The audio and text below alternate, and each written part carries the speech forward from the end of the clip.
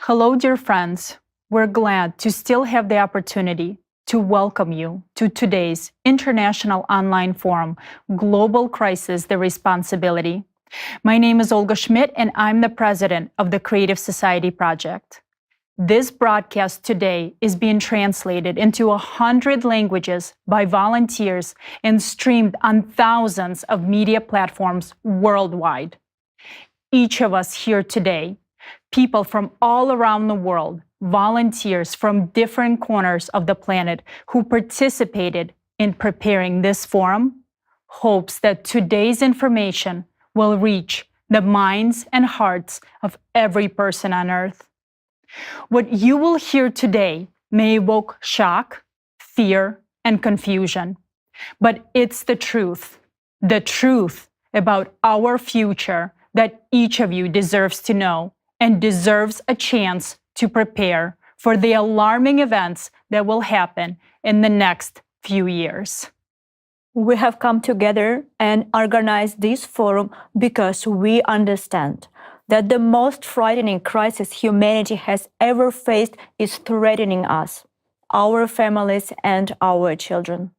At the same time, the global community is still silent and inactive. We're talking about the problem of escalating disasters on Earth. We want to emphasize to our viewers that our goal is not to prove anything, convince anyone of anything, or scare anyone. Believe us, we've had our fill of all of those alarming headlines that have haunted me, since the beginning of millennium about newly invented doomsday dates and the apocalypse. We've seen it all on the internet. We're not here for that. We've gathered here to share facts with you, facts about the real threat to all of humanity. These are the facts that specialists from various fields and independent analysts of the Creative Society Project have been collecting and analyzing on the volunteer basis for several decades. Behind every fact you will hear today, there are serious scientific studies, years of observation, and careful analysis. Everything we predicted 10 years ago is coming true today. It terrifies us. We don't want to scare anyone, but we cannot remain silent and inactive. You might ask, who are we? Who are these people? Well, we are just ordinary people, just like you. I am a simple person. Yes, I'm a journalist, but I'm a person. I'm a human being. Simple volunteers, I'm a volunteer, and among whom there are representatives from various professions and scientific fields. We come from different nationalities, belief systems, ages, occupations, you name it. But we're all here for one purpose. We're all uniting for the desire to save our planet, to save our lives, and most importantly, to save our children's lives.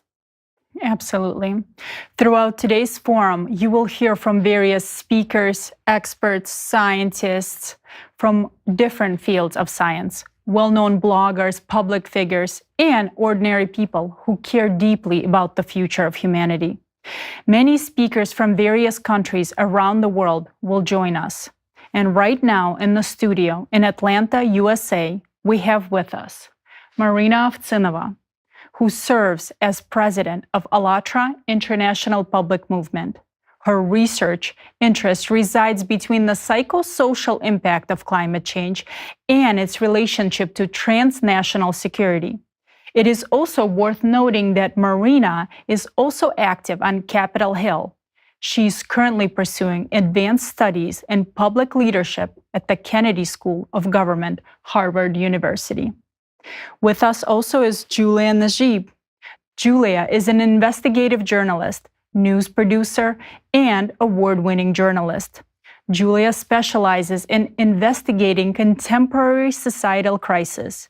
It is important for Julia to understand the real causes of climate change on the planet and to determine how to safeguard humanity from the impending large-scale crisis. Stephen Caston is an athlete, entrepreneur, representative of the professional sports community, and a public activist. Stephen's work is focused on changing the format of our society to improve the living conditions for people in various areas. Also joining us today in the studio are representatives from the Department of Information and analytical support for global climate change issues of the international project Creative Society. They will acquaint us with the key findings of years of research conducted by independent analysts and scientists in Earth geodynamics and climate changes. John Ahn, PhD, MBA, an expert in climate change, the development of new technologies in the energy sector, chemical processes, and natural sciences, is a member of the Earth Study Analytical Department of the Creative Society Project. Telly Shkurupi is a system analyst and an independent researcher on climate change issues.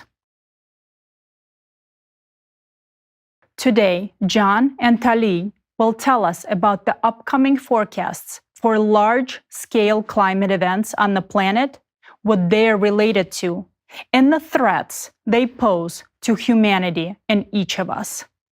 Now, stay with us until the end, as today, in the last part of the forum, you will for the first time see and hear the most outstanding scientists of our time.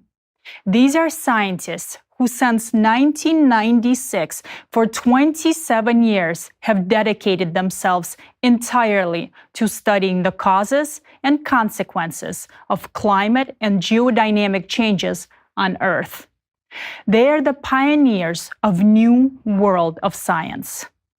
Today, you will be presented with their climate catastrophe forecasts for various countries in the coming years. Additionally, you will learn about their proposed theory for potentially mitigating all catastrophic processes. It is based on modern research and advancements in cutting-edge science. Furthermore, you will discover the most crucial aspect that concerns many today. What force is causing all these geodynamic changes on our planet, where it originates, and how contemporary humanity can resist it. Dear viewers, I would especially like to note that everything you see now, this studio, lights, cameras, people organize all of this on their own. All the people you see in front of you now, speakers,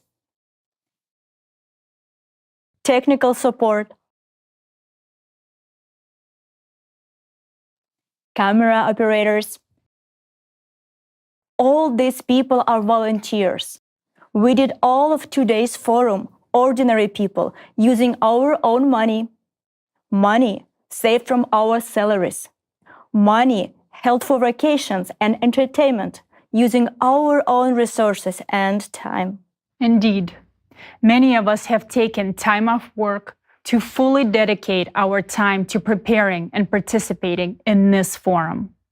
What you see is just the tip of the iceberg, just a tiny part of the vast number of participants in the international project, the Creative Society.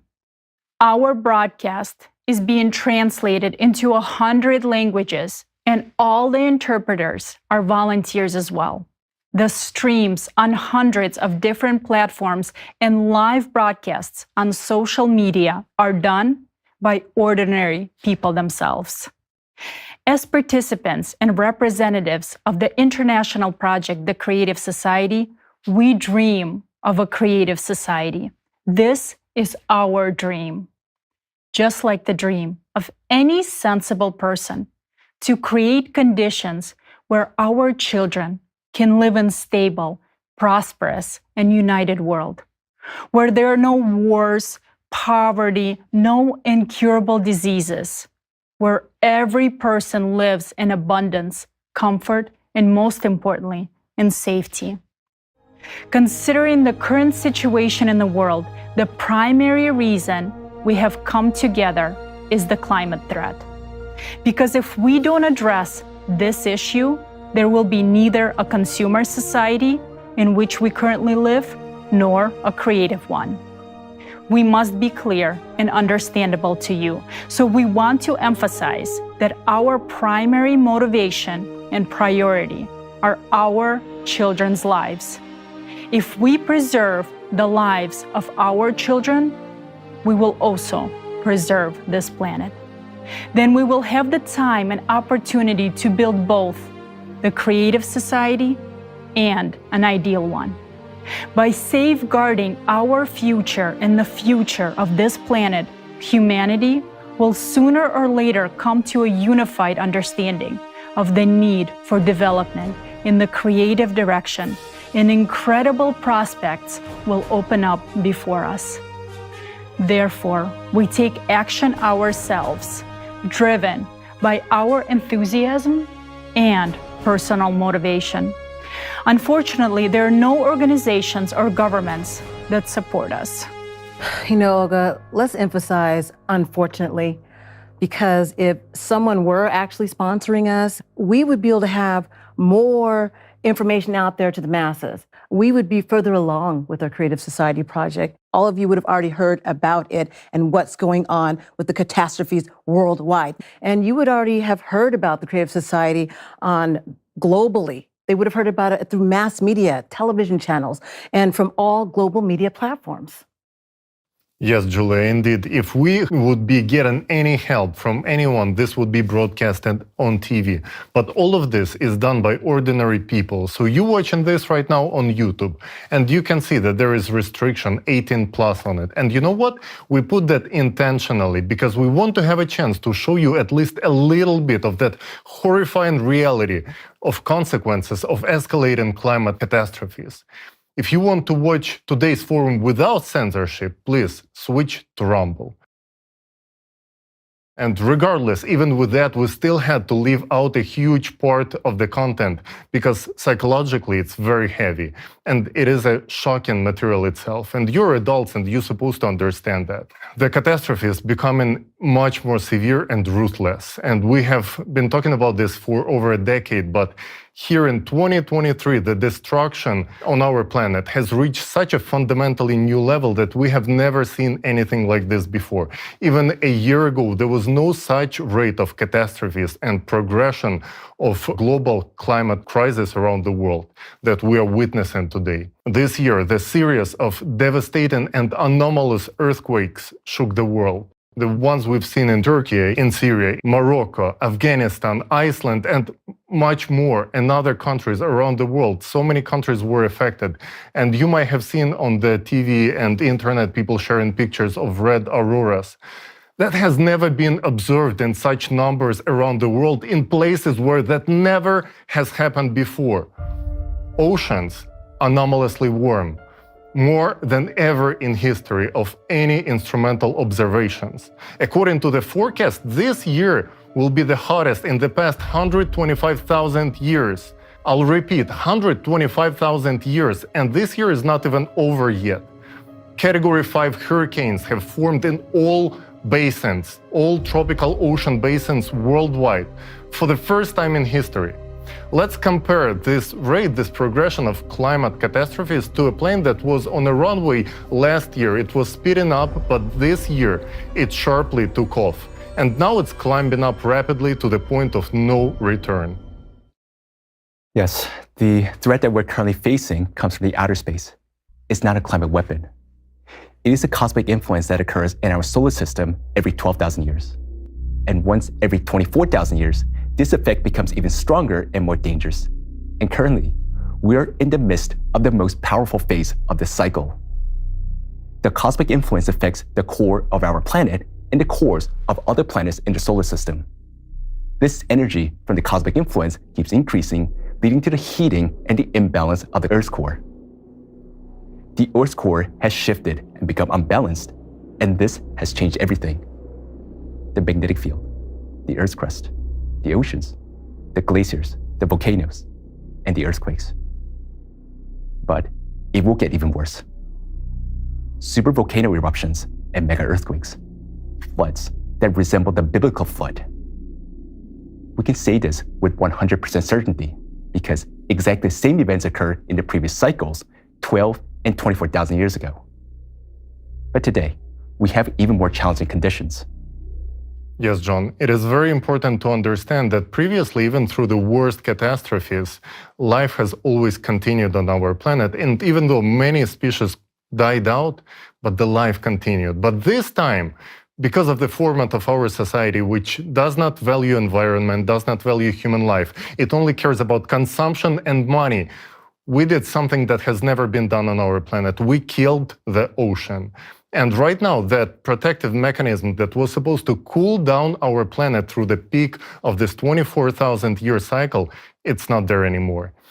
It is the way that we deprived ourselves and our children of the future. It was the final blow, and it was anthropogenic factor. Yes, we, humanity, made a significant impact on the way the things are going right now. We ourselves have put that last nail into the coffin of our own civilization, because we people, we killed the ocean.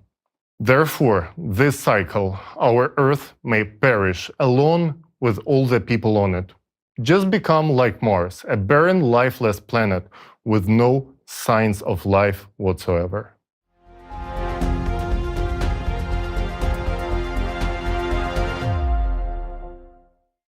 So here, I want to share my story. When I started coming across the graphs and videos related to climate disasters, like many people, I noted them, but I also ignored them because I thought that these disasters didn't concern me or my family, and they impacted some unfortunate people. But I was curious, so I did begin to pay a bit of attention and just loosely monitor climate disasters. And over time, I saw a lot of clips of, for example, just tornadoes appearing in very unusual places like India and Germany, and severe flooding that carried away the cars in the streets of Europe as if they were put in a water slide. And I thought, my gosh, are the climate disasters really increasing in their numbers and impact? So at some point, I decided to find out for myself. So first, I searched quite hard for the data, and that took a lot of effort because it requires much more than just a simple Google search. Then I crunched the numbers, made graphs, analyzed, and I did verify the progression and the growth of natural disasters. I think what shocked me the most in these graphs that I made was that first, that there was no signs of these disasters going away and everything just returning back to normal.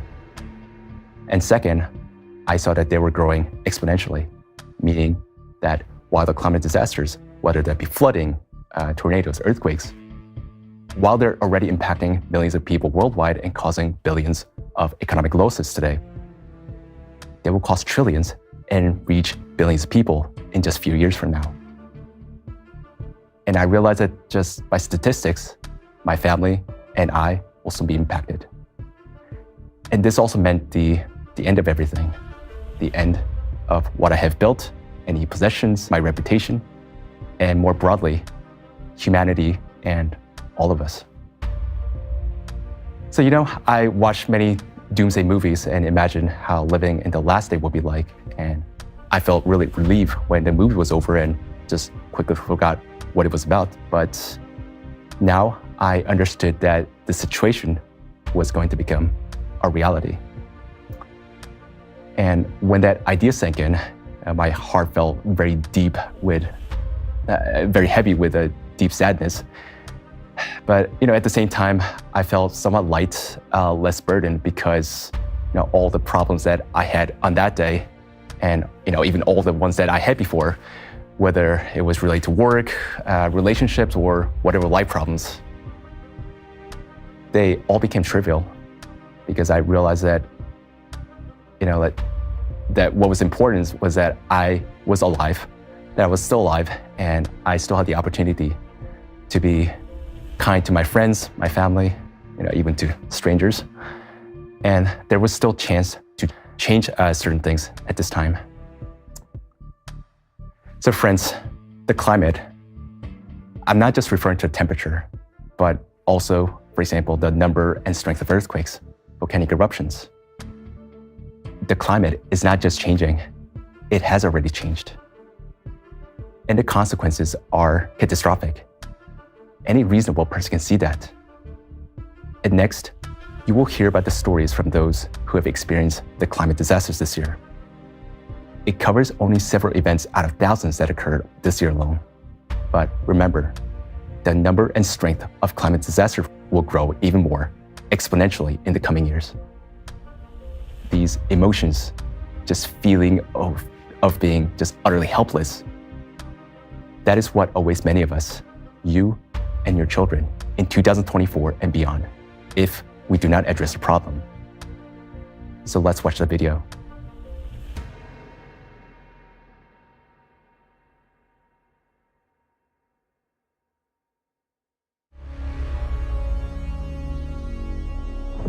People across Mexico's southern Pacific coast are suffering from the effects of Hurricane Otis, the strongest storm in history.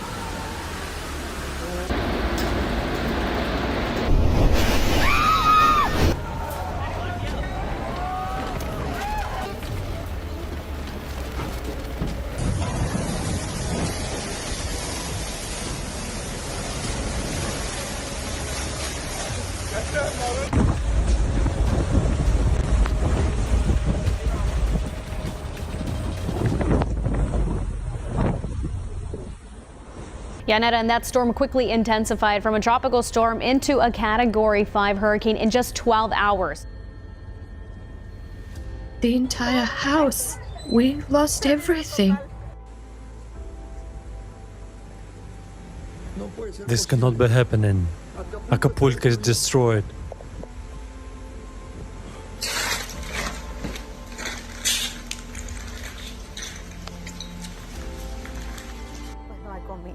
Well, there's no food, and then no water.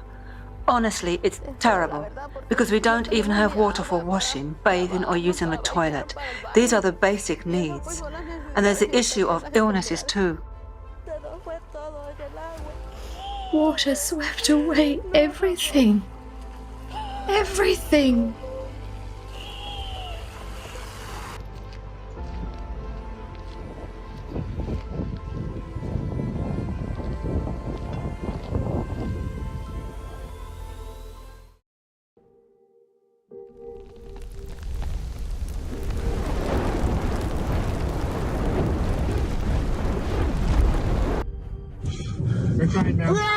Hurry the fuck. What the fuck?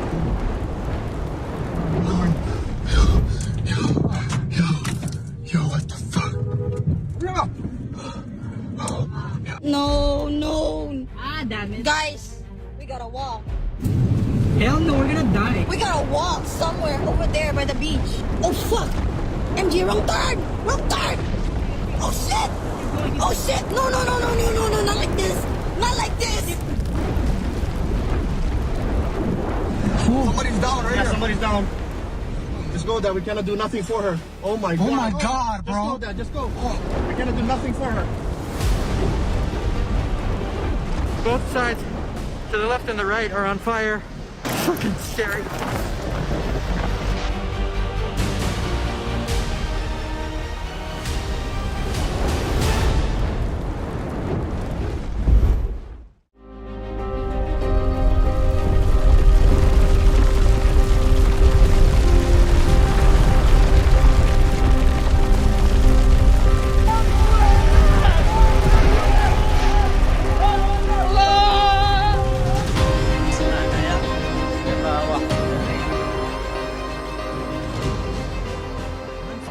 How many loved ones have you lost?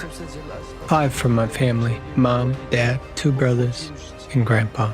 Wait, mom, dad, 2 brothers, and grandpa? Yes.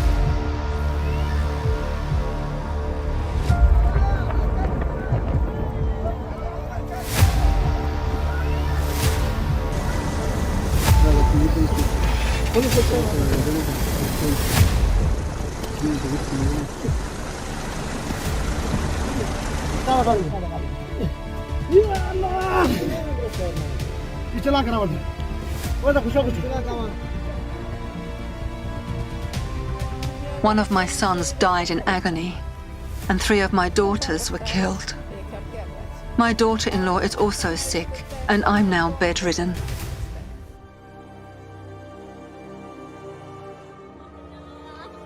Thousands of people lost their families in the terrible earthquakes in Afghanistan. This little girl lost her entire family.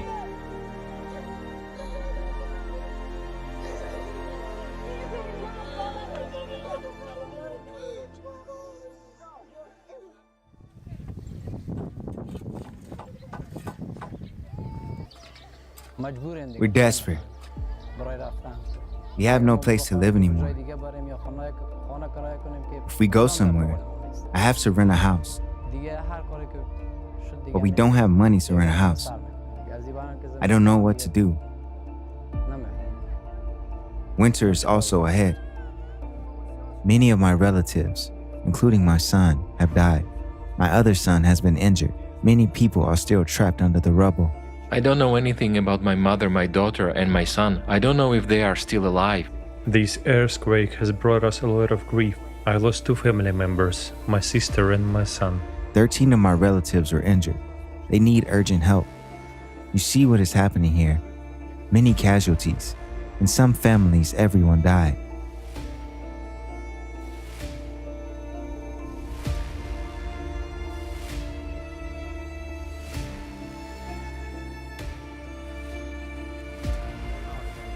The day isn't over yet, and I already dug 100 graves. There are more than 100 graves. Oh God, what should I do?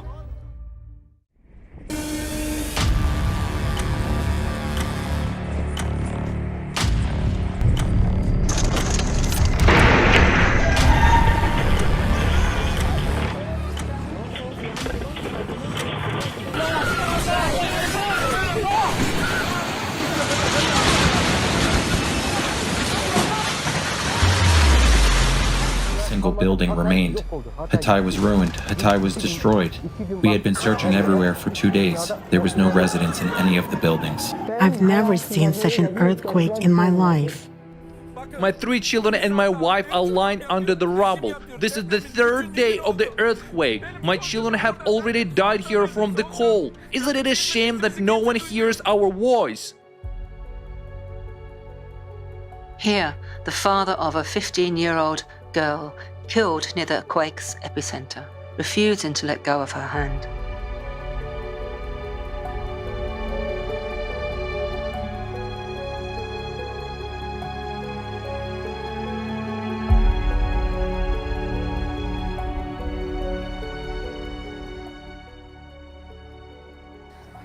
Unfortunately, my daughter was sleeping in her bed like an angel. My daughter left without pain. She left without pain. I caressed her face.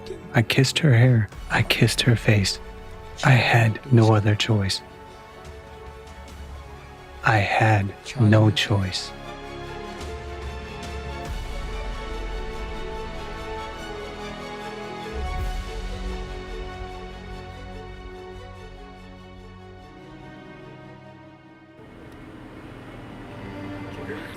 My sister and my 3 nieces and nephews are under the rubble. I don't know how many days I have been waiting for them.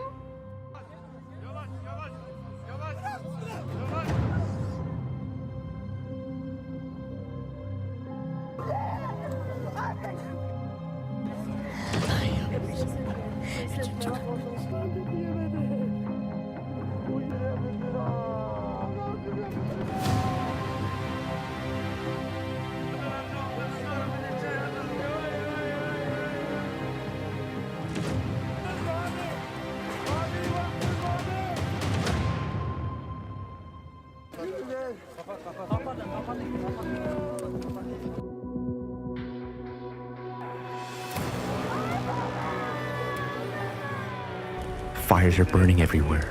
People are sitting by the fires. Soldiers are walking around with rifles. They're looters. Houses are destroyed. When the breeze blows, You smell dead bodies, corpses. Someone is having a nervous breakdown. I can't describe to you what's happening here. It's so scary.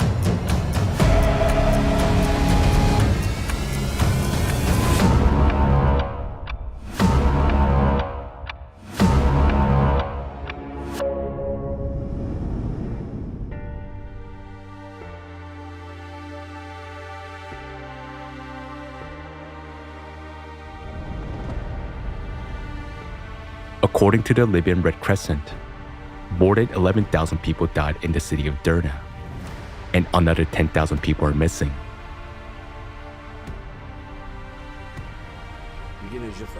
We found dead bodies of neighbors, friends, and loved ones.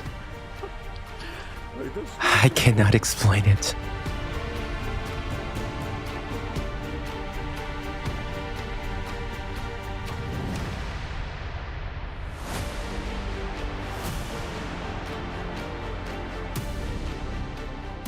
I saw my family die before my eyes. I would do anything, oh Allah. There is no word on my tongue except oh Allah. The moment when it happened, no matter what I tell you, I just can't describe the feelings I had. I was on the roof with my family, 4 floors up. The water flashed the building. Can you imagine your kids drowning, carried away in front of your eyes?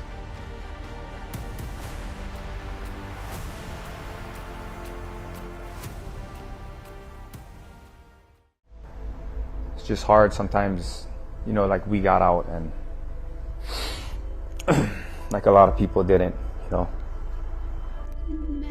Everything we had is now all gone. Wish I could change it. That's all. There was a time where I thought that I was gonna die. They threw children into my arms from the balconies. I said, "It's coming, get out." I said to everyone. You know, you see it on the news, you don't think it's gonna happen to you, and it happens, you know.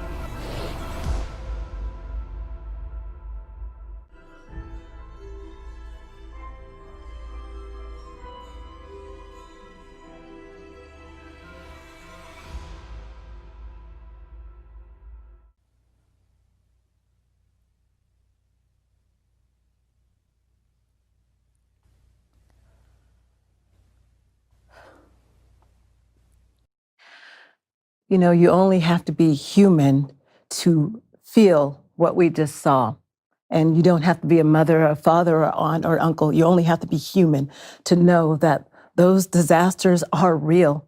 The things that we saw happening are real. And how can we not say that there is more than just a climate problem? There is a people problem, and we have to come together to realize that in order for us to get a hold of what is happening to us, these disasters that are going to keep happening, that we're going to keep telling you about, and we can only tell you about for so long because we don't know how much longer we have to be able to tell you that. But from my heart, and I'm saying this as a person, not as a journalist, just as a human being, because I do care about everyone's human life, not just my own, not just my family, but the future. It absolutely matters. And I saw the future die in some of the video that I watched. They'll never come back. We can't get them back. But we can start today. We haven't watched the videos beforehand. This is real. This is me, Julia, the person, Olga, the person, Marina, Tali, Steve, John, the people, because we do care that much. That is why we are volunteering and spending these long hours. The people behind the camera, there's so much more. The translators, we're all involved because there's a bigger picture here. There's something more bigger than us, and we can still do something about it. We really, really can. And the Creative Society Project, it's about all of us. I promise you that. There's nothing hidden behind it. There's no agenda. The agenda is human life. I can promise you that. I can promise you that, Olga. You know, and what we just saw, it's terrible. It's terrible to see how many lives are lost. And I think the most terrible thing is that we know that we could have prevented it, you know, and today we still have a chance to prevent it. And we have hosted so many forums, and we, you know, I have seen so many things while preparing all this information for people. But, you know, when you see that father holding their child's hand, knowing that, you know, their child's not going to survive, you just think, you know, my heart just clenches and it's so hard to breathe. You think, you know, that nobody's going to come when that happens to your child. When it happens to my child, nobody's going to be there to save him. And it's frightening to know that this is the society that we live in today. And, you know, I wish that we can all realize this and understand that there is still a chance that we can still change everything.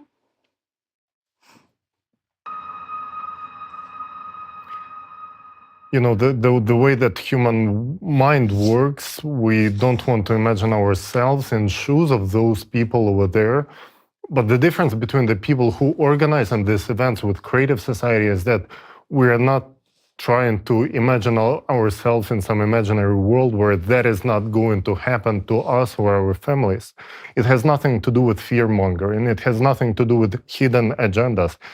It has one goal: to save human lives, starting from ourselves and everyone around us and the people generally. None of those people was ever expecting to be there, losing their families. And then what you're gonna say? You're gonna be standing thinking who's to blame? And the authorities, they say, we're not responsible. We could not predict that happened. How come that we have been able to predict it? We have been able to calculate this and try to deliver this message to people for so long. But again, you're gonna blame the authorities? No, my friends, it's all of the people who have been hearing us, but never joined, never shared this message, because they were too scared. It was inconvenient. Why to even think, right? Why to manifestate negative things? Well, friends, this had nothing to do with manifestating negative things. This is already here, and it's coming for you, it's coming for your family, it's coming for all of us. The only difference with the people in this studio that we all realize that we have to speak up to avoid being in the shoes of those people who lost everything, including their relatives, and sometimes even their own lives. So friends, we are here trying to break through to you. I cannot find other words. If you're watching this, do something. And you know, by do something, I mean not to donate some dollars somewhere or whatever. Speak up. Start being a human from the capital H, despite the fact that there's gonna be those who are not gonna like this message, who's gonna smear you, who's gonna try to put you down. Speak up if you know that this is the truth. Speak up. I absolutely agree with you. And it is frightening to realize that at any moment, cataclysm could come and take away everything. And I mean everything that is most precious to you, your life. And you saw it today, even worse, the life of your children. And the vast number of people experience that every single day already around the globe. And I'm sure by now, every viewer who has seen this footage has experienced the same thing we have. It's normal to feel fear and anxiety, and realizing that and worrying about the lives of your children and loved ones is normal. It's absolutely normal. And that is the reason we are here now. because we don't want this to happen to us, our loved ones, our children, and to you, and to your children. That's why we're raising climate security issues while we can still make a difference. And for me, I'm a father of 2 little girls. And, I don't want to be in the shoes of that man. Remember that picture in Turkey? The guy holding his dying daughter's hand under that rubble. I don't want to be something like that. I don't want something like that to happen. And I realize the climate is progressing, and I know that no one is safe. And it's just terrifying to think that my phone will just go off one day and a stranger voice will tell me that I no longer have a home or a family, or maybe I won't even be there. And you think that if you're there, you're not going to be afraid, like you're just going to handle everything perfectly, right? Just remember Morocco, Hawaii, right? When those people saw that fire, when they were burning, how panic-stricken they were, right? Turkey, when you see these children dying under the rubble for hours, worse, days. Yeah, honestly, even thinking about it, I don't even want to think about it. It's just, it scares me, to be honest. And God forbid anyone should go through that. But, given the progression of what's happening, no one, including my children, can avoid it. And that's why we're all here today. It is a main motivation of our actions. It's the lives and future of our children.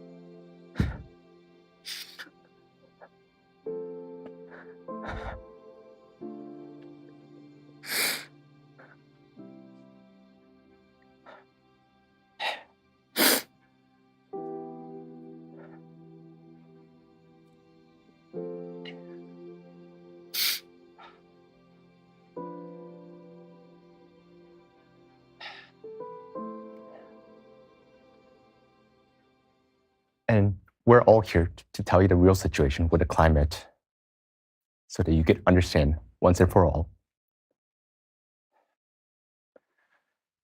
that the situation humanity is in right now has never occurred in the planet's entire history.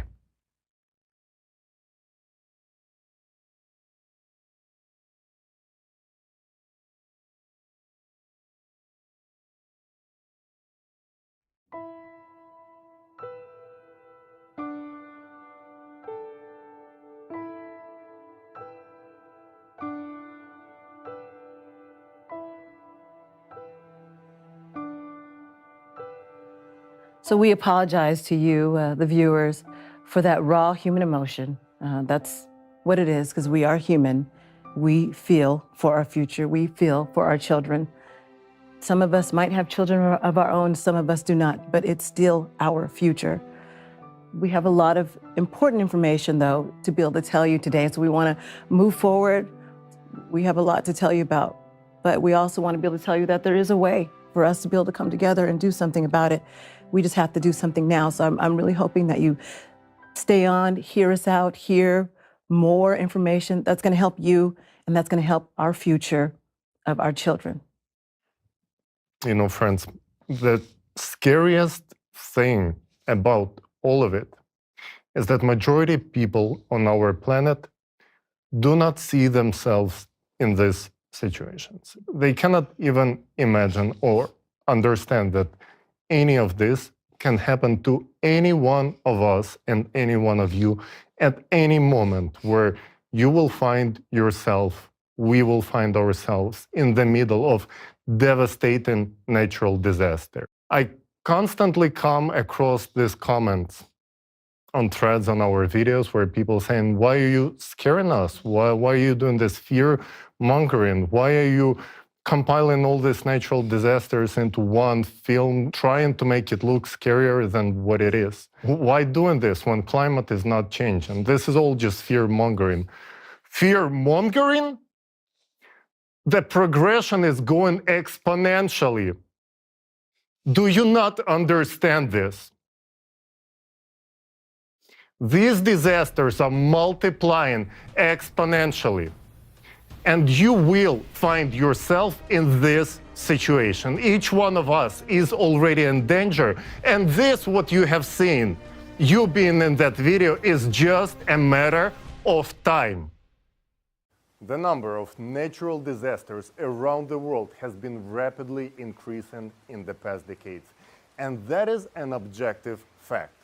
Let's take a look at the trend of increase in precipitation and floods worldwide due to the heating up of the floor of the ocean from below. Let's compare two 10-year periods, for instance, the period from 1970s and the past decade. So if we take a look at the years 1970 to 1979, during that time, there were approximately 260 major floods worldwide. Take a look at this bar. It represents 260 floods. But in the past 10 years, from 2014 to 2023, there have been over 1,500 major floods already. Can you tell the difference? And this is considering the fact that this year, 2023, is not even over yet. You've probably come across news headlines like this, saying that abnormal record-breaking rainfall was registered, but they probably didn't mean much to you, right? So to understand how critical the flooding situation is, let's take a look at it visually. But now, because of the abnormal amount of precipitation worldwide, kind of floods becoming more and more frequent, where water just within few hours reaches so high that it practically reaches the rooftops of the houses. Roofs of the houses are being flooded. And take a look at the floodwater levels in the state of Santa Catarina, Brazil in October this year. Can you imagine this? Almost all single-story buildings were flooded. And unfortunately, in these cases, people usually don't have time to escape the buildings and simply drown in their own homes. And such floods become more and more frequent with each passing year. The next alarming indicator is the increase in the intensity of hurricanes. In 2023, for the first time in history, a storm system of Category 5 formed in each ocean basin. And almost every hurricane of this category set a record for strength, duration, and speed of intensification. Previously, when hurricanes rapidly intensified, they typically evolve their category up one level within 24 hours. For example, a Category 2 hurricane would grow into Category 3 hurricane within a day. This is known as rapid intensification. But now, because of the abnormal ocean heating that is happening from below, hurricanes have started accelerating at insane speeds. Hurricane Otis shocked climatologists when in less than 12 hours it intensified from a regular tropical storm into a Category 5 hurricane, the highest category. In other words, it went up 5 levels in just half a day. This has never been observed before. Take a look at the city of Acapulco before the Hurricane Otis. And Otis hit Mexican coast on October 25th, 2023, with a speed of 170 miles per hour. No one was prepared for that. And now you can see what happened to Acapulco after the hurricane. Another factor that is contributing to escalation of natural disasters on the planet is the increase in catastrophic wildfires.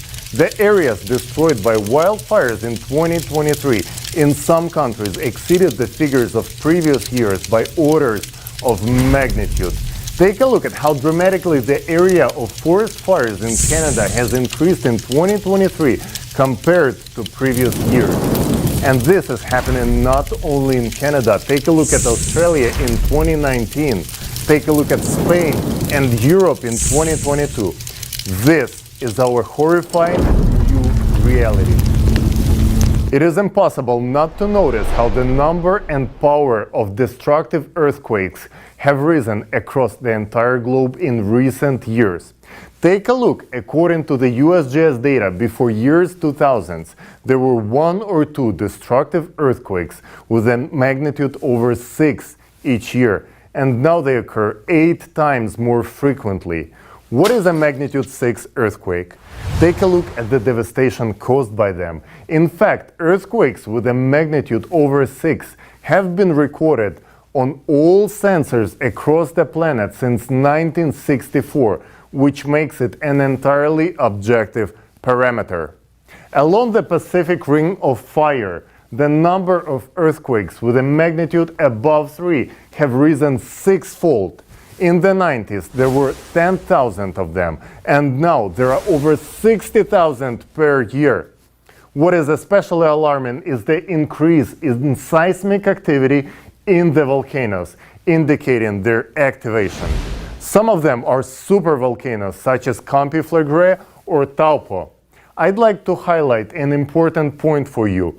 In the past, it used to take hundreds and thousands of years for magma to ascend through the Earth's crust. But now, magma can burn through 10 kilometers of the Earth's crust in only 6 months. This happened in 2021 in Brainsfield Strait near the underwater volcano Orca, previously considered inactive. And this was accompanied by 85,000 earthquakes. Such rapid magma ascent has been observed in various volcanoes worldwide over the last decade. For instance, Icelandic volcanoes, Mount Etna in Italy, Mayotte in the Indian Ocean, La Palma, Canary Islands, and many others.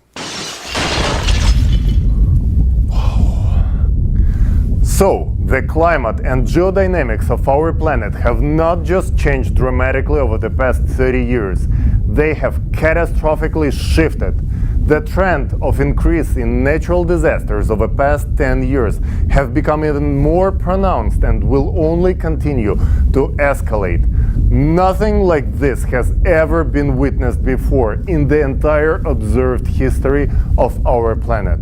Unfortunately, these catastrophes very soon will affect every person on the planet.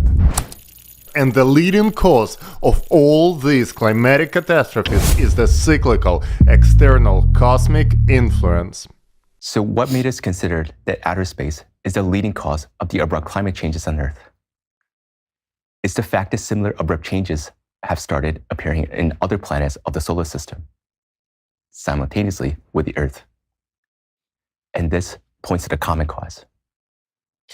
So let's draw an analogy, John. So doctors investigate the cause of a person's illness, and then they discover that, as it turns out, his colleagues at work are simultaneously experiencing the same thing, or the same type of symptoms.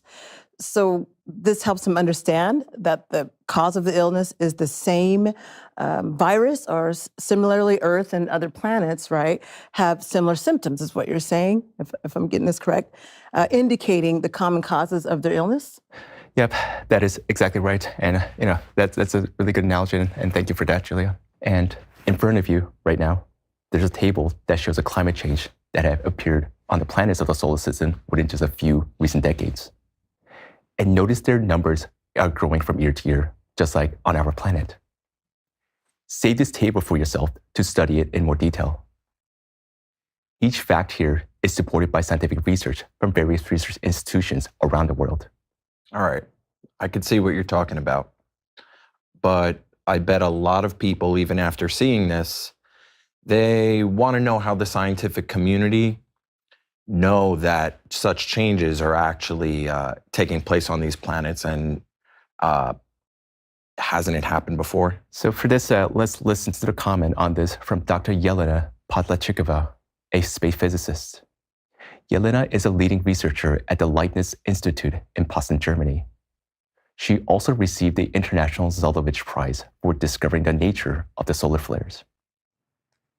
We got data of other planets in 1977 when the first interplanetary satellite Voyager was launched. Since then, we have continuously observed all planets and collected information about their conditions. It is precisely now, in the past decades, that various satellites and scientific teams, independently of each other, have started to record surges in catastrophes and geomagnetic changes on other planets. And solar activity is not the cause of this, because the current increase in trend in planetary catastrophes does not correlate in any way with solar minimums or maximums. In other words, it is not the sun that is causing the surge in catastrophes. This means that we can now talk about some cosmic influence on the Earth and on other planets, which has not yet been studied by our science.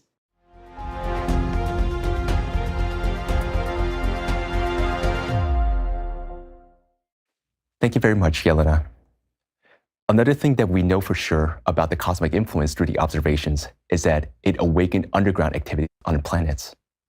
This means that even dead planets that haven't experienced seismic or volcanic activity for thousands of years suddenly start to experience them due to this cosmic influence.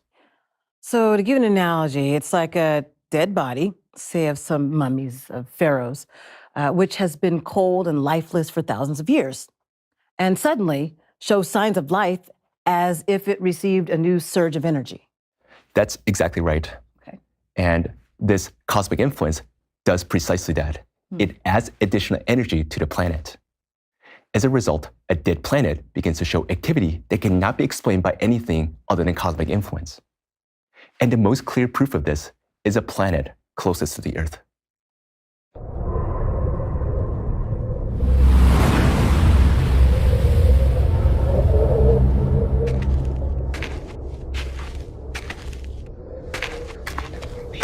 Okay? Yeah.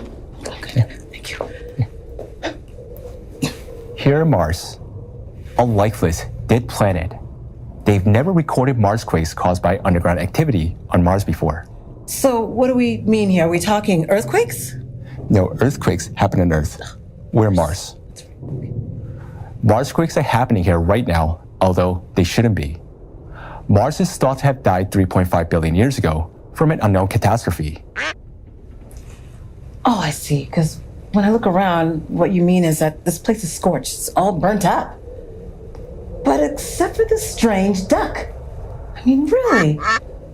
Okay, but anyways, can you explain to us, the viewers, what you mean by Mars has died? Of course. According to numerous studies, Mars was a planet with an ocean, a warm, humid climate, and life. But look around. There's no ocean here anymore, and there is no life. The core of this planet no longer functions, and the planet's interior is inactive. But at the end of 2019, suddenly, NASA detected a Marsquake here. And their frequency began to rapidly increase.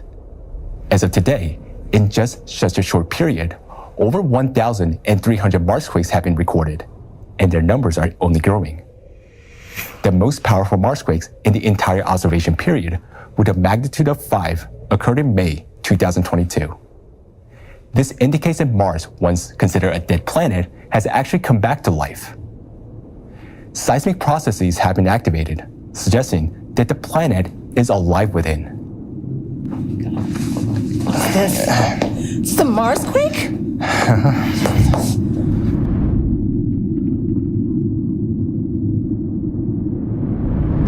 Okay? Okay, I'm okay. All right. So it turns out that seismic activity is now increasing on Mars simultaneously with what's happening on Earth? Yes, and exactly for the same reason. According to NASA research, such Marsquakes begin to occur because magma starts to rise from the Martian depth. And as we know, this happens because external cosmic influence is supplying Mars with additional energy that heats the magma and causing it to ascend. As far as we know, the same energy from cosmic influence once killed Mars, because when there is an excess of this energy, it can kill a planet. And this catastrophe occurred not 3.5 billion years ago, we're talking 24,000 years ago. So for more details on how this happened, watch the documentary film, Mystery of Mars Death Documentary. Unfortunately, the same catastrophe that happened on Mars now threatens the Earth.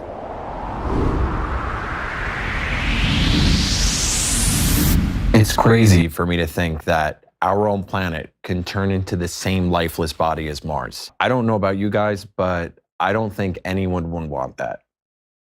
So we've learned a lot about the cosmic influence that is currently affecting not just our own planet, but other planets too.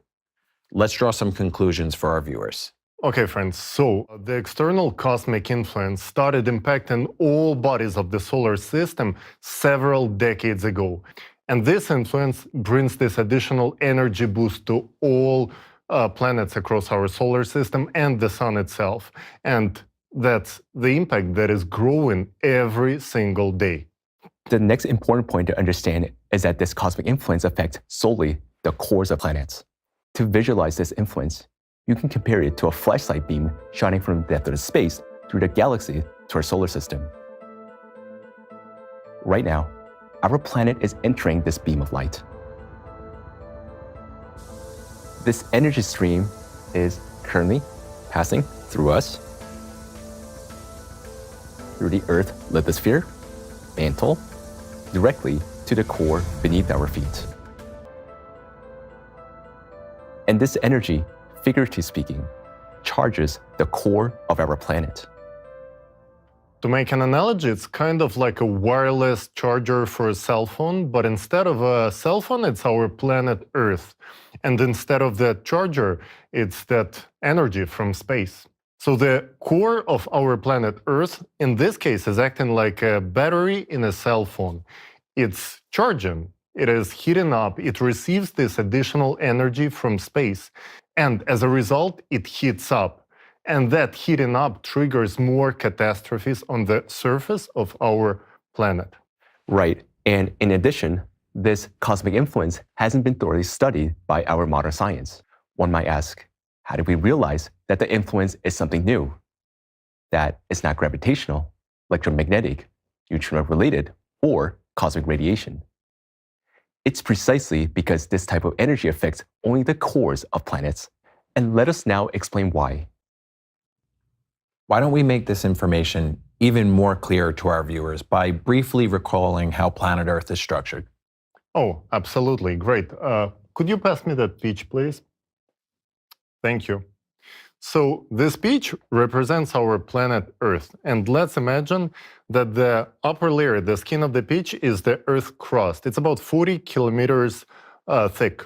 And underneath it, if we look at the flesh of the peach, it's around 3,000 kilometers depth of the mantle of planet Earth. And then, in this case, the core is represented by this pit. And with the core, it gets a little bit trickier because there is the outer core and there is inner core. So what is important to understand? That the external cosmic influence passes through all the layers except for the inner core. Why, you might ask? Because the inner core is extremely dense and heavy entity. It's the most dense thing possible, and this is precisely why it's not allowing external cosmic influence to go through it. Right, and the inner core has a structure of a neutron star. This hypothesis forward in the early 2000s by Dr. Igor Beluzarov. A neutron star is a very small cosmic object, but it's incredibly heavy. It's as if our sun was compressed to the size of the sphere in Las Vegas, but retained the same weight. A neutron star weighs so much because the neutrons, the particles it is composed of, are densely packed within it. Similarly, they're packed in our core, making it super heavy and dense, like a neutron star. It is precise because of this dense packing of elements that the inner core does not allow the cosmic radiation to pass through. It's like an X-ray that can penetrate through our tissues, but not through our bones due to their density. Similarly, the cosmic influence affects only the inner core. Also, because of the weight of the core, its displacement influences the Earth's rotation speed and the axis of the rotation of the planet Earth. And you can compare it to the spinning top. And essentially, it's the inner core that determines how stable the planet's rotation will be. Mm-hmm. And there's also the outer core. It is liquid and it rotates. It's a molten metal flows around the inner core at a tremendous speed. And it is a rotation of the outer core around the inner core that generates the magnetic field. So if we summarize it, the external influence only affects the super dense core of the planet Earth. And the other layers of the Earth, like its crust, mantle, and even the outer core, are allowing this influence to go through it without interacting with this external cosmic influence. Wow, that's pretty interesting. You know, I bet people are wondering, how do we even know that there are issues with the core of our planet? I mean, I'd imagine it'd be pretty hard to get down there and actually take a good look. Yeah, and that's a valid question. But, science can study the core of our planet and the overall internal structure of the Earth using the seismic waves generated by the strong earthquakes. The global scientific community realized that we have an issue with the core due to the series of significant changes in various parameters of the Earth. This is a copy of our planet, Earth, reduced by 10 million times. And with the help of this copy, I will explain to you what anomalous changes have happened in the core of our planet in 1995 and 1998, and what dangerous processes these changes signify. So let's start. 1995. Scientific laboratories worldwide detected something they could not explain. Take a look at these maps. The north magnetic pole of our planet, which had always been drifting at the same rate of 15 kilometers per year, suddenly accelerated to 50 kilometers per year in 1995 and changed its route. It started heading towards Siberia. Simultaneously, other scientists detected another anomalous event, a glitch in the Earth's rotation. In 1995, the axis of the Earth's rotation changed from southward to eastward and suddenly started moving 17 times faster than before. In addition, in 1995, the rotation of the Earth itself suddenly changed. Take a look at this graph. Until that year, scientists were observing a slowing down of the planet's rotation, but in 1995, they detected a sudden acceleration of the Earth's rotation speed. In other words, independently, global scientific research centers documented abnormal changes in 3 Earth parameters. Number 1, rapid magnetic pole drift. Number 2, change in rotation axis. Number 3, acceleration of the Earth's rotation.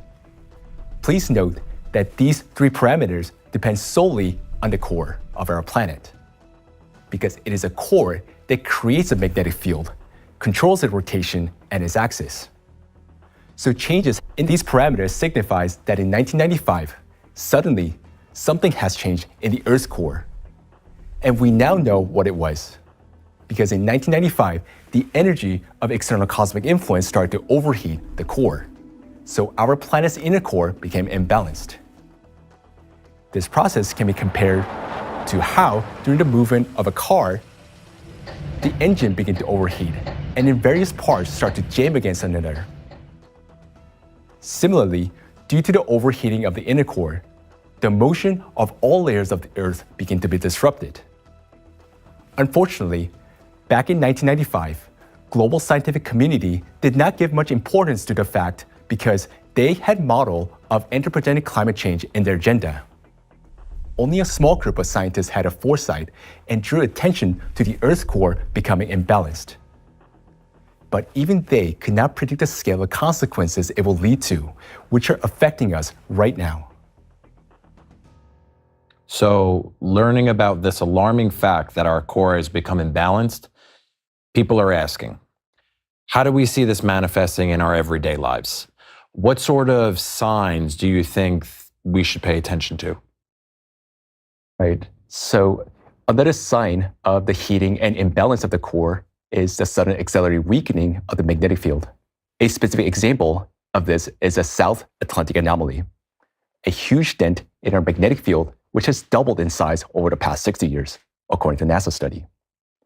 Currently, due to the weakening of the magnetic field, we see the northern lights penetrating into the more southern latitudes, where they had never been observed before. Yes, John. In the summer of 2023, just a few months ago, northern lights were seen here in Atlanta, Georgia, in the United States. The northern lights are supposed to be at the poles, but not at the southern latitudes. In this November, millions of residents of southern Europe were shocked because they saw that these auroras are happening in their own region. Those things not supposed to be happening in these parts of the world, but they are happening there. And even more than that, those auroras were red.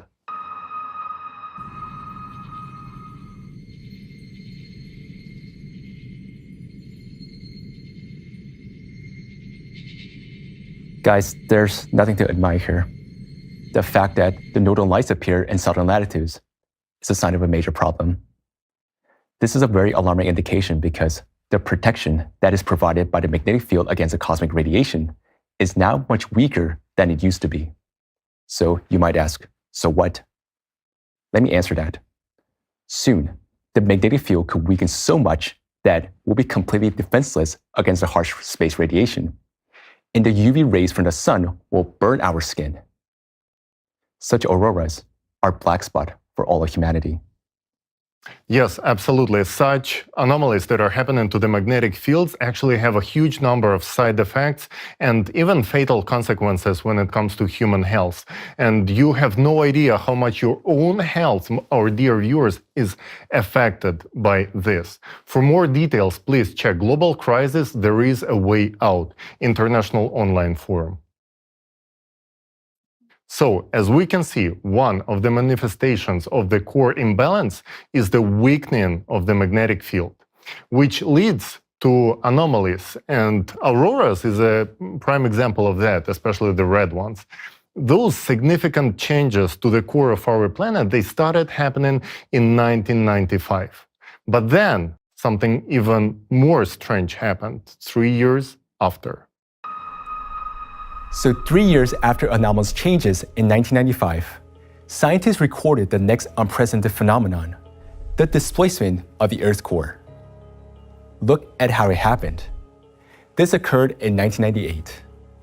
The displacement was identified through the observation of the Earth's center of mass using the DORIS satellite system. Now, look at the graph to see how the coordinates of the Earth's center of mass changed in 1998. Regardless of the first group of scientists, another team of researchers working at the Medicina station in Italy recorded a surge in the Earth's gravity right at the same time. Take a look in the step in the graph, indicating the surge in Earth's gravity. Simultaneously with that, the International Earth Rotation and Reference System Services recorded a sharp acceleration in the Earth's rotation. Take a look at the graph showing the reduction in the length of the day.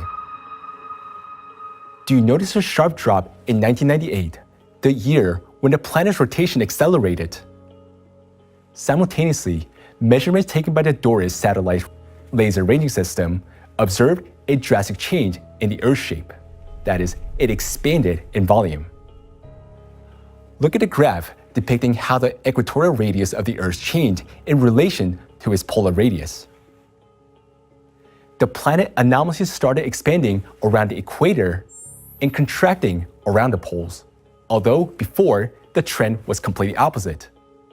In other words, independently of each other, 4 different groups of scientists recorded anomalous changes in various geophysical parameters of the Earth. As a result of this displacement, the Earth's core dramatically altered its course by 90 degrees and shifted northwards towards the Taimyr Peninsula in Siberia.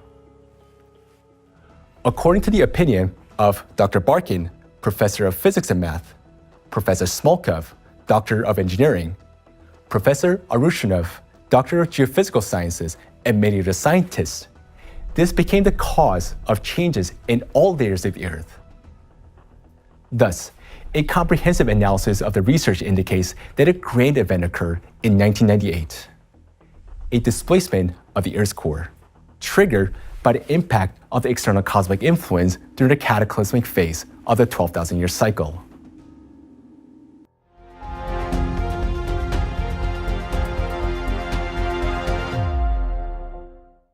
This is mind-blowing. The shift in the core is truly a shocking event. Absolutely. Just imagine how much energy do you need to actually shift something as dense and as heavy as the core of planet Earth. Remember, we talked about its density and it's heavy as a neutron star. So this indicates that this external cosmic influence is enormous. It possesses colossal amount of energy.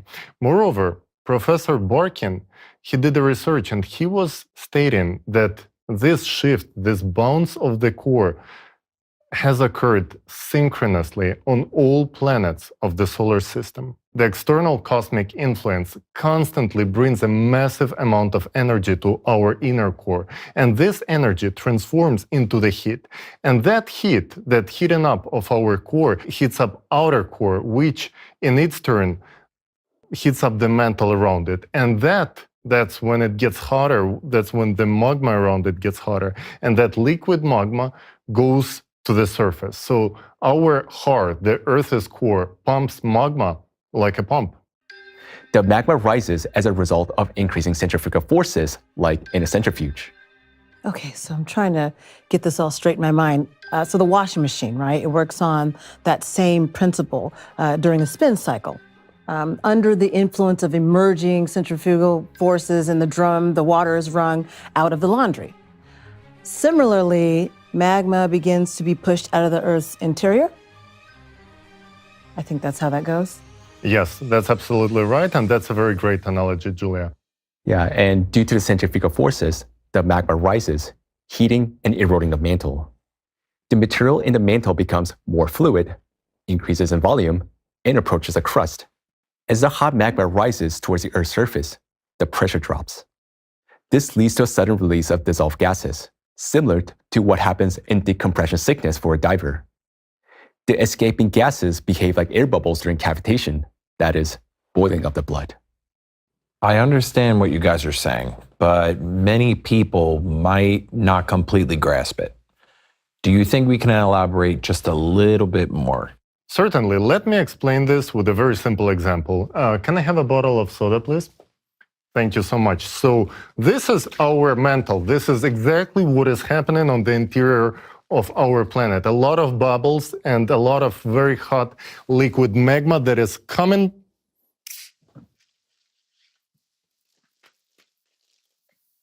And this is exactly what is happening when the hot liquid magma from the very core of our planet tries to break through to the upper layers. A sudden pressure surge occurs in the upwelling hotter magma. This magma expands in volumes and collides with downwelling magma, which is colder. And that's what causes the explosion. And those are the explosions that we refer to as cavitation explosions in the hot molten magma.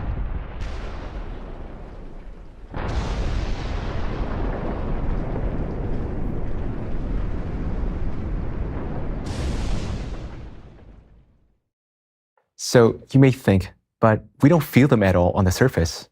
Otherwise, all the media will be talking about it, right? We do observe the consequences of these explosions through indirect signs, namely deep focus earthquakes. These are the earthquakes that occur at a depth below 300 kilometers. For comparison, the deepest well drilled by humans is 12 kilometers deep. Deep focus earthquakes, on the other hand, are now detected at around 800 kilometers deep. Can I ask you to detail for the viewers by what indicators can we trace that magma has already begun to extremely heat the Earth's crust and cause it to crack? Yeah, of course. Let me answer that. Of course, there are such indicators. And to put it in a simple words for our viewers, there are three main signs that you should track to track down this abnormal magma activity. So first of all, it is the increase in the numbers of the earthquakes and the cracks in the Earth's crust.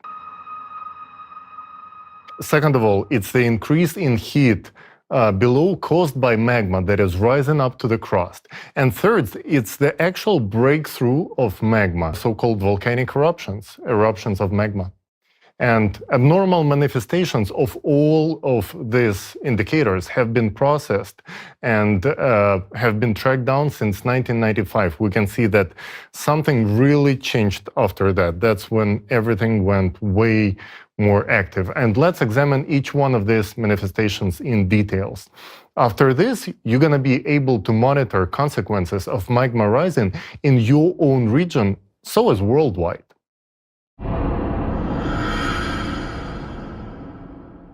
So let's start with the first point. We already know that the enormous heating of magma expands the volume and exerts more pressure on the thin crust of the planet. This leads to the expansion of the planet and fractures in the Earth's crust, beginning first at its thinnest parts, which is along the boundaries of lithospheric plates and the ocean floor. In this example, we see the theory turning into reality because the number of earthquakes in the ocean floor has increased significantly since 1995. You can see this now on the graph.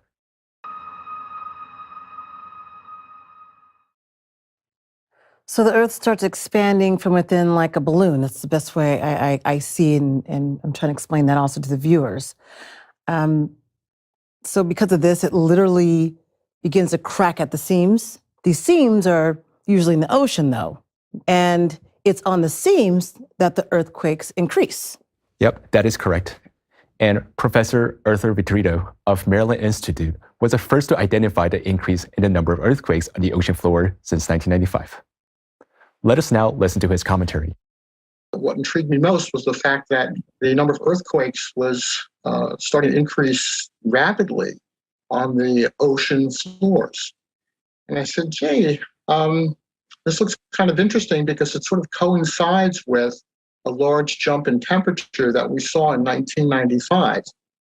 And at that point, I started to research what I call the mid-ocean seismic activity. And sure enough, it's correlated very, very well with global temperatures.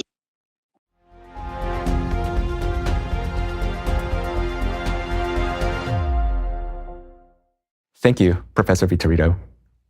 Note that the number of earthquakes and their magnitude have started to increase on continent as well. Take a look at this graph. You can see an exponential growth in the number of earthquakes according to Volcano Discovery Seismic Database. What you can see on this graph is not just a growth. It's an exponential growth. This means that the number of earthquakes is increasing with a huge acceleration. It's important to note that the earthquake has started occurring even in areas where they shouldn't happen. Consider the earthquake in Morocco this year. According to experts, it was abnormal, and no one expected it there. This means that very soon, earthquake may start to occur where you are, even if you have never had them before. You can verify the recent increase in earthquakes for yourself, and many Creative Society project participants are also sharing with others how to do so. And here is one such example that we would like to share with you. What you're about to see, you can double check and verify for yourself. After the earthquakes we had this year, I decided to do a little investigation into what's happening to our planet. Because some say that these earthquakes have always happened before and it's normal, while others argue that it's not normal and both the frequency and the intensity are on the rise. And I get it, it's easier to believe that it's normal. Yet, it's best to know what's going on.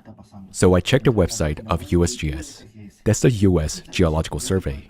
They collect seismic data from all over the world. You can download a list of significant earthquakes from over the last century. To download them, you gotta use this link in the earthquake catalog. Set the parameters for download. Minimum magnitude, 6, from 1938 onwards. Then choose a parameter that's called significance. It's a combination of magnitude, how strongly the earthquake was felt, and the economic damage it caused. Set it to 1,000. This includes orange and red danger levels. Choose an export format, CSV, and hit the download button. You can even plot the graph in Excel. I did it using Python. You see this significant spike in the number of earthquakes with a magnitude of 6 and higher in the 2000s. And that's despite the fact that the number of new cities worldwide hasn't increased significantly over the past 20 years. So you cannot attribute the damage to people resettling across a planet. Moreover, earthquakes with magnitude of 6 have been recorded globally since 1980s. And I've actually seen this with my own eyes. Yes, there were powerful earthquakes before, but not in such quantities. The same pattern applies to deep focus earthquakes and other catastrophes. This isn't normal. Something strange is happening to the planet. The graphs you've seen are not just bars and lines. Lives of people stand behind them. Now you will hear a few stories from people who survived earthquakes.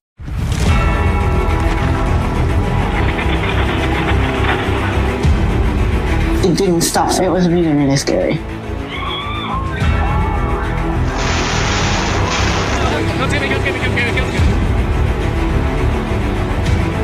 Today's earthquakes flattened all the houses to the ground. We're scared that people here will die from hunger and the cold.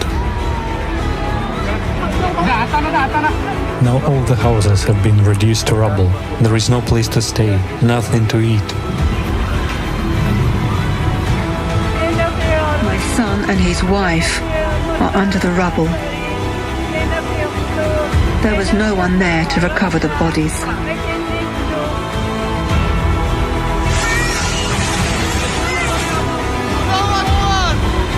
Look at all the houses. Wherever you look, there are damaged homes. Maybe it would have been better if I died.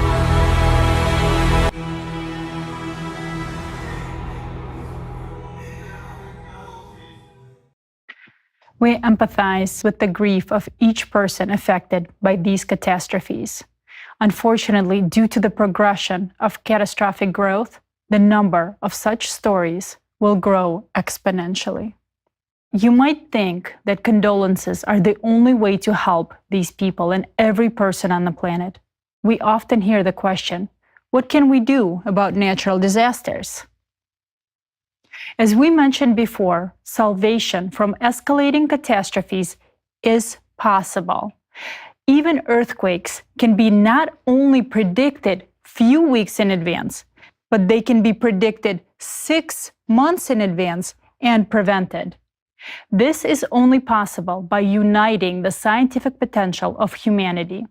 You may wonder, what exactly I do for this? You can speak up when all of us who have this information talk about the problems everywhere. We can create a public demand. Then we have a chance to survive together. You know, thank you so much, Olga, because you're mentioning that right now. I was thinking like there was no way out, that it was absolutely hopeless.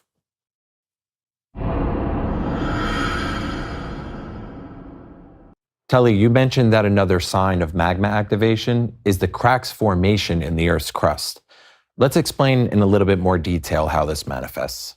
Yes, the expansion of magma and its boiling puts a lot of pressure on the Earth's crust from the inside, and it's causing it to crack like a clay pot. Yeah, exactly like that. So when magma penetrates the Earth's crust, new zones of cracks and folds are forming, allowing water from the outside, from the surface of the Earth, to seep into the depths.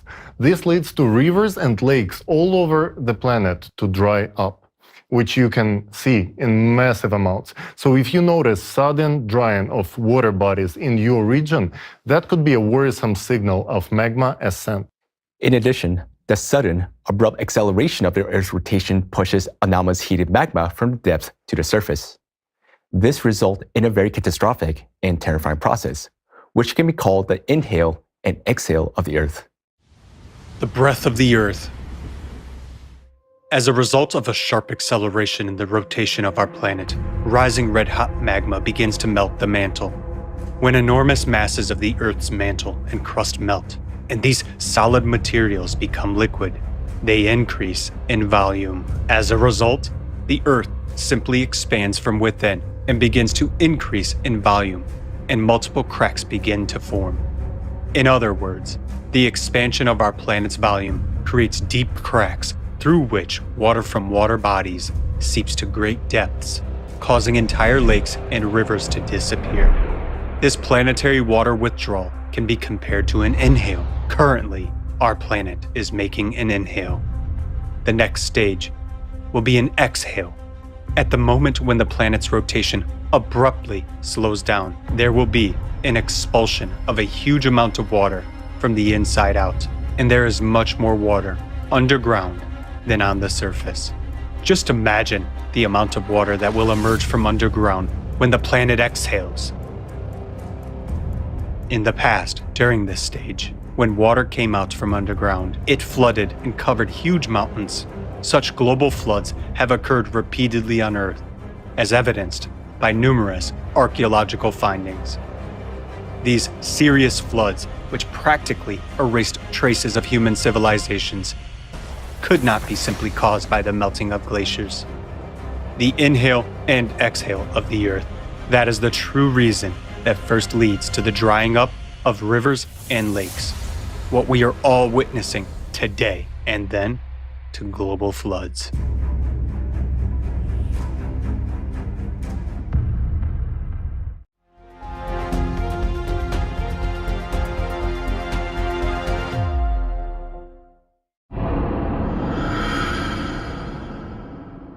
Another unusual indicator is the increase in the number of fires.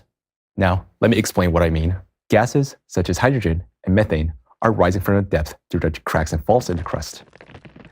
As the number of cracks is increasing, more gases are released. These gases ignite readily, therefore, with each passing year, fires along the faults become increasingly extensive and frequent. This phenomenon has been discovered and studied by scientists such as Peter Lushvin and Professor Alexei Retium. This year, we've witnessed a clear example of such anomalous fires along the fractures in Canada, Hawaii, and worldwide.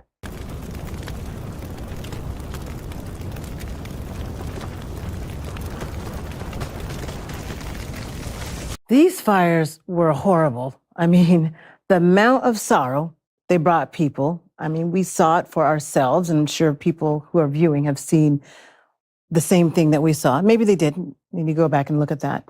And then I read about how challenging it was to extinguish these fires. It's alarming that they are covering more and more territories each year. It's getting much worse. Yeah, and I completely agree. Another sign that the magma is rising, which you may not know about, is the appearance of the large number of sinkholes and ground collapses. Sinkholes that were sealed for millennia are now opening up and the soil above them is sinking. This occurs due to the heating of magma and release of gases from the bowels of the planet. For example, in Turkey, such sinkholes appeared for the first time 15 years ago, and by the beginning of 2021, there were 600 of them in the Konya province alone, and by the end of the year, there were 2,000 of them.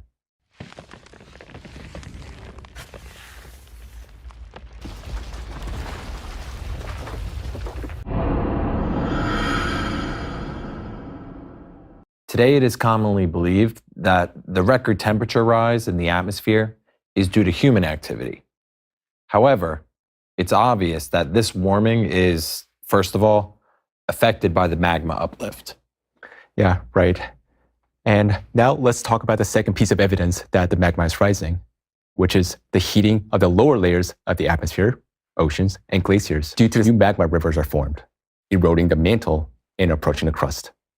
The global atmospheric research institutions have determined that one of the regions where the increase in temperature has been growing 2 to 3 times faster than the average of the planet is the territory of Siberia.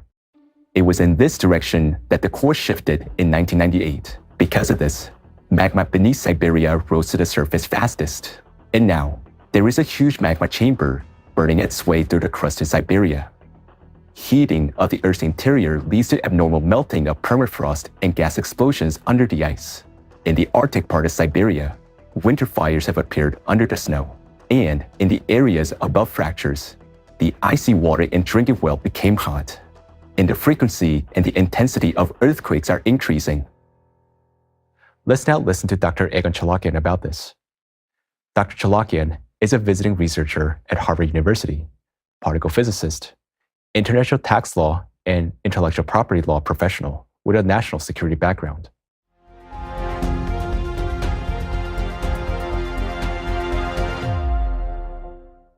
There are extreme increases in geothermal anomalies in Siberia.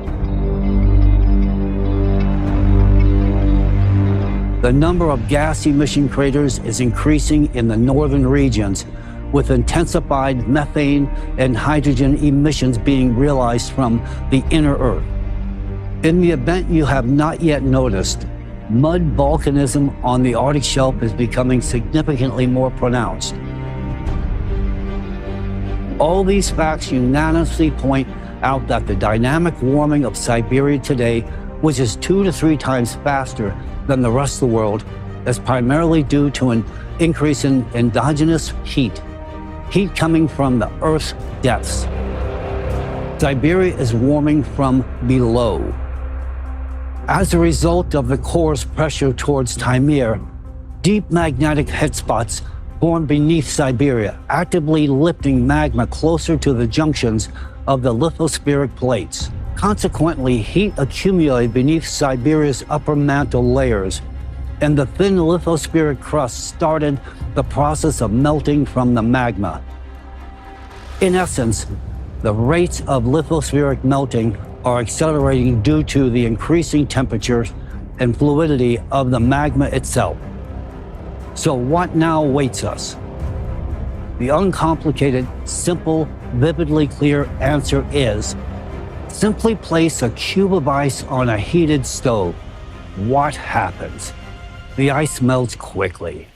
In the same manner, the heated magma erodes the plate, which melts just like our ice cube. It's that simple. This is what is happening right now beneath Siberia. Continuation of this unchecked process will lead to just one highly predictable outcome: a global catastrophe capable of destroying not only Russia, but also the entire world.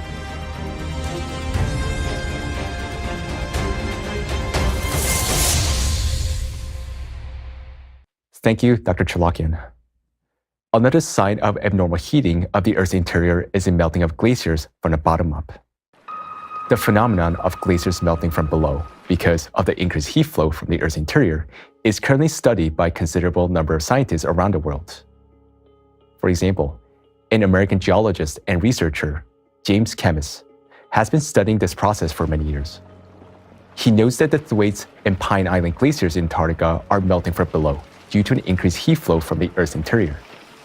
In the West Antarctica, which is a volcanic region, thermal anomalies have appeared under 2 kilometers thick ice, precisely where the volcanoes are located.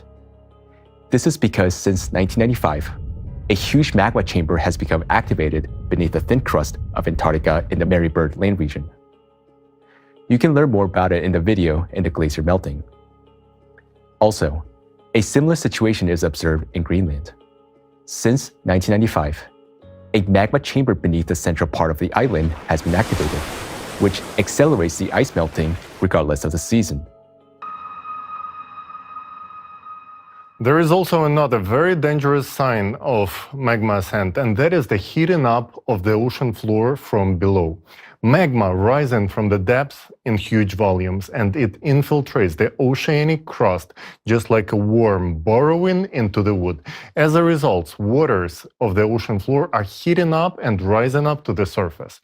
In the essence, ocean today is warming significantly from below, and overall, for the past 30 years, this heating up has been 450% higher and faster compared to the very same period before. So both middle layers of the oceans and deep ocean layers below 4 kilometers or 2.5 miles and deeper are warming up much faster than they should. And this summer set and broke all possible records when it comes to observations of the ocean warming. And first of all, it leads to increase in hurricanes and storms. And this is exactly what we have seen in 2023. We've already talked about it. The topic of ocean warming from below, of course, deeply concerns people, and especially on social media, we see a lot of them conducting their own research on this topic, and let's just listen to one of them. Many people have noticed that this year's autumn is abnormally warm. Kazakhstan, France, England, Siberia, and other regions of Russia, Ukraine, Uzbekistan, Europe. This past October was the warmest October in the last 170 years. July 2023 became the hottest month on record. And finally, the cherry on top. It seems to me this news has outdone all the rest. Listen to this. On November 8th, Reuters and other official sources reported that this year, 2023, could be the hottest year in the last 125,000 years. According to scientists, to heat the planet to such a degree would require as much energy as it would be released if 7 atomic bombs, like those dropped at Hiroshima, were detonated every second for a year. Just think what a huge amount of energy that is.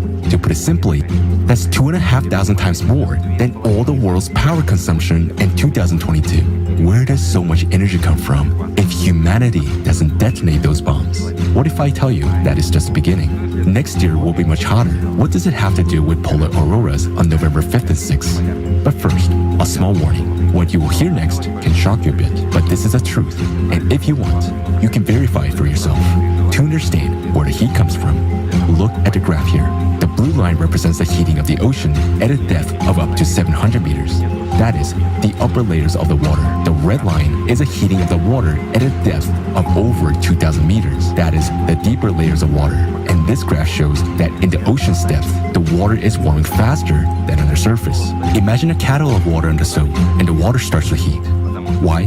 Because there's a fire under the kettle. The same thing happens to our planet. It's heating from the inside, not because you drive a car, not because of the factories, not because of cow farts, but because the problem is in the Earth's core. And that energy is coming to the core from space. Likewise, on the continents, underground waters begin to vaporize abnormally because of the very same thing, ascent of magma that is leading to increased record-breaking rainfalls and floods. The climate becomes chaotic, and it is also unpredictable because you cannot predict how it's gonna react. Seasons are swapping places, wind gusts become abnormal. They increase not only in frequency, but also in strength. And that leads to abnormal and record-breaking size of hail. And atypical anomalies in weather occur all over the place. But if they are happening in your region where you live, then you should know that primary cause of that is the worldwide rise of magma towards the Earth's crust from underneath.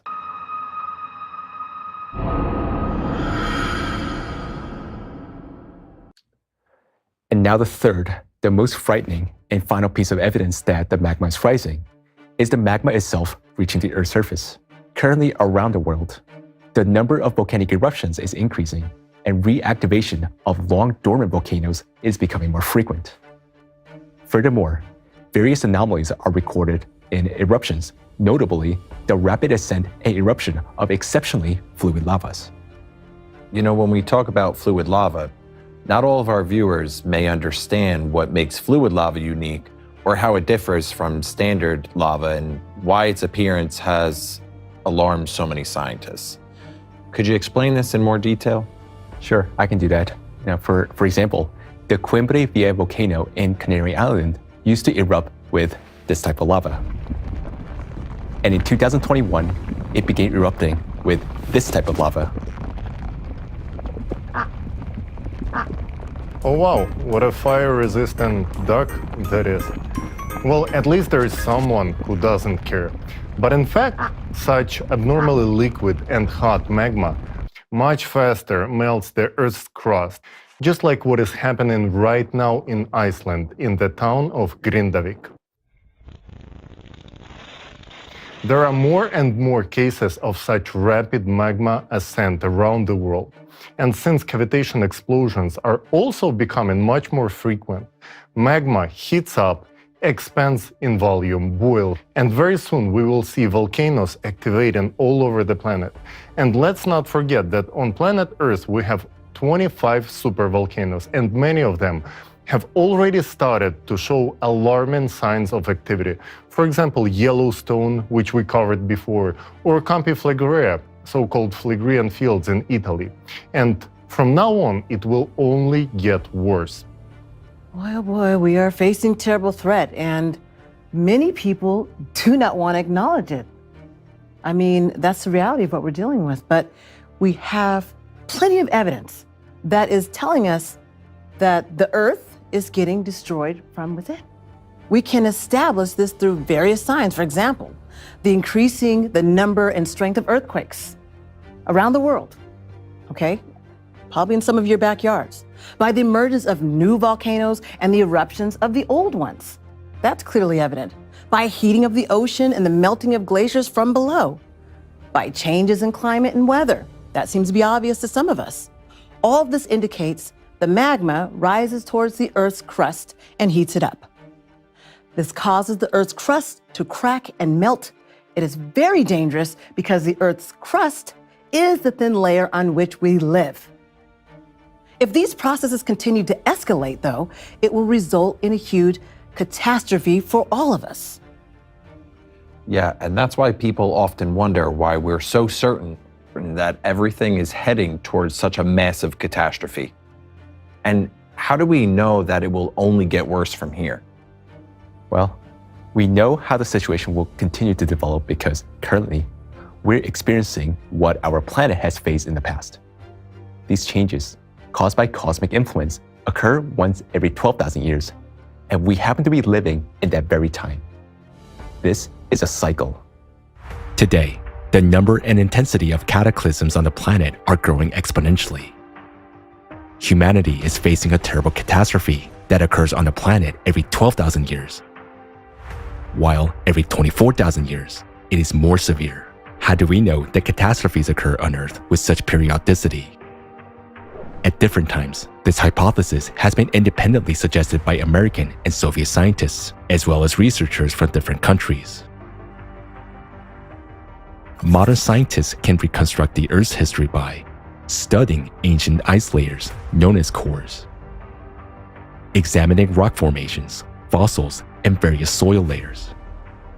All this material is like Planet's Chronicle, valuable records of how the Earth's climate has changed over millennia. Thanks to these studies, scientists have realized the changes occurring on our planet today, such as the sudden temperature spikes and melting of glaciers, the increase in volcanic activity, the rise in the number and intensity of earthquakes, the drift of magnetic poles accompanied by weakening of the magnetic field have occurred 12,000 years ago. How do we know about these catastrophes of the past? They left behind a layer of destruction known as the Usella horizon. This layer, composed of soot and wood charcoals and ranging from 5 to 15 centimeters thick, has been found in the territories of 10 countries across 4 continents.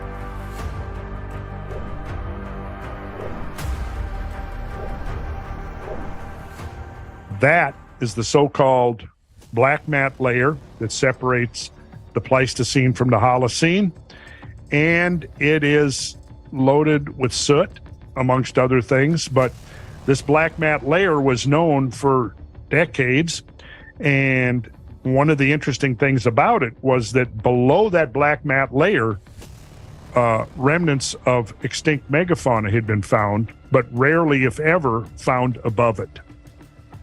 In fact, almost never were the extinct megafauna found above that black mat layer. Now, that black mat layer has now been identified on 4 continents.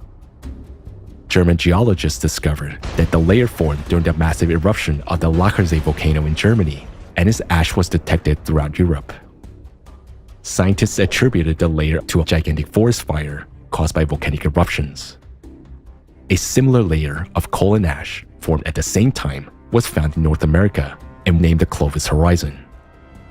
Carbon-rich black layer dating to 12.9 thousand years ago has been previously identified at 50 Clovis Age sites across North America and appears contemporaneous with the abrupt onset of younger Dryas cooling. The in situ bones of extinct Pleistocene megafauna, along with Clovis tool assemblages, occur below this black mat layer, but not within or above it. Traces of large-scale fires of the same period were also found in Siberia.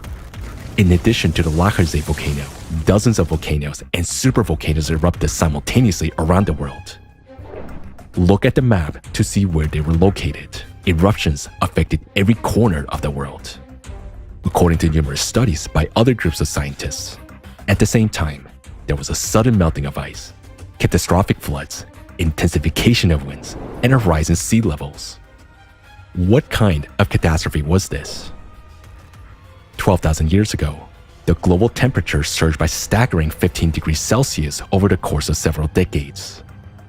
A significant portion of the ice sheets melted, catastrophic floods and tsunamis started. Some areas on Earth became submerged entirely due to the rapid rise in sea levels. After that, however, there was an equally dramatic cooling. Thousands of frozen mammoths and other mammals were found along the northern slopes of Siberia's ravines. Continents experienced mega earthquakes, supervolcano eruptions, and massive fires, as evidenced by layers of ash and rock formations. All these abnormal changes and cataclysms 12,000 years ago led to the mass extinction of megafauna and a sharp reduction in human population, including the disappearance of the Cro-Magnons. Some researchers attributed this catastrophe to meteorite impact. However, the analysis of trace elements in the ash layers at that time showed that the actual cause of the catastrophe was volcanic eruptions. It has nothing to do with a comet or meteor hitting the Earth, because that would be a random event. This is not a random event. By carbon-14 dating and other dating methods, it happens every 12,068 years. In November 2023, a study of American and Spanish scientists was released, revealing the discovery of 3 gigantic lava flows on the floor of Mediterranean Sea originating from supervolcano eruptions. The scientists concluded that these 3 catastrophic events occurred in Europe with a cycle of 10 to 15,000 years. That gives rise to the cyclical supervolcano cycle. And you can see it like clockwork. Exactly a half a great year ago, 12,500 years, Campi Felgari off the coast of Italy. Supervolcano, boom. Exactly 1 year, one great year ago, 24 to 25,000 years ago, Taupo in New Zealand went off. Exactly a great year and a half ago, Campi Felgari went off again. Each cycle of global catastrophes leads to mass extinction of megafauna and a sharp reduction in the human population. For example, a large amount of cosmic radiation during the Allat excursion caused the extinction of the entire human species, the Neanderthals. According to other theories, it was caused by the eruption of a supervolcano in the Phlegraean fields and by subsequent acid rains 36,000 years ago. 72,000 years ago, after the eruption of the Toba volcano, humanity nearly went extinct, with only around 10,000 people remaining on Earth. The composition of these layers suggests that 12,000 years ago, volcanoes were not merely erupting. Their magma contained rare elements found only in the deep layers of the Earth, near the planet's core. This indicates that the magma originated from deep layers, much like what we observe today. The only plausible explanation for this would be the overheating of the Earth's core. The massive amount of energy required for such magma heating and its ascent from depths could not have appeared out of nowhere. Core overheating can only occur due to receiving additional energy from outside, from external cosmic influence. Therefore, the cataclysms that occurred 12,000 years ago were also the result of external cosmic influence. We have cosmic seasons that I think are characterized by glacial ages and interglacial ages. What we need is a long-term, like over hundreds of thousands of years of statistics in order to see what the precise timetable is that we could take as an average. But yeah, I mean, 12,000 to 13,000 years in that range, it seems to me, because when we go to 25 or 26,000 years ago, there was a major climate shift. The completed spectral analysis of temperature and carbon dioxide revealed the presence of 12,000 and 24,000 year cycles in the spectrum of these characteristics oscillations. Similar cycles are also present in the fluctuations of the Earth's core. It was concluded that these cycles are associated with cosmic factors They impact the Earth's core, which in turn affects the climate system, leading to the changes that we are currently observing. Another consequence of core overheating, both today and 12,000 years ago, was a weakening of the magnetic field and the drifting of magnetic poles. Note in which time intervals the drift of magnetic poles took place over the last 120,000 years. The interval between them is approximately 12,000 years. It is shocking that at the same time, there were severe earthquakes, sharp rises in world sea level, the strongest volcanic eruptions, and glaciations. Each time during the drift of magnetic poles, the magnetic field of the Earth became 8 to 10 times weaker, and this led to an increase in the flux of cosmic radiation. Modern science cannot explain why the magnetic drifts coincide with dramatic changes and glaciations. Hartmut Heinrich, a German marine geologist and climatologist, while studying the seafloor sediments, lakes, and rivers, identified periods when the climate changes dramatically. First, it becomes warmer by 8 to 10 degrees Celsius, and then glaciation begins. Professor Sidney Hemming has confirmed that such fluctuation occurred every 12,000 years. So, a spike in catastrophes was observed 12,000 and 24,000 years ago, and even earlier, 36, 48, 60, and 72,000 years ago. Thus, we can see that the intensification of catastrophes on Earth occurs cyclically every 12,000 years. This implies that the cosmic influence that provides additional energy to our planet's core affects Earth once every 12,000 years. So now we know that every 12,000 years, the following events occur on the planet: catastrophic volcanic eruptions, sudden changes in atmospheric temperatures, intensification of winds and hurricanes, change in the global sea level and large-scale floods, melting of glaciers followed by abrupt glaciation, shifts in magnetic poles and weakening of the Earth's magnetic field. It's worth noting that even more severe cataclysms characterize each 24,000-year cycle.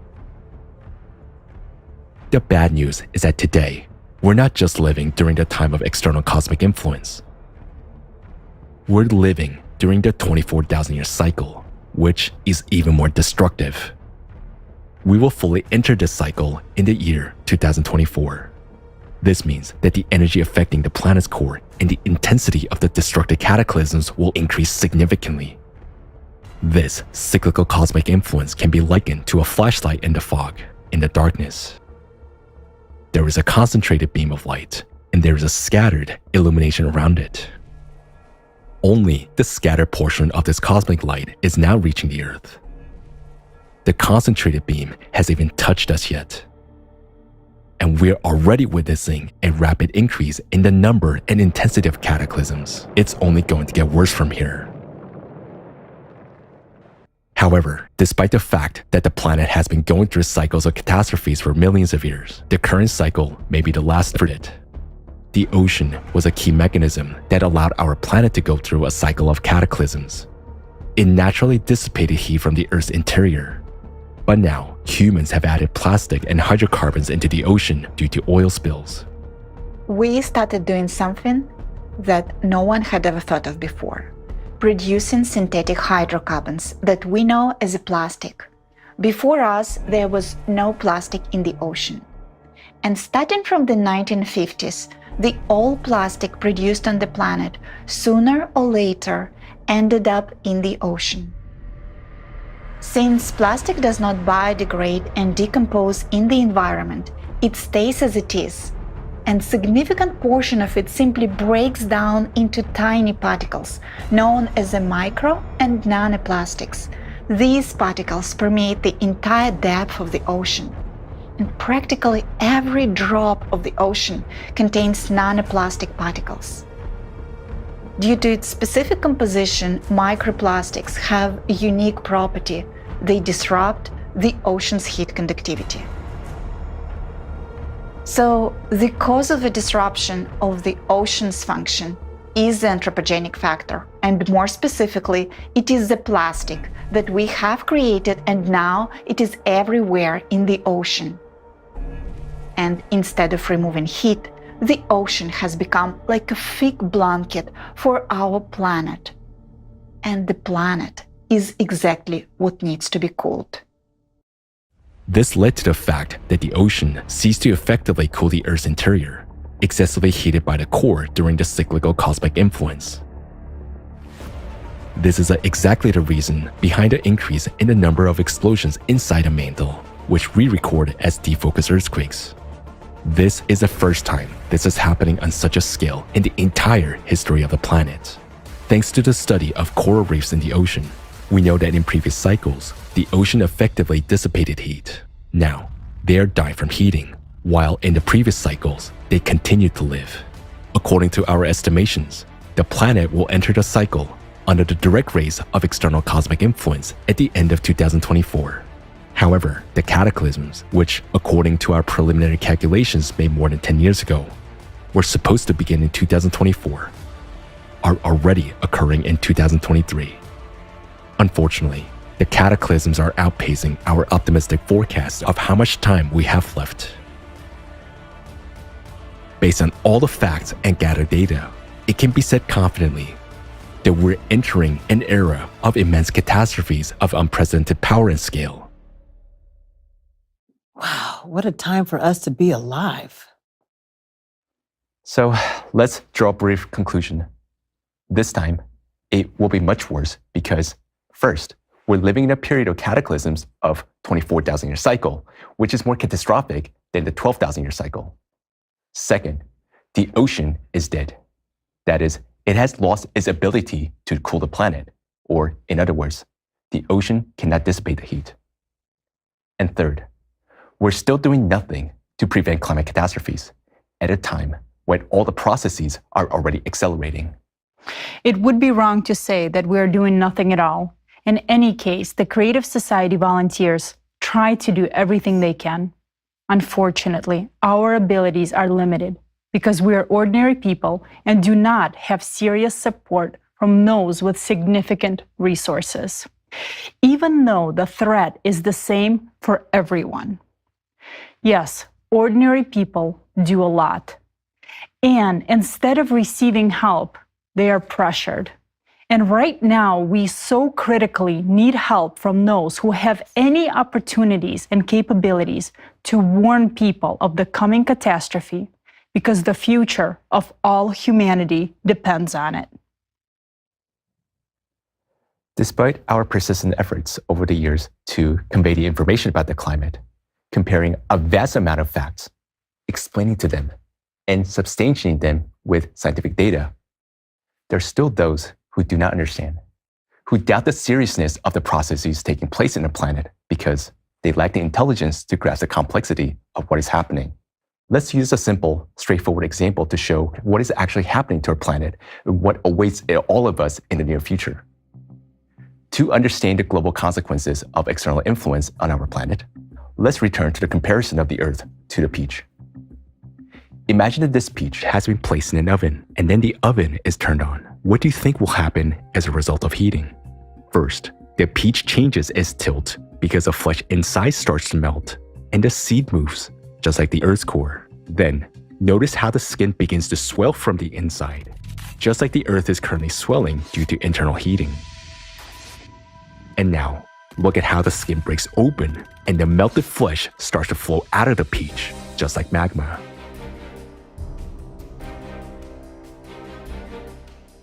Look at it. It's completely melted. That is our future. Now, take a close look at this peach. Doesn't it remind you of anything? Where will you survive here? Tell me. Because everything is heading in that direction. There are no signs of these processes stopping. What we need to do is turn off the oven.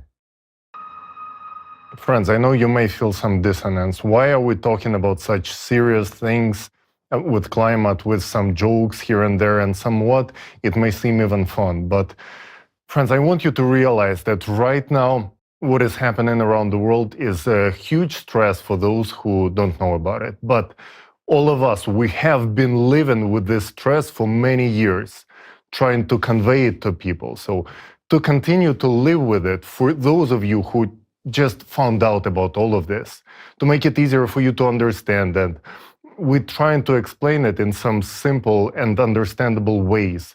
In previous forums, we tried all possible things. We tried to explain this with all the seriousness. But then people were experiencing fear. They got scared, and they told us that we deliberately trying to scare them, that we do fear-mongering. There is nothing to be scared of. There is nothing terrifying about what is happening with the climate and what is happening around the world.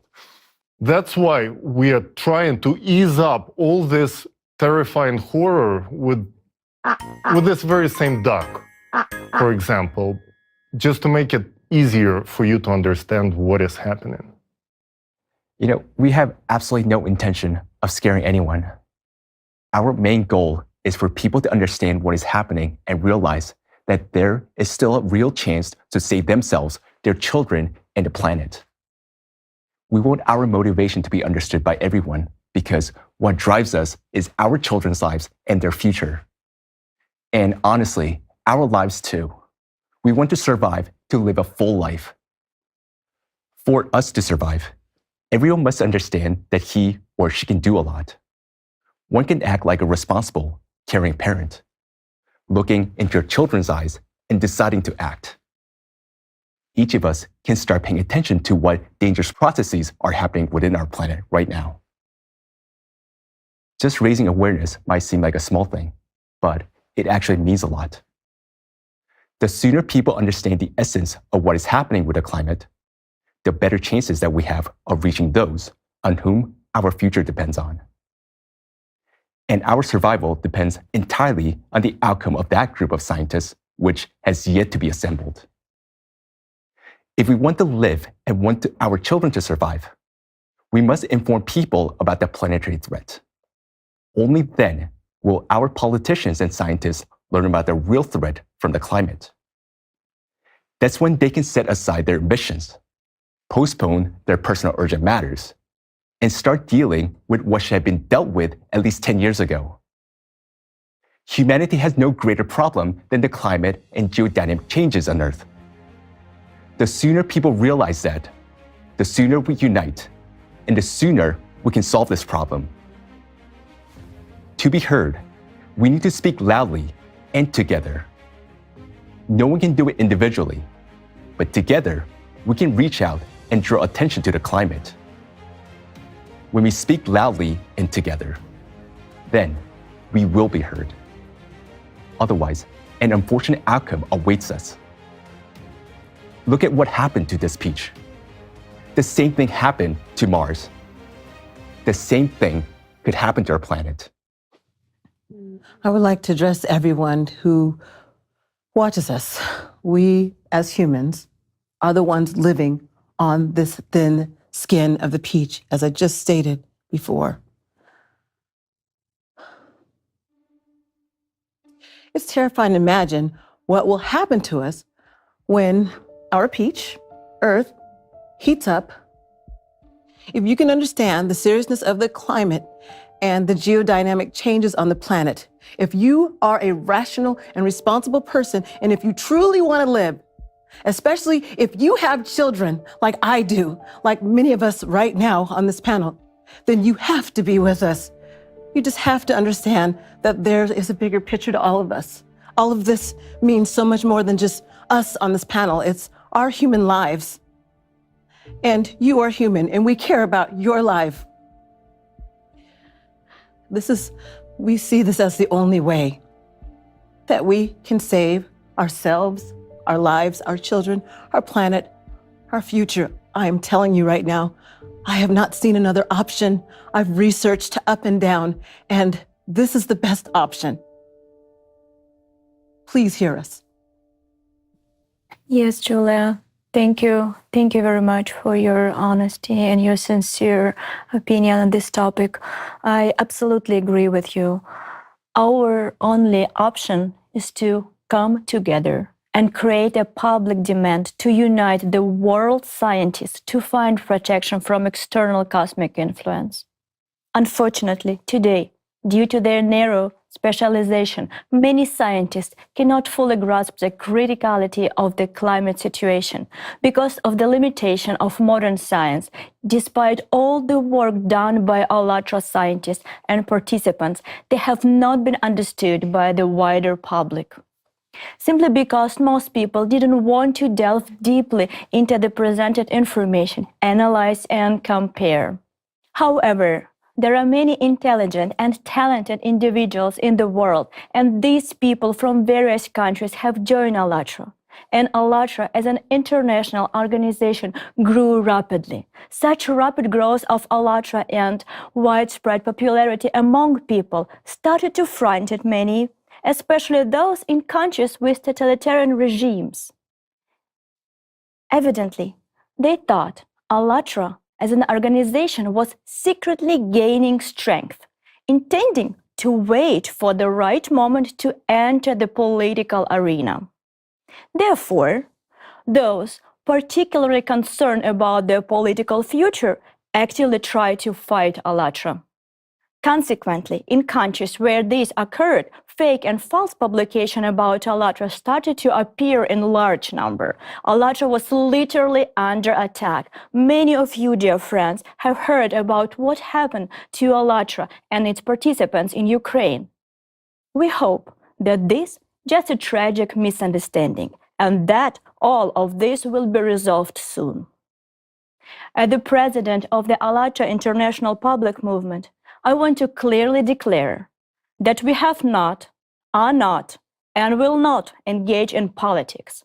Allatra is not a political organization. For us, the most important thing is the lives of people. Yes, among the participants of the Creative Society, there are many participants from Allatra as well. But this is only because our goals and tasks are very similar. In Allatra, they are broader, ranging from studying the history of humanity to researching various branches of science. Still, the main goal is the same: to preserve life on our planet. To our great regret, neither Creative Society nor Allatra is backed by any countries or organization, and no one sponsors us. And for your understanding, no one uses us for their purposes in opposition to each other. Both in Allatra and in the Creative Society, we clearly understand that every citizen of a country should defend the interest of that country and not work for the interest of competing nations. The misunderstanding of the essence and purpose of both Allatra and the Creative Society leads to attack in some countries.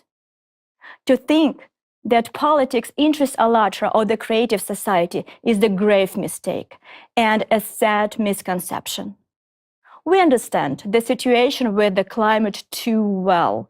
We know that if we as humanity cannot stop the progression of climate and geodynamic catastrophe, there will soon be no one politician left, nor a single person. Catastrophes are already claiming human lives. So, what we do is much more important to us than any political games. We regret that some officials in position of responsibility have not understood to this day the essence, goals, and objectives of both Allatra and the Creative Society. They have not grasped our motivation, which is one and the same: to preserve our own lives, our children's lives, and even those who try to oppose us out of the misunderstanding. But we hope those who oppose us will have enough intelligence to learn and, instead of resisting us, join us. Together, we will fight for the lives of our children. Indeed, it's disheartening for us because such situations create obstacles to the research and scientific activities of Allatra scientists. One of the harshest injustices is the ban on Allatra in the Russian Federation, due to someone's political ambitions and fear, and the lack of understanding of the essence of Allatra. It has been unfairly accused and banned. In this way, they have prohibited scientists who work on climate and geodynamics from collaborating with scientists who are part of the Allatra Association and are studying external cosmic influence and searching for solutions to counter it. Allatra scientists collaborate with members of the Creative Society. However, in some of the same countries, unjust treatment for the Creative Society project started to occur, just as it happened with the Allatra International Public Movement. Due to this injustice, our beloved speaker, a scientist, cannot be present with us at this forum today because she is not allowed to participate. However, we have decided to create at least a virtual representation of this speaker. Now, we will ask the virtual speaker, Lisa, to summarize all the processes occurring on Earth during the 12,000-year cycle.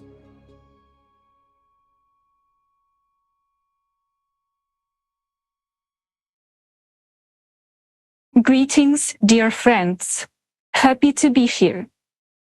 Before summarizing all the processes, I'd like to share with you one more important piece of information.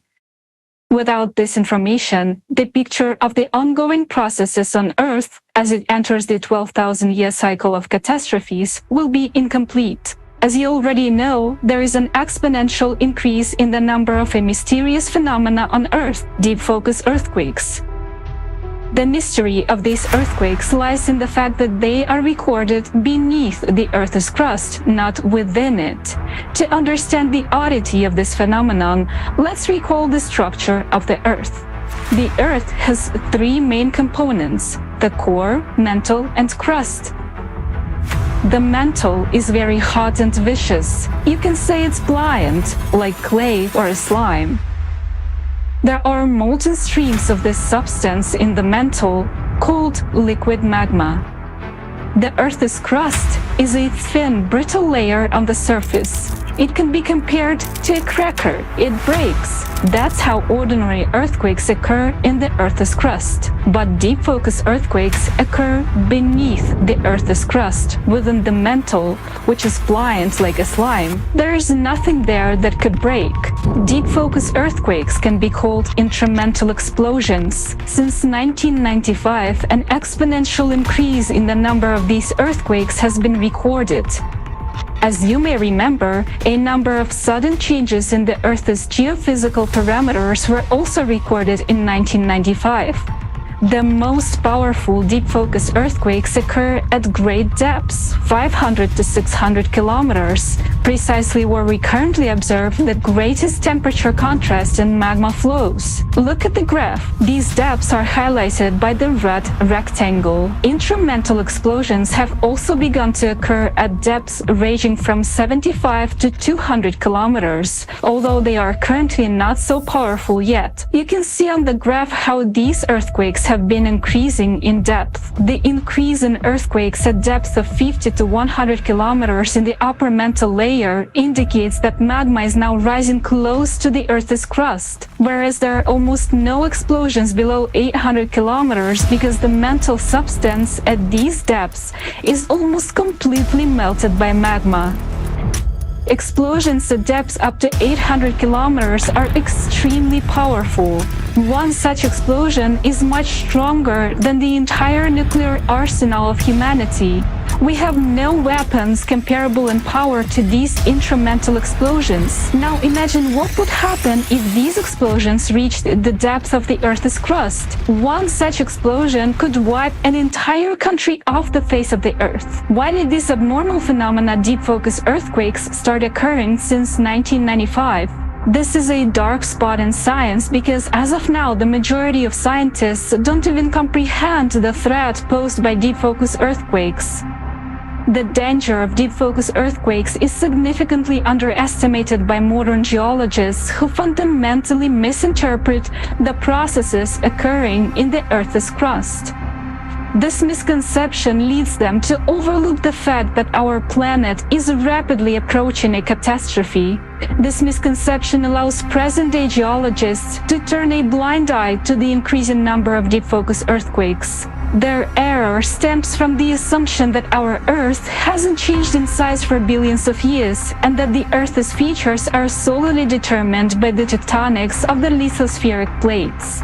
You are about to learn one of the greatest secrets of geology, unknown to the majority of the world's geologists today.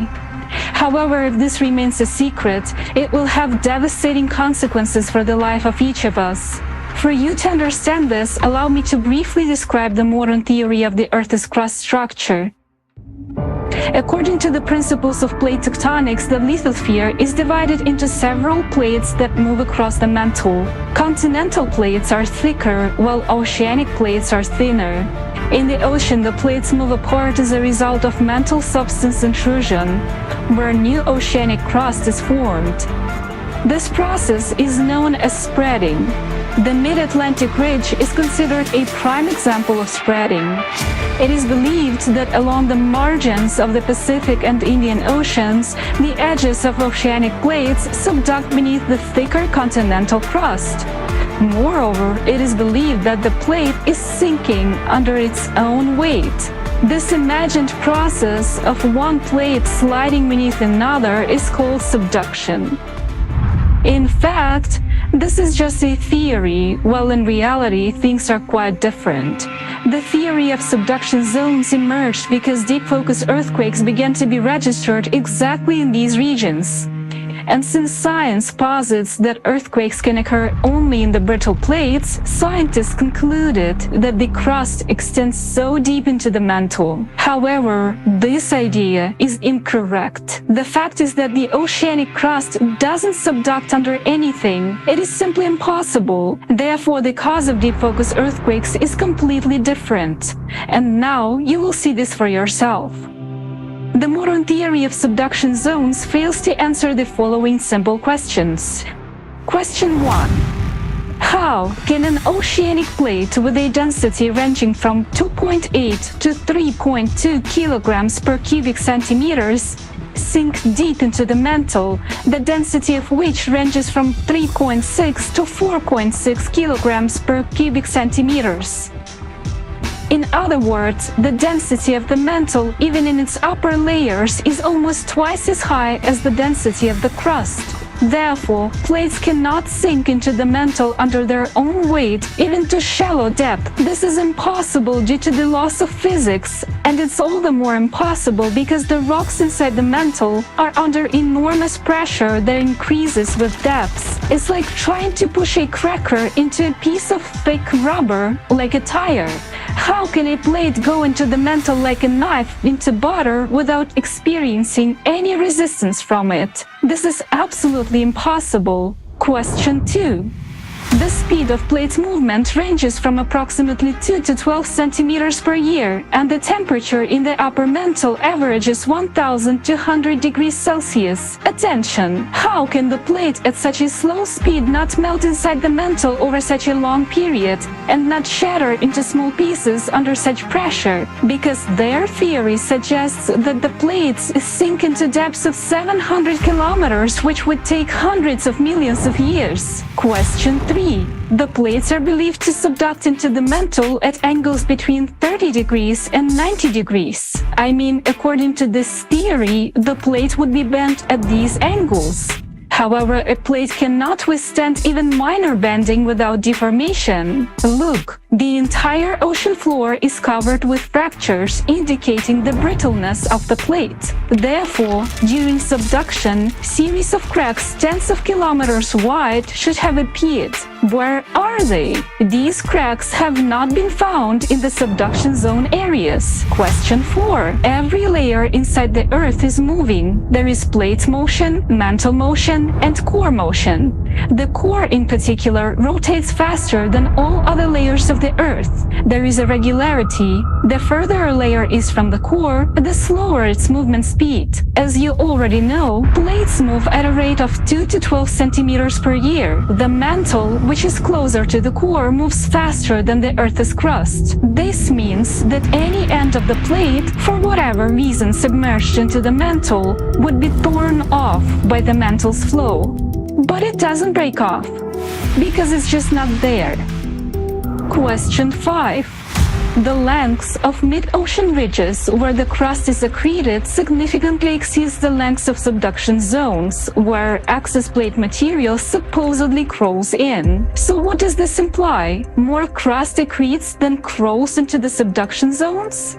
There are many more similar inconsistencies and unanswered questions. Moreover, 60 years ago, scientists perfectly understood that the subduction theory and lithospheric plate tectonics in general were entirely untenable. Thousands of scientists from various countries wrote about this, relying on the empirical experience of geologists and geophysicists from all over the world. Nevertheless, the erroneous theory was imposed and artificially propagated as the dominant theory. Similarly, faulty theories regarding climate change are being imposed now. Do you wonder where that extra part of the plate which doesn't subduct and has never subducted into the mantle actually goes? Nowhere. The Earth is expanding in volume, and while it used to expand slowly, now it's happening rapidly. That's right. Imagine our Earth was once as small as Mars, but over hundreds of millions of years it grew to its present size. There are numerous works by eminent scientists based on a vast amount of scientific evidence that support this. But we will talk about this next time, if we have an opportunity. Now, let's go back to deep focus earthquakes. What's actually happening there? At the boundary of the continental and oceanic plates, their vibrations are more intense than in the middle of the plate. This is why earthquakes occur at the plate boundaries. During an earthquake, energy is released. Some of it propagates through the plate itself, some of it goes into the atmosphere, and some goes into the mantle. Although it's a small force, constant jolts deform the mantle, heat it up, and liquefy it. So the more regular earthquakes we observe in the Earth's crust, the more favorable conditions are created in these areas for the formation of deep focus earthquakes. Seismotopography reveals the difference in the movement of acoustic velocities at the boundary between the hotter liquid and the colder viscous mantle, as well as deep focus earthquakes caused by the collision of slightly colder and hotter magma streams. The thermal contrast occurs primarily because hot magma, superheated by the core, is currently rising from the Earth's interior. Today, as Earth enters the cycle of external cosmic influence, additional energy is reaching the Earth's core, which turns into heat and warms the mantle. But the problem is that now, unlike in previous cycles, this energy is not dissipated from the mantle as it should. This is happening because the ocean has stopped performing its cooling function. It can be compared to an overheated nuclear reactor when its cooling unit breaks down. The temperature of the mantle magma has been stable for billions of years. If the magma temperature drops even by a degree or a degree and a half, especially in the lower layers, the mantle will start solidifying. However, the magma temperature has begun to rise now. As a result, the mantle, which in previous cycles had only been slightly melting from heating of the core, started melting with a record speed in this cycle. Magma near the core has become extremely hot and fluid, rapidly eroding the mantle and creating new paths within it like holes in cheese. As a result, ducts begin to form in the mantle itself in zones of increased melting. They're like caves in the mountains that are eroded by underground rivers winding inside the mountains. The shape of the caves is determined by how well the rocks inside the mountain dissolve. Similarly, magma dissolves the mantle unevenly due to the difference in the malleability of the substances. As a result, new magma streams started to develop in certain parts of the mantle, and because the magma temperature and consequently the mantle temperature is increasing, the magma becomes more fluid and the number of magma streams increases rapidly. Due to the sudden acceleration of the Earth's rotation in 1995, the centrifugal forces began to push red-hot liquid magma from the core towards the crust. As a result, this magma began to rapidly ascend through the new magma channels. Magma at great depth is pressurized by the layers of the Earth's crust and can be compared to a compressed spring. When magma rapidly rapidly melts its way up and descends, it expands in volume because there is less pressure on it from the rocks as it moves higher. This means that magma can straighten out like a spring, thus dramatically increasing in volume. This rise and expansion of magma occurs abruptly, so the movement of hot magma occurs at high speeds. When the hot magma ascends higher, it meets a stream of colder magma, because the closer to the crust, the colder it becomes. The temperature difference between them can be just a few degrees, but it is enough to form magma flows of different temperatures heading towards each other. Some new magmatic rivers approach directly under the very plate. This is what we observe in Siberia. After magmatic rivers transfer their heat to the plates, they cool down and descend. And when the descending river of magma meets the ascending red-hot river coming from the core, their collision leads to what we call cavitation explosions. These powerful cavitation explosions release gases. The cause of the explosion is actual nuclear reactions that release enormous amounts of energy.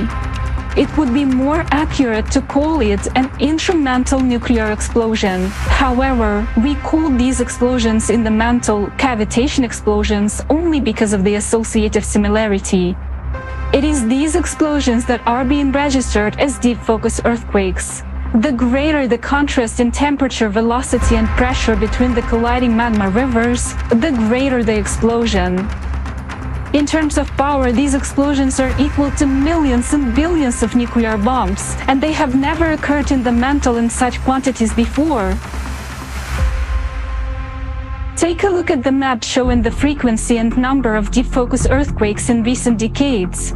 Currently, deep focus earthquakes are also being detected outside the plate's boundaries, and scientists have no idea how to explain this. Look at the map with the examples of the earthquakes outside the plate's boundary zone. However, they also occur in other parts of the mantle. It's just that the shock wave is not always detected and correctly identified by the sensors. The shock wave propagates tangentially from each of the explosions. It is possible to determine the direction of the intramantle explosion by drawing a straight line from the epicenter of the deep focus earthquake to the center of the Earth's mass. The explosion occurred precisely along the line from the epicenter of the Earth's center of mass, the core, at the depths detected by the sensors. An intramantle nuclear explosion affects both the Earth's crust and the Earth's core. This is similar to the Yudkin effect, when shock waves from explosions within the mantle destabilize the Earth's core even more. These explosions cause further melting of the mantle in the Earth's interior, which generates even more heat and pressure. As a result, the amount of red-hot fluid magma increases even more, and the temperature inside our planet rises even higher. Each intramantle explosion increases the amount of heat. Since real nuclear reactions with a power of billions of nuclear bombs are occurring in it, the temperature at the epicenter of the explosion reaches many millions of degrees. Because of this, both the magma and the mantle melt even more, and the temperature rises even more. This happens with every deep focus intramantle nuclear explosion. The explosions also change the direction of the magma rivers themselves. They collide, causing more and more such explosions. This leads to an exponential growth of explosions. There are not so many of these explosions under the surface yet, because the difference in the temperature and pressure of the colliding rivers is not great, and so the power of explosions is less. External cosmic influence heats up the core and increases entropy. Moreover, the intramantle explosions release more heat. Add to this a malfunctioning cooling system, meaning the ocean, which has stopped dissipating heat. The intramantle nuclear explosions cause self-acceleration, similar to the process of bacterial division, and therefore their number is growing exponentially. Explosions within the mantle also increase the load on the Earth's crust, which in turn leads to an increase in the frequency and power of earthquakes in the Earth's crust itself. In other words, these explosions also destroy the Earth's crust from within. Remember the earthquake in Turkey and Syria this year. After all, it occurred occurred precisely in the zone where 90% of all deep focus earthquakes in the world were recorded in 2021. Today, the number of deep focus earthquakes around the world is growing exponentially, and this means that our demise is approaching us exponentially. On November 24, 2023, 15 earthquakes occurred in the Mariana Trench area at the depths of 10 kilometers. Take a look at how the number of magnitude 4 earthquakes is increasing in the Mariana Trench region. And in this diagram, look at how over the years earthquakes in the Mariana Trench occur closer and closer to the Earth's crust. In the very zone where the Earth's crust is the thinnest and can be easily breached by hot magma. However, at lower depths, deep focus earthquakes do not occur, because below 300 kilometers in this zone, the mantle is almost entirely molten. And this is an indication that the energy is growing at a tremendous rate due to the external cosmic influence. Already now, the mantle is melting faster every day. But this is just the beginning. At the end of 2024, we will enter a cycle where the external cosmic influence reaching the core will increase by orders of magnitude. And that means that the heating and melting of magma will increase tens of times more. Over time, this extremely hot magma will increasingly melt the mantle and rise closer to the surface. Currently, it is at a depth of 500-600 kilometers, but when the entire mantle melts and becomes uniformly hot, the deep focus earthquakes will stop, because there will be no more cold countercurrents. Everything will be fluid and hot, like melted cheese. As a result, the Earth's crust may be easily breached by magma. We are already seeing this trend under a vast territory of Western Siberia. This indicates that magma is approaching the Earth's crust very quickly over an extensive area. By the end of the cycle, our fate will be similar to that of Mars. Look at Mars. You can see huge lava flows on its surface. When molten magma poured out without any resistance from the Mars's crust. Will we have time to stop this process on Earth and save humanity?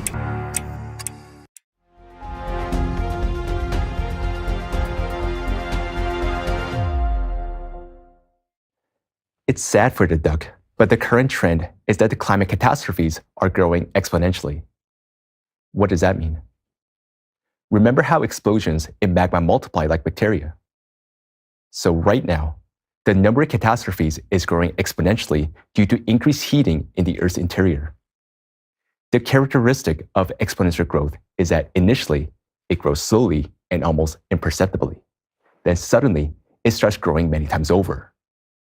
That's why we're sounding the alarm now, because we don't want to wait for the moment when the exponential function starts to skyrocket and when nothing can be changed.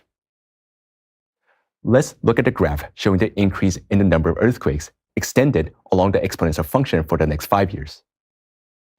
This is a pattern. It's mathematics.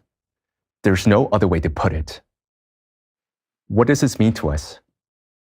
For us as humanity, it's not just a graph of increasing climate disasters. It's a verdict. There will be more and more earthquakes, and their strength will only increase. This means that the number of strong earthquakes with magnitude over 8 will increase, and strong earthquakes like this year's in Turkey will occur almost every day in different parts of the planet. How many cities do you think will survive? With such an increase in catastrophes, life will become impossible. In 5 to 7 years, our lives may turn into hell. Let's hear a comment from marketing executive and mathematics analyst with an emphasis on statistics and probability, Lenis Jabari, Najib Mohammed. I was really intrigued with two forms that I watched. What intrigued me most was the graphs and looking at the earthquakes and the geodynamics of the earthquakes that are happening all over the world. I was so alarmed and I was so devastated. I said, let me go into more of this because I want to prove that maybe something is wrong. Something has to be wrong because if this continue to increase, we are in trouble. And then I start plotting these earthquakes on a graph that I developed and seeing it, and also talking to some colleagues of mine, some of which are mechanical engineers, civil engineers, electrical engineers, and then went to some of my professors at Fresno State University and then talked to some of them about the troubles that I was having with the numbers. I was concerned with my own life, my life of my family, my life of my loved ones and friends, and trying to determine, okay, how would this make sense to me? So I went on into details as I was talking to my colleagues, and they was confirming with me exactly what the Creative Society was showing us. I was so devastated because numbers don't lie. Based on the numbers that we observed, and also we went over through the graphs that we watched and saw, and as those numbers exponentially increase and go up, we're going to be seeing more catastrophes, more earthquakes, and it's going to be devastating.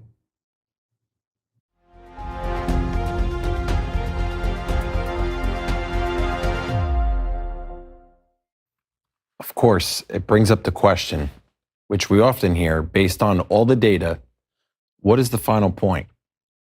Is there an ultimate date of humanity's verdict? So we have calculated various scenarios and concluded that if we're not heard or supported, if people do not understand the seriousness, then in any, even the mildest scenario of the current cycle, all of humanity will perish. And here, it's important to understand that by the word humanity, we mean me, you, our children, your children. It's us, the real people, not just an abstract concept of humanity.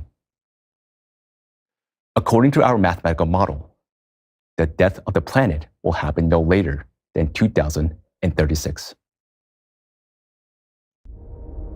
Further development of these events leads to the internal cracking of the Earth's crust. There will be microfractures in the crust in some places, which will increase magmatic activity. And it will keep increasing even more until it provokes a large-scale rupture in the thinnest part of the crust, which is in the ocean. This is inevitable. There is a 99.9% probability that this rupture will occur in the area of the Mariana Trench. This is where deep focus earthquakes are registered and where the Earth's crust is the thinnest, only 5 kilometers. At first, when a small amount of water will meet magma, magma will break through the crust for the first time, exploding violently. When we say the micro-explosions will occur, we mean that, in fact, each of these explosions is equivalent to the explosion of dozens of nuclear bombs. This will destroy the thin layer of the crust beneath the Mariana Trench, but the worst thing will happen next. And to understand what happens next, we will show you an experiment.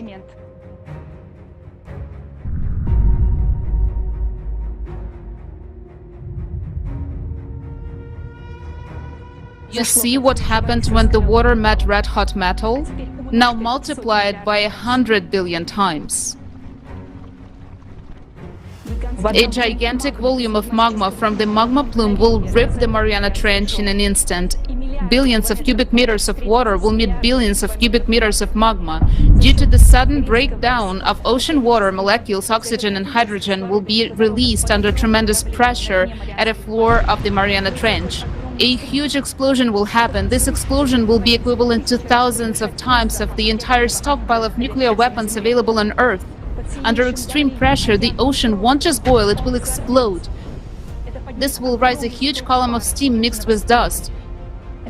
And under tremendous pressure, this gigantic column of steam will rush so high up that it will tear through the atmosphere. The atmosphere will curl up like a blanket and will be blown away by the solar wind, meaning our atmosphere will literally be swept away along with the entire water cover.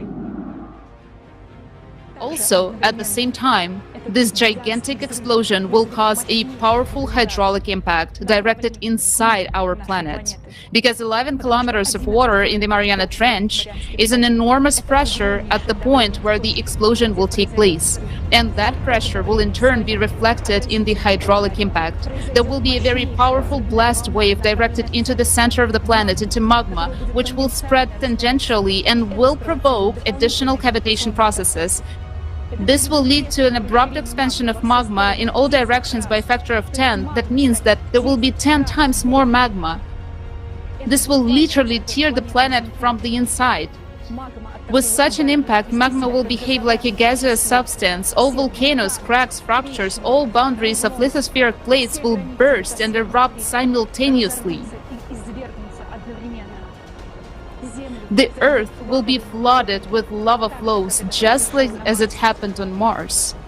Naturally, due to the impact, the inner core will bounce away and the motion of the outer core will stop. Our planet will die. This process will take only a few minutes. Due to the stopping of the core, the electromagnetic field of our planet will disappear and the gravitational field will be almost completely gone. Therefore, all the satellites will fall from the near-Earth orbit.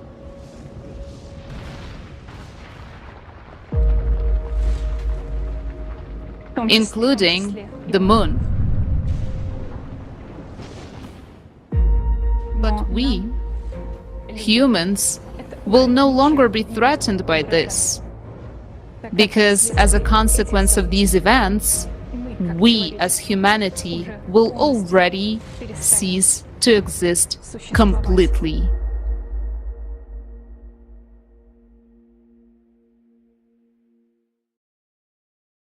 We're often being asked, especially on social media, why does regular lava does not cause such explosions? And you have to take into account what is happening inside of our planet has nothing to do with the word normal. The increased pressure in magma due to cavitation explosions that never happened before like we're seeing right now, and the fact that this is a super fluid and abnormally hot lava, those things should be taken into account. And remember the explosion. I think all of us can recall the Hunga Tonga Hunga Hapai that happened in January of 2022. That one was a unique. That was something unprecedented because it broke through the mesosphere for the first time in recorded history. Yet, that was only an explosion of a tiny, small volcano. If the Mariana Trench ruptures, like John just described, then due to hydraulic impact, we're gonna lose oxygen, we're gonna lose water on our planet, and as a consequence, there will be no green zones, meaning no territories that are suitable for life. Yes, that is right. But habitable zones on Earth will cease to exist even earlier. By 2028 and 2030, just 5 to 7 years from now, the global economy will collapse as it will not be able to withstand the losses from catastrophes. Chaos, massive migration, hunger, and devastation will ensue, making life unbearable. And in 10 years, all of humanity will perish. Honestly, everyone on this panel, you the viewer, this prospect scares me a lot. It really does. My spirits really do drop in hearing this information, just hearing the truth of the matter. It is what it is, whether we want to believe in climate change or not, it's happening. And indeed, the rise of catastrophes is like boiling milk. Until you turn off the stove, it won't stop. It won't stop. I'm afraid, and I can understand people who also feel the same fear that I do, and maybe that some of you do. And I understand that alone, I can't do anything by myself. I can't. Neither can we. But together, if we all come together, there's so much more we can do. If we pay attention to this threat, which we can, we'd have to do it now. It's not waiting a year from now. It's not waiting 2 years from now. And it's not waiting till something happens. We have a chance. We still have a chance if we start now? Yes, we do have a chance. And you're absolutely right. We need to start now. We cannot wait. And that's why, dear friends, I completely understand you. You might be frightened right now, and it might be overwhelming for you to hear this information. And I understand. Feeling fear is normal. It's a natural reaction of a mentally healthy person. And we all here, we are scared too about what might happen. Like you, we would like to forget about it as soon as we will leave this studio. But unfortunately, this is our reality, and we cannot forget it. And if we don't overcome this fear and this doubt now, all of this will happen to each of us without exception. Wait, we have a solution. Don't think that this is the end, that there is nothing you can do. We are here because we know we can do something and we can save all of humanity. You will ask right now, how? What can we do? First and foremost, draw attention to this issue of those who can actually gather scientists and bring the smartest minds on the planet to the table to address this problem. But that's on the condition that we are heard, that the current situation is taken seriously as they take their election campaign. Then we will succeed. This is our chance for the future of our children and ourselves. Otherwise, we have no future. If we are not understood and heard, if we don't draw attention to this problem, it's genuinely scary to think that such a future will become inevitable for every person on this planet, and therefore for us and our children. We don't want that, and that's why we are here. We speak about it where we can, with everyone who listens, and we are grateful to everyone who hears us, because this is our chance. We don't need any power or influence. Our dream is a creative society.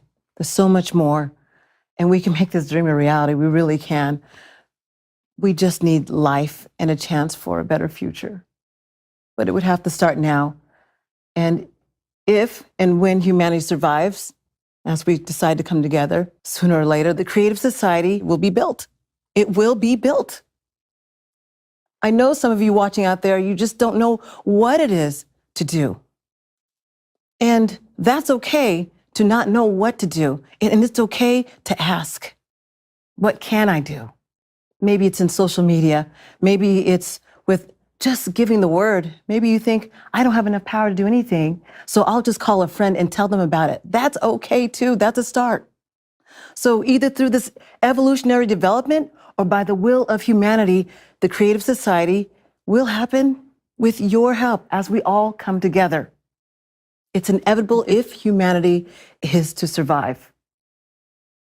And that if is the key to our motivation. Our aspiration and desire are to preserve life on the planet. It is. All of us on this planet, on this panel right here, we all feel the same way. We want to preserve life for the future, for ourselves, and most importantly, our children, your children. That is our true goal. It really is. Yes, Julia, we are united here by this goal. And in case, our friends, if you think that there were no such attempts or scientists who would understand this cause, all the seriousness of what is happening to climate before us, you're mistaken. There were many true scientists who were genuinely studying what is happening, and they were ready to address this issue, the true cause of climate change, and the problem, the challenge of humanity's survival. For example, back in 2010, there was a report released worldwide by a recognized scientist. They were well known, they were recognized, and they were official. They were going by the name of geochange. Their international group was called GeoChange, and it was an official appeal that was presented to the United Nations, signed by more than 300 scientists from 85 countries of the world. This report was dedicated to the fact that in 2010, many scientists already noted global changes in all of the Earth's layers due to the change in the planet's core itself and in the mantle. So this report was sent to the UN Secretary General, the President of the European Union, heads of the states, and international organizations. So why do you think there was no progress made? Because in 2010, it wasn't so obvious that the catastrophic change is about to happen. If you would simply go and check what's going on in the streets, nothing's going on. So therefore, the scientists, they were ignored and misunderstood.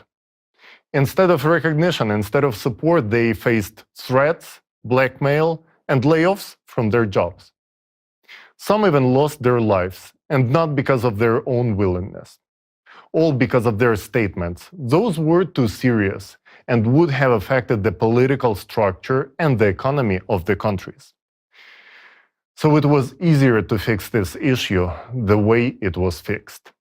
Less costly, definitely, for those who were making decisions, for those who had power, but catastrophic for entire humanity.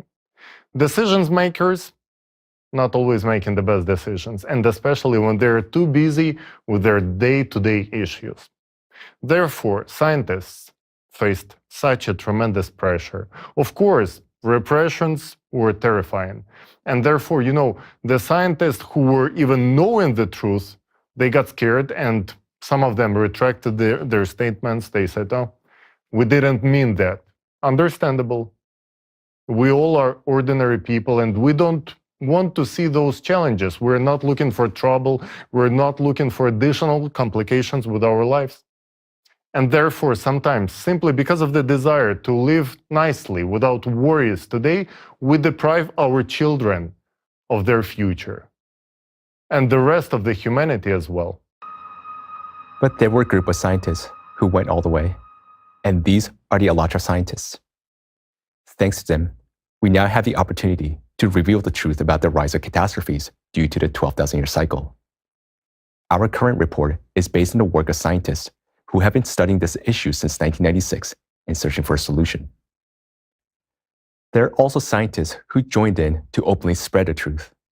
For example, in 2023, a peer-reviewed article was published in a scientific journal, German International Journal of Modern Science, by Mikhail Arushanov, a scientist specializing in atmospheric physics, meteorology, hydrodynamics, numerical models for weather and climate prediction, and a professor of geographic sciences, devoted to the cyclicity of 12,000 and 24,000 years. Only true scientists can save us, all of humanity, as they are the only ones capable of understanding the complexity of today's climate situation and finding a solution to this problem. As humanity, we can still survive, as we have a relatively calm period until the collapse of global economy in 5 to 7 years from now. But with each day passing, the time is running out because the climate is destroying laboratories, sensors, and institutes. In order for scientists to unite and begin to solve one of the most complex problems that humanity has ever faced, appropriate conditions should be created for their work. And this can only be done by those who are capable of making such decisions. Yet, for them to make this decision, they must learn the truth about the climate. And they can learn about it only if the majority of people on the planet talk about it. If the majority of people on our planet truly demand a future for their children, then we do have a chance to be heard and be understood. We have only one motivation and one desire: to live. To live for ourselves and for our children to live. Of course, it is inspiring to see more and more people stopping silent. People are starting to act and talk. Volunteers of the Creative Society and people from all over the world in different languages are using all kinds of communications, including social networks, to make the whole world hear about the climate problems. Let's watch a video about how people from around the world are doing it. don't you feel like something's off with our planet? Look. Seems like a compilation of events over a long period of time, doesn't it? Oh, wait, that's just over 3 days. Now, let's check out a week. 2 weeks. A month. And finally, a 3-day earthquake map. Don't you guys think that's kind of fucked up? You know, it's time when everything becomes undeniable. You cannot say it's just tales or scare tactics. It's not the way it always was. Nope, the graphs you see below aren't going down. It's been more than 10 years now. Wake up, they're skyrocketing. We live in a country where our families, children, homes, and lives are under threat. Look, this year is not even over yet. And the number of cataclysms in Italy is already in the thousands. Every morning I wake up with an anxiety that today this may come to the area I live in, and I don't quite know how to act. You can see how the weather is changing. Look, do you see it? It's the end of November. Look, it's foggy. You can't tell whether it is spring or winter has come. Lakes are vanishing underground right before people's eyes in a matter of hours. And you'll say it's evaporation due to rising air temperatures? Look at these shots. Do you see evaporation or something else? Friends, there are red polar lights over Germany and Europe again. Now, I will tell you the whole truth about our future. You won't hear it from the government, official science, and the media right now, unfortunately. We are experiencing external cosmic radiation that is affecting all planets. This cosmic radiation provides additional energy, which the core of our planet releases in the form of natural disasters. Due to the destabilization of the Earth's core, magma is getting hotter and rising to the surface. Beneath the Campi Flegrei, magma has risen to a depth of only 4 kilometers from the surface in just a few years. Do we realize what this danger means? Volcanic activity has already been recorded in the calderas of Aso in Kumamoto Prefecture, Aira in Kagoshima Prefecture, and in the Kikai caldera. The lives of 126 million people are at stake. Mass evacuation is taking place in the town of Grindavik in Iceland. The government has declared a state of emergency as the Fagradalsfjall volcano is threatening to erupt. Since November 8th, there have been more than 2,000 earthquakes. Is that normal? If that didn't sober you up, here's a little more. An increase in floods, wildfires, Antarctic and Greenland melting from below, a rise in earthquake at great depths, increase in seismic activity, changes in the magnetic field, new composition of rapid magma, evidence of cyclicity, sudden adult death syndrome, extreme temperature swings, clear air turbulence. Humanity will face inevitable death long before 2036, and the real and proven cause of climate change is external cosmic radiation that affects the cores of all the planets in the solar system, including Earth. Rise in deep focus earthquakes directly indicates an increase in cavitation explosions within the planet's depth, implying that the Earth's core is rapidly destabilizing and heating up, sending shockwaves across the entire planet. Have you had a glimpse of children being swept away in floods after a powerful earthquake? Have you seen whole families trapped under the rubble? Have you not? So the people in Hawaii tried to hide from the fire. As you can see, they have nothing left. No one is coming to save them. They're completely on their own. I ask myself sometimes, why must I speak up? Well, because you and I can be the next.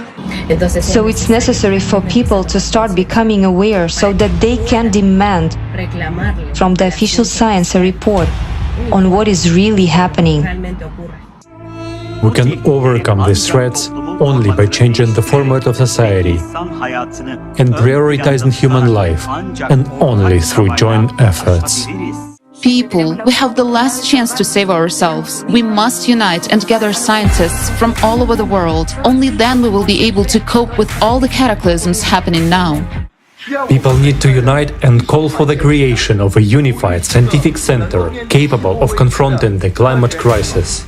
So we will create the conditions and change the vector of their work. Instead of weapons, they'll be creating a shield. Scientists, you are our best hope. Scientists, unite to save the world. Until it's too late, share information with absolutely everyone, openly. Talk about it, discuss it openly, because nothing is more important than this. No business, no schools will save us if these events continue to unfold. Then we'll be able to do nothing at all. Do you want to live? Pick up the phone right now. Call a friend, a second, a third. Call a relative. Take your phone, turn on the camera, and talk about the impending disasters. These are our lives. Do you want to lose your life? No. And I don't want to either. Why aren't you telling the truth about what's really happening with the climate? Why are the media silent? Why do we sponsor wars when climate disasters are happening all over the world and people are dying? Why are we not spending all our money to save people but wasting it to destroy them? When all the people start asking questions like this, writing articles, posts, emails, recording videos, such a global demand will be impossible to ignore.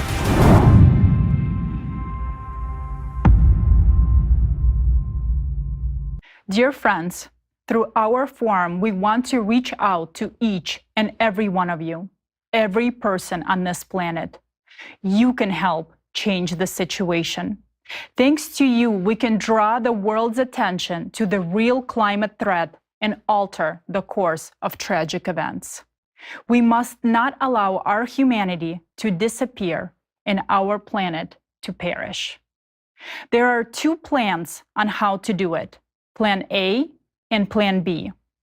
We're moving on to the next part of the forum, where you will learn about these two options and why scientific involvement is so crucial in addressing the climate threat. We'd like to remind you that you can also watch our forum, Global Crisis, The Responsibility Uncensored, on the Rumble platform right now.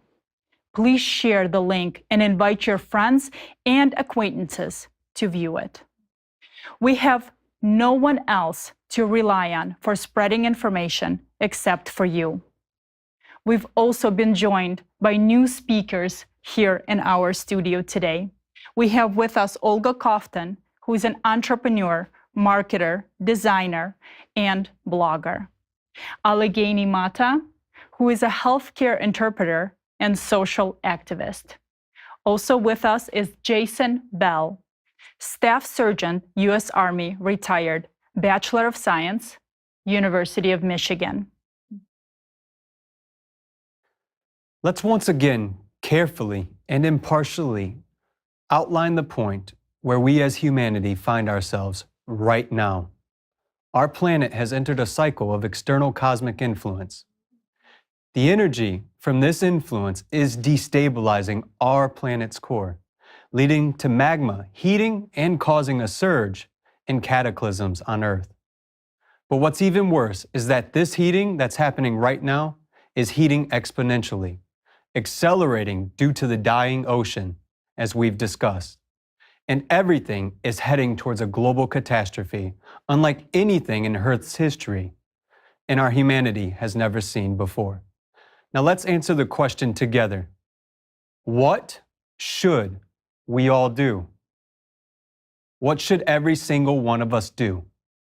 Indeed, to avoid such a scenario that culminates in a global catastrophe for everyone, humanity needs to halt or deflect this external cosmic influence. Again, we've discussed these things. The force currently attacking the core of our planet from space. So what's required to stop this? Naturally, it needs to be studied. Its nature understood. And a way to affect it must be found. How to do that, you might ask? Well, this force is an unexplored stream of particles coming from the depths of space. So the solution lies in the realm of physics. Therefore, the answer to the question that we all ask, how to do it, seems self-evident. Our science needs to tackle this issue, thoroughly study this energy, and discover how to stop it for each and every single one of us. You know, it's like an American blockbuster that we're all used to, where we've seen the bad guy. The bad guy here is the cosmic energy, and the hero, our science and our scientists, which will save us. Our modern scientists must come together from all over the world, sit down at one single table, and find a solution to this task for every single one of us. Listen, if this doesn't happen, unlike the Hollywood scenarios we've all been fed, we face not a happy ending. You can't just shut it off, but a tragic end for all of humanity. Yeah, I think we're a little adjusted to all those Hollywood scenarios, right? So let's just hammer in the truth a little bit more here. The whole point is that our science is precisely what we so desperately need in order to stop this external influence on the core of our planet and thus save the future for us and children, right? Those future generations. To solve this critically important task for the survival of our humanity, we need the brightest scientists in the world. And guys, we're not just talking about scientists whose names and faces are popularized in the media, right? We normally know why those people are there. People that are published in some scientific papers or adorned with titles, honors, grants, you know, the ones who normally are bought and paid for some agenda that's behind the scenes, right? I'm talking about a different group of scientists, the ones whose names are kept secret, right? The ones we don't hear about. Those ones possess exceptional intelligence, a broad range of knowledge, and are deeply engaged in real, practical tasks related to new physics principles. There are no more than 200 such scientists in the world. They are scattered all across the globe, but we know where to find them. They work at secret bases, developing next super weapons based on new physical principles for their countries. They work beyond the research that will be publicly disclosed. These are things we don't know about. However, these scientists have the necessary knowledge and the right approach and the potential to study this cosmic influence that we're dealing with and to find a solution to it. That's why we, all of humanity, need them so desperately right now. And simply retrieving these scientists, as discussed by Steve, from closed laboratories is not the end of our task for all of humanity. There are three more key aspects that we must consider. Firstly, these scientists, they must work together like us, not for individual countries, but for all of humanity. Secondly, they must have access to the necessary data, resources, information, and laboratories. Thirdly, nothing should hinder their work. They must focus. They should not feel pressure or danger from anyone or anything. Naturally, the next question in our sequence of events is, how do we achieve this? How do we ensure the best covert scientists from different countries come together, receive all the necessary conditions, and find a way to safeguard humanity from destruction? And here is where we, all of us, and you, and the other 8 billion people on our planet come into the picture. The thing is, the only way to peacefully and promptly bring about changes in science and to unite scientists is that we have to request it, right? There needs to be a public demand for these changes. What's a public demand? It's when me, you, your grandma, grandpa, and everybody else that you've ever met in your life, all 8 billion of us, publicly request and express that we need scientists to come together, study the real causes of the climate threat, and find ways to counter it. We openly and loudly demand to save our children.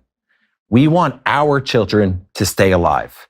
And we express this demand through the available means of communication. Guys, we're talking social media, websites, blogs, forums, videos, text, art, anything and everything that we can possibly think of, we express it.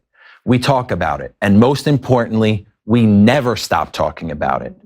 To the people just like us who may not yet be aware of the real danger of the climate change. And we ask you to join this process, the process of saving our lives and our children's lives. And this request must come from all of us, because individually, no one's going to hear us. They will only listen to us when we come together. In unity lies our chance to save the lives of our children. Let's just draw an analogy real quick, right? Imagine you and a group of friends are lost in the woods somewhere, and you guys want to be found. You want to be rescued, right? Imagine you're with your group of friends and you're the only one shouting for help. And everyone just standing there like, oh yeah, I want to be helped too. That's interesting, right? Like imagine that, guys. Our voice would be so weak that no one would find us. But if we all call for help at the same time, maybe even in the same exact direction, because we know there's a town over there, right? We're a lot more likely to be heard, right? So the situation here is the same. It's the be saved. We need to make ourselves heard by those who can actually make a difference, right? And since there are billions of us on this planet, we also need to call for help as a multi-billion community. And when we are heard and changes, preparations, and organizations of these scientists' activities begin at the international level, when they sit at the same table and they start working, only then can we consider our goal achieved. Only then will we have a chance to save our children's lives. Until then, the key is to keep calling to help and not stop. It's crucial to do it all together, just like being stuck in that woods. We have to work as a team, as a united humanity, and do it now while there's still time. Great analogy. Absolutely. Thank you for that. Yeah. And I would also like to explain why it is crucial that everyone to get involved in this process right now. We've already mentioned that we're currently living in relatively stable times. Yes, there's already unrest in many places, but at least the communication, the internet is still functioning. The global economy is still afloat. And scientific laboratories and institutes are operational. These are our capabilities that must be utilized now while they still exist.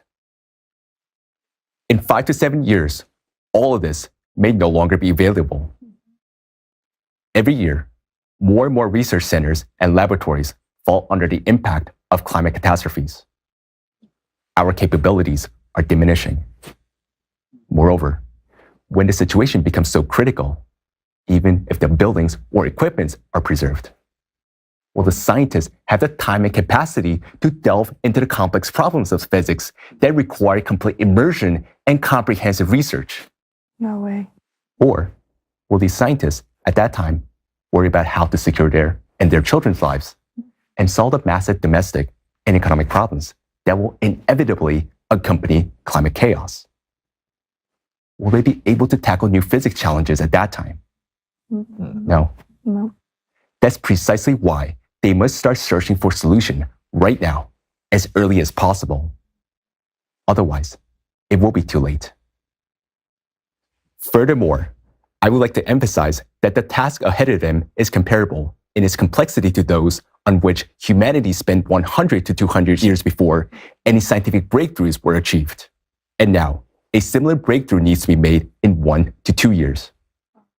Yes, today, we have the artificial intelligence in the service of humanity, capable of analyzing and comparing vast amounts of data. But what if the data required to study it is not in the database yet? What if the modern AI is not trained for the approach that needs to be applied? Thus, we are faced with a challenge that relies more on the experience and intelligence of people. More specifically, the scientists who are currently scattered and working in different laboratories around the world, and who need to come together and start working together as soon as possible. Our chance to save the lives of our children and all of humanity depends on this. Yes, and we understand that upon hearing this information, you naturally have some questions that might arise, such as how can we ensure such a reorganization of science as it requires some restructuring of the global community as a whole? And there are questions of coordination and economic nature, and we understand all of this. That's precisely why we want to tell you about 2 plans now. Plan A and Plan B. Both of these plans aim to ensure that the world's best scientists can find a way to prevent the destruction of humanity and our planet.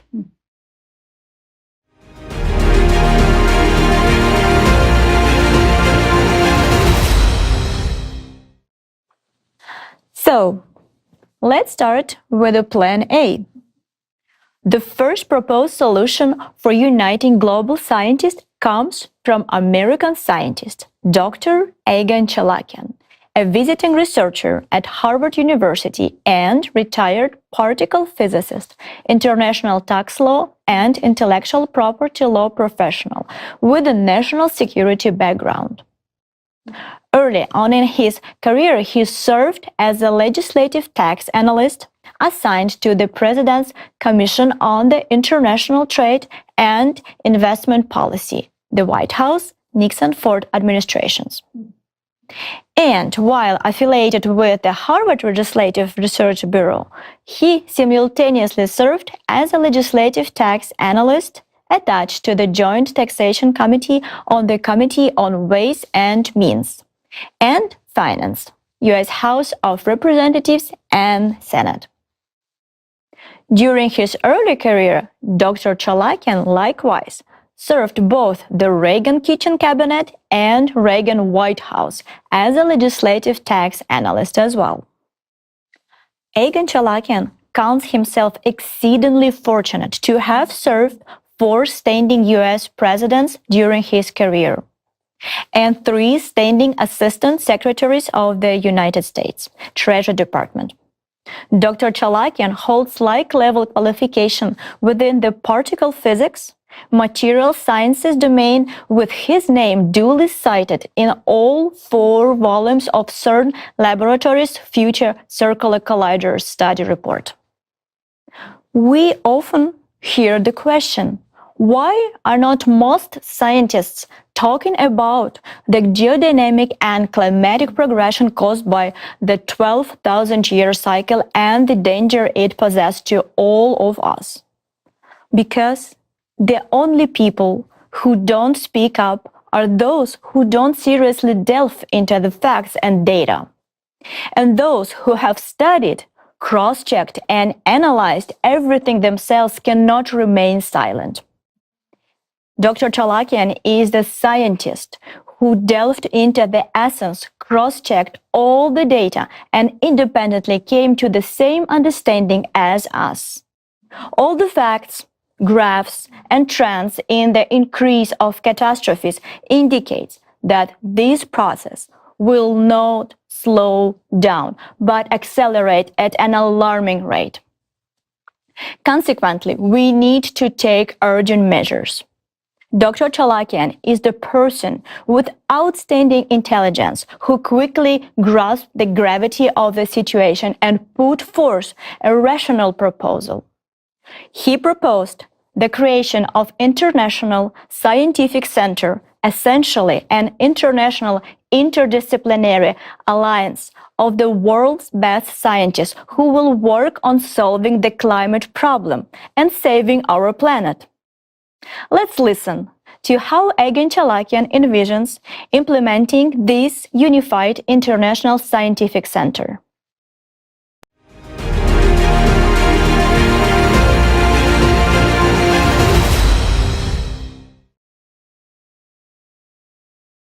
We have recently detected a number of alarming anomalies in all the layers of the Earth's system. There is an extraordinary displacement and destabilization of the Earth's core, a sporadic and chaotic acceleration of the planet's rotation, and a shift in its rotational axis. This scenario is compounded by a critical weakening and emergence of atypical anomalies of the magnetic field and a change in the composition of the upper layers of the atmosphere. These events have culminated in an extreme activation of magnetic foci and an accompanying increase in deep mantle earthquakes, a decrease in the thermal conductivity of the ocean. As a consequential result, our oceans have lost their ability to function as a compensatory and cooling mechanism. All these alarming factors indicate only one thing, to wit, our planet is on the verge of self-destruction, and humanity only has a few years remaining to avert this impending catastrophe. Today, our planet is facing an unprecedented catastrophe. This situation would seem hopeless if not for one crucial and valuable factor, Allat. It is precisely due to the interdisciplinary and unbiased approach embraced by the scientists at Allat that the cause of anomalous changes in the Earth's core and the increase of catastrophes in the current time has been identified. This cause is the cyclical nature of climate catastrophes, which occur on our planet every 12,000 years, with even greater intensity every 24,000 years. Representatives of Allat began publicly warning us about this climate danger over a decade ago, about a threat that looms over the planet and all over humanity. And they offered a real solution, a genuine solution. But did we listen to them? No. Did the scientific community listen to them? No. We as scientists consider ourselves too clever to listen to someone else. I was like that too. I was accustomed to trusting only my own data, my own calculations, and my own proofs.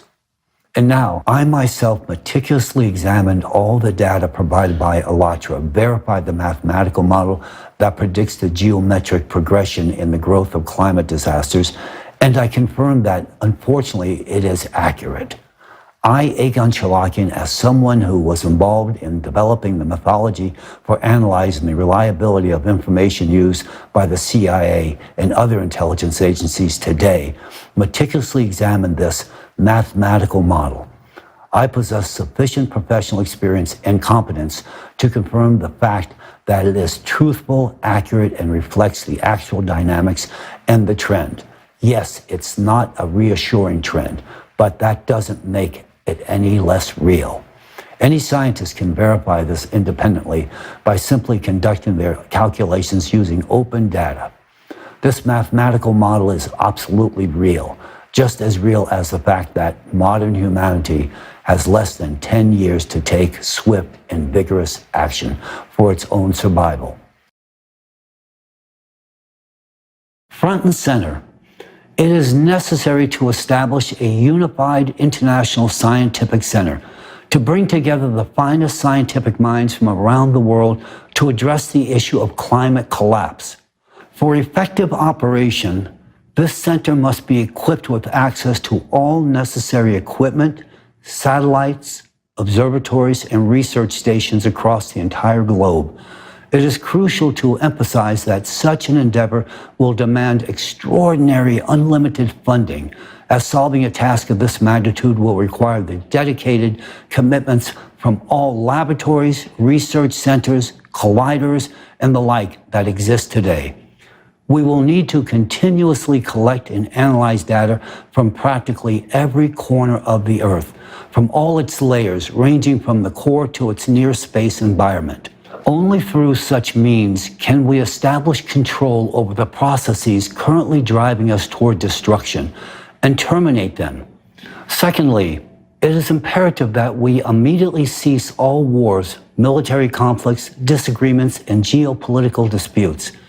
It is crucial to halt the destruction and fragmentation of the world. We all face a common enemy today that threatens all countries, the climate. We need to consolidate our resources. We must acknowledge that disaster never strikes when it is convenient. Therefore, we must address the issue of climate migration immediately, while we still have the opportunity to do so in a relatively stable situation. Conditions for people's relocation to new territories should already be established based on a democratic approach without coercion with the free will of individuals respecting all human rights. People should feel like human beings. They should feel that their lives are valuable, important, and protected, that they receive genuine rights and freedoms. We need to acutely realize now that there will soon be no one ahead or behind in this race. Therefore, countries' borders should already be open for free movement for everyone. I am fully aware and acknowledge that such unrestricted movement entails the inevitable interaction of people from diverse cultures, traditions, and customs. This necessitates the formulation of unified measures and rules that should not infringe upon the interest of other migrants or host communities. These rules should be founded on humanity and the need to respect each other and live in peace and harmony. It is vital that people don't have artificial reasons for conflict, that their honor and dignity are not violated, and that they preserve their human identity. Clearly, large-scale relocation of people will entail the necessity of reorganizing the economic system. While maintaining individual national economies, a unified planned international economy is required for the distribution of essential products and necessities and for other purposes. This unified economy should be focused on ensuring human dignified living conditions for all people, regardless of their place of residence or relocation. In light of this critical situation, it is urgent to globally transform world politics and channel all efforts in consolidation. The armies of the world should alter their operational modes, shifting from the destruction of enemies to the saving of people. We as human beings are not enemies to each other. There is no longer a reason to wage wars and remain divided. The only sense lies in seeking ways to unite. No country is capable of withstanding what is looming ahead.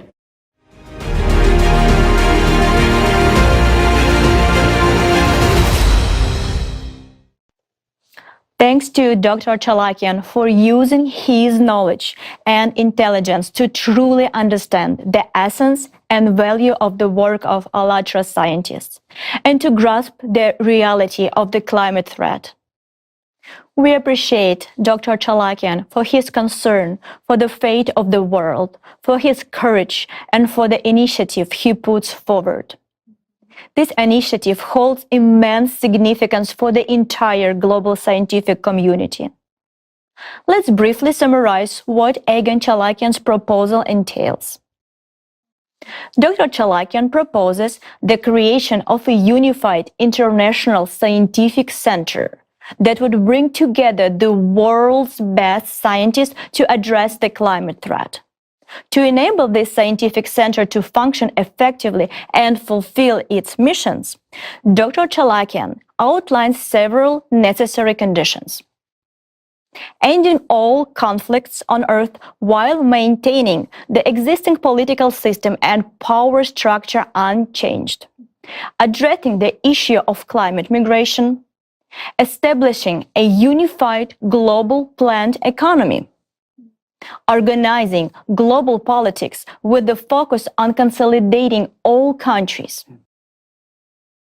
In essence, Dr. Chalakian proposes an option that involves making minimal changes to the format of our society while providing the world's best scientists with the opportunity to come together and work effectively and freely toward solving the climate problem. Egon Chalakian has indeed proposed a timely and relevant solution to the urgent challenge facing humanity today. However, has his proposal been globally supported? No. Unfortunately, not yet. This is because a global response will only be possible when people start expressing this demand on a mass scale. Only then can individuals with the authority to make the necessary decisions respond.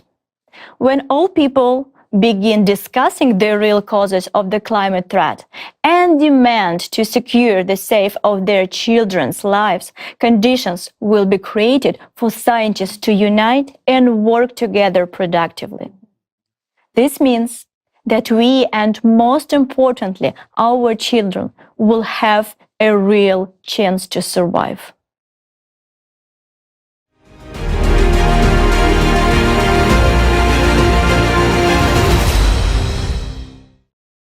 So we've just listened to what Dr. Chalakian's plan entails. This plan aims to achieve a temporary ceasefire and unite all countries to prevent a climate catastrophe.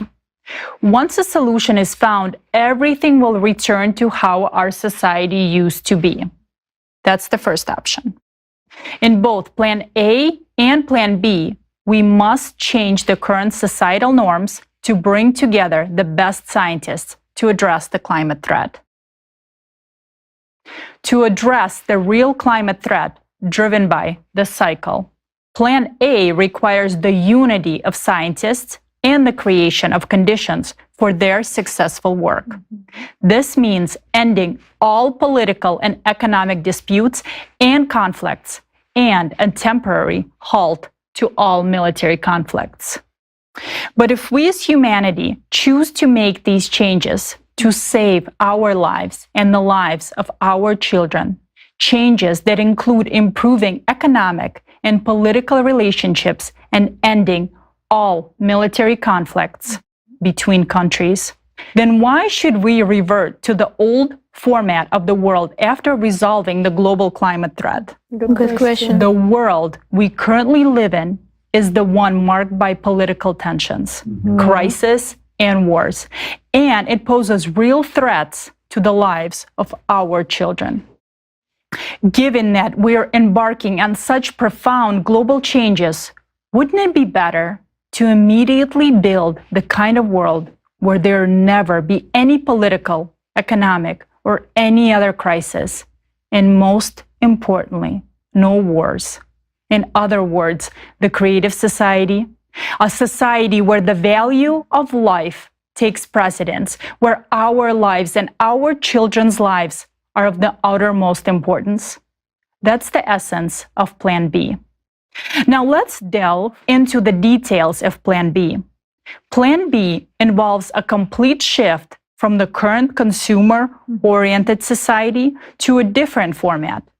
In this format, geopolitical disputes, armed conflicts, and disagreements will cease to exist forever. And every individual's life will become the highest value. This format is called the creative society. Let's consider how the creative society can help unite our scientists, and as a result, halt the climate collapse that we've been discussing today. This format guarantees a peaceful and open collaboration amongst all people. There won't be a need for secret laboratories and closed research facilities where our brightest minds develop weapons for individual countries. Currently, these exceptional human minds are working on weapons that could cause more harm around the world. In the creative society that we talk about, all our scientific efforts will be directed towards improving and making every single person's life on our planet as comfortable as possible. As a result of this, the conditions for any country to hide its best scientists from others will disappear. The top scientists will be gathered in a unified international scientific center. They will be provided with every single thing they need: unlimited funding and access to all technologies and technical equipment, as well as all the necessary infrastructure to address the climate threats caused by the 24,000-year cycle. Wow, that's awesome. Yes. Besides solving the most pressing crisis, the climate crisis, the creative society format also fundamentally improves the lives of every individual. That's because in the creative society, the most important thing is caring for each person and being focused on people's interests and what matters most to them. Therefore, the priorities of the creative society are safety, stability, and high quality of life for everyone. The creative society creates conditions where even during the transitional period, we will all receive the benefits that are currently unattainable. For example, free healthcare, education, electricity, and a monthly unconditional basic income equivalent to $10,000 US, In the creative society, the primary value is the life of a person, including their health, youth, and well-being. I also want to highlight an important aspect regarding the population size. Right now, while 8 billion people might seem like a bit much for our consumer-oriented format, for the creative society, even 50 billion people would be considered too few. Yeah. And yet, every individual's basic needs will be met, starting from food, clothing, and shelter, and extending to luxuries we can't even dream of today.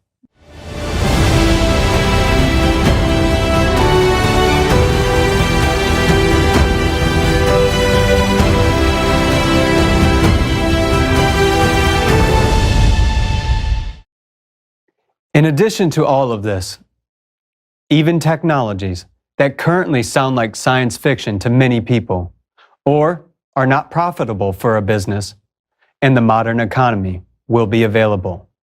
Take, for example, the fuel-free generator. Introducing FFG means you won't have to pay for electricity anymore. You won't be dependent on external infrastructure. That means no more worrying about cut wires, down power lines, or malfunctioning transformers. You'll have your own eco-friendly source of inexhaustible energy within your home. This is something that will be completely free and available to every single person. You may think now that this is a fantasy, like a movie, but today, we as humanity are already technologically advanced enough to implement such developments. We have all of the technology to do so. Now let me draw attention to your screen. Focus.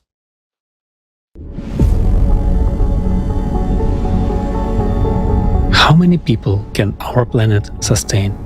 We are made to believe that the Earth is already overpopulated and there won't be enough resources for everyone. But is it true?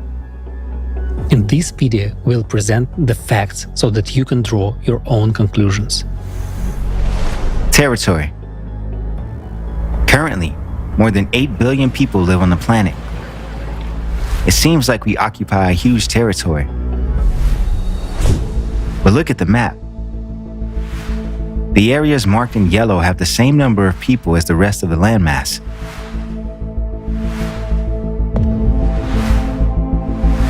And even if we assume that every single person has 200 square meters of land, then all humankind could comfortably fit on the territory equal to the area of only one US state, Alaska. And if the number of people increases right up to 50 billion, even then, we will occupy no more than 25% of all habitable land. And what about food, water, and energy? Resources. Today, technology is able to provide humanity with organic food and clean water in unlimited quantities anywhere. Food can be grown on vertical farms without pesticides and chemicals in any region of the planet, regardless of climate zone, and even directly within residential areas. For example, the dragonfly concept. This structure has 132 floors and is 600 meters high. The dragonfly can accommodate 28 different agricultural fields for growing not only fruits, vegetables, and grains, but also livestock. The widespread implementation of vertical farms will allow us to abandon large cropland areas and pastures for cattle grazing. Dixon D. Despomeyer's 30-story pyramid farm can also grow fruits, vegetables, fish, and poultry in one closed loop, and almost every element in it is recycled. One such farm can feed about 50,000 people a year. So the answer to horizontal farming is to move the horizontal farm to the vertical farm. Take the same amount of land and put it in a vertical situation, and then have year-round farming. Doing so, optimal conditions for plants and animals can be created indoors. This method of cultivation increases yields tenfold and saves up to 95% of water consumption compared to traditional agriculture. You might think it would take years to implement vertical farms, but it won't. In the United States alone, 20% of office buildings are vacant. These spaces can be repurposed for vertical farms. In Canada, the AgriPlay Ventures company has already converted some unused office space into one of the largest productive vertical farms in the country. Setting up new buildings is also not a problem. The experience of Chinese builders shows that a 30-story 5-star hotel can be constructed in 15 days, and a 57-story skyscraper in 19 days. It turns out that to construct one 30-story vertical farm, we need only 15 days. And if we need 200 farms, also 15 days, because they can be built simultaneously. It is obvious that with such technologies, food shortages should not exist. But today, a huge number of people live in a state of constant hunger and lack of drinking water. And this is happening at a time when we can already extract moisture even from the air. Atmospheric water generators can do this. So the technology is basically taking the water in the atmosphere. 90% of the water in the atmosphere are in the gas phase and not in the liquid phase. The amount of all this water is equal, almost equal to the amount of water that we have as liquid on the surface, either surface water or underground water. Generalized are termed atmospheric water, produce atmospheric water generators. So the atmospheric water generator takes the vapor from the air, cool it and condense it, collect the water that are condensing, pass it some treatment and produce potable water for use. With the help of this technology, we will be able to provide the entire population of the Earth with clean drinking water, meet all economic and industrial needs, and even turn deserts into blooming gardens. By widely implementing atmospheric water generators, we can also solve a global environmental problem. Clean up the ocean. When moisture evaporates, microplastic rises from the water surface into the atmosphere. Passing through the filters of the device, it remains there. This microplastic, like all other waste, can be safely disposed of, and technology for this is already available. By removing microplastics from the ocean, we will restore its heat-conducting function. What is more, when we take moisture from the atmosphere in the vapor state, the atmosphere becomes clean of methane and CO2. As a result, the thermal conductivity of the atmosphere itself improves, which means that heat is better dissipated into space. Now the upper layers of the atmosphere are thinning, and it is decreasing in height. Intensive withdrawal of moisture from the atmosphere leads to normalization of its height, and the upper layers become more dense. The amount of moisture in the atmosphere will stabilize, which will reduce the amount of extreme precipitation and winds. However, one should understand that this installation cannot solve the climate problem, as the cause for climate change is not in the atmosphere. Atmospheric water generators can only mitigate the effects of climate change and expedite the planet's recovery if we solve the core problem of protecting the planet from the external cosmic influence. So, with air condensation systems and vertical farms, we could already feed and provide pure drinking water to the entire population of the Earth without damaging the environment. And with these technologies, increasing the number of people is not a problem. Then why are they not being implemented? One of the reasons is the need for a vast amount of energy to operate them. And in order to be widely used, it must also be environmentally friendly. Where can we get this kind of energy?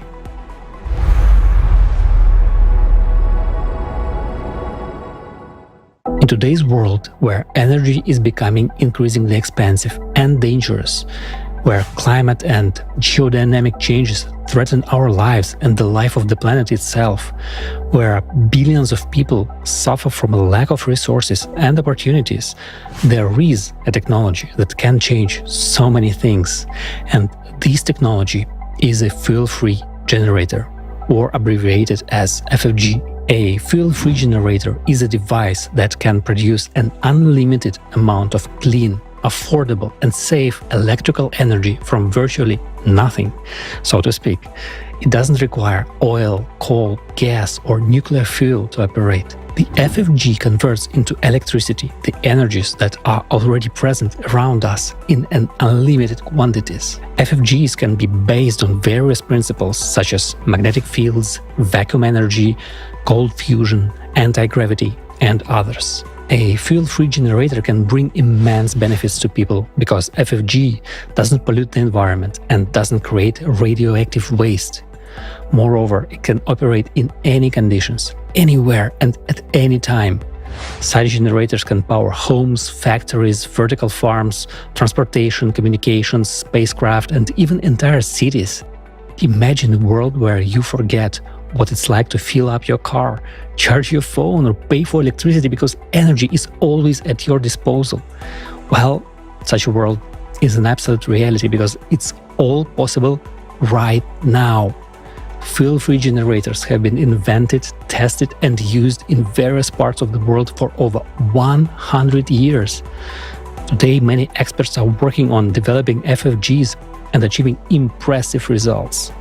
We will now introduce you to several examples of operational fuel-free generators, and their developers will tell you about them.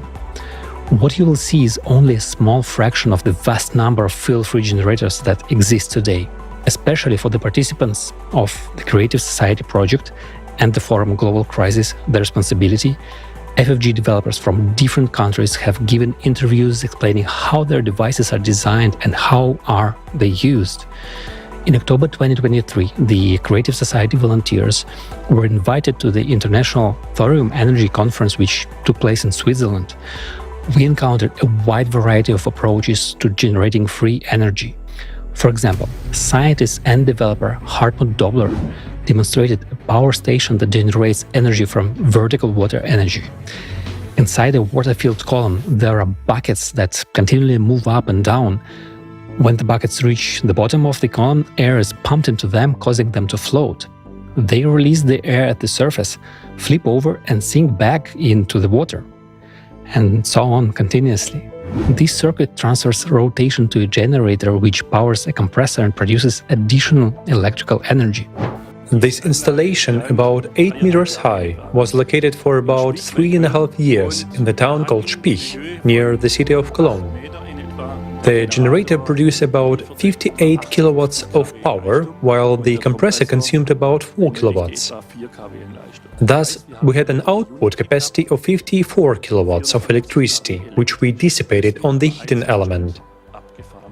We completely abandoned the use of the electricity grid and converted all the energy into heat. Later, the system was modernized. As of now, the height is 25 meters, with a capacity of 500 kilowatts, but no longer standing vertically on the surface, rather drilled into the ground. Such an example indicates that there are no limits to expanding the horizons of discovering sources of free energy.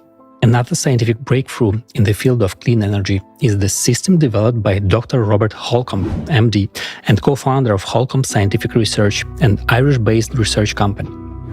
Mr. Holcomb invited volunteers of the Creative Society to a demonstration of the working model of an FFG, which took place in Florida, USA.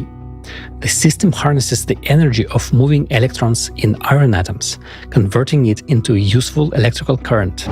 Iron, if it's excited, will put out 4 times as much energy as required to excite it in the system. So you're looking at 500% return. Total amount that the unit's capable of putting out depends on the size of the unit. The energy is generated constantly by the electron spin of the iron atom. And I've had people ask me, even scientists, well, how long will electrons spin? I mean, you can't know much about chemistry or metallurgy or anything else and ask that question, because if the electrons stopped spinning in elements, we'd all poof into dust. There'd be a universe full of dust. We wouldn't have, because that's all that holds the universe together. Furthermore, this autonomous HES Holcomb energy system operates independently of any external energy source through self-sustenance.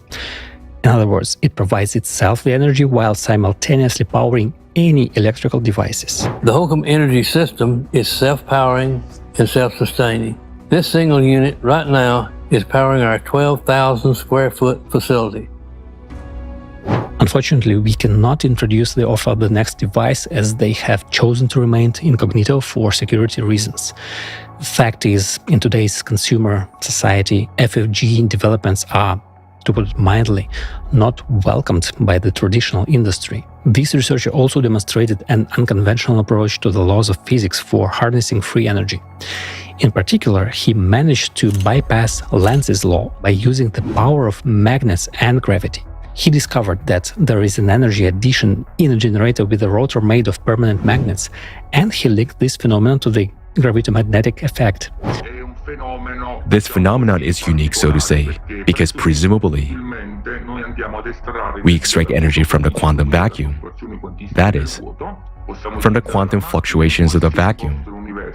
We can use this device anywhere in the universe, because anywhere in the universe, we will find quantum fluctuations of the vacuum.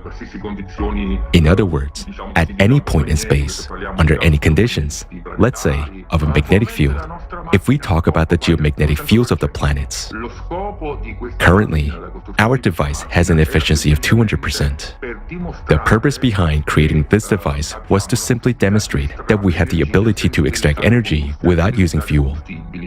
It only utilizes magnets and conductors. Here's another inventor from Zimbabwe, Tapiwa Muvangani, as an example of how one can, in an effort to help people assemble a fuel-free source of electrical current from readily available materials. His device consists of 3 batteries and inverter to convert direct current into alternating current, allowing for the connection of common household appliances. To ensure that the batteries provide the necessary output power without discharging, he employed several approaches for their continuous recharging. The other thing that we get to utilize, I think, is charging of the devices themselves by radiant energy or atmospheric electricity, if I can call it as well. And on top of that, you also get to use some principles of telluric currents in the Earth. So telluric currents, they're basically naturally occurring electrical currents that are more or less on the surface or below the surface of the Earth and transparent to the Earth. I think the third as well leverage that we get to utilize in this case, it's the power of, let's say, exclusion zone water. So the key then is to be able to arrange a very standard, let's say, cell working on the principles of exclusion zone water or fourth phase water that allow you to produce as much current as possible to recharge those batteries. So from our trial runs, as I mentioned, the very first one that we managed to make, the one in August 2022, it had a power output of 1 kVA or a single kilowatt, that's like 1,000 watts. But it's not limited to that.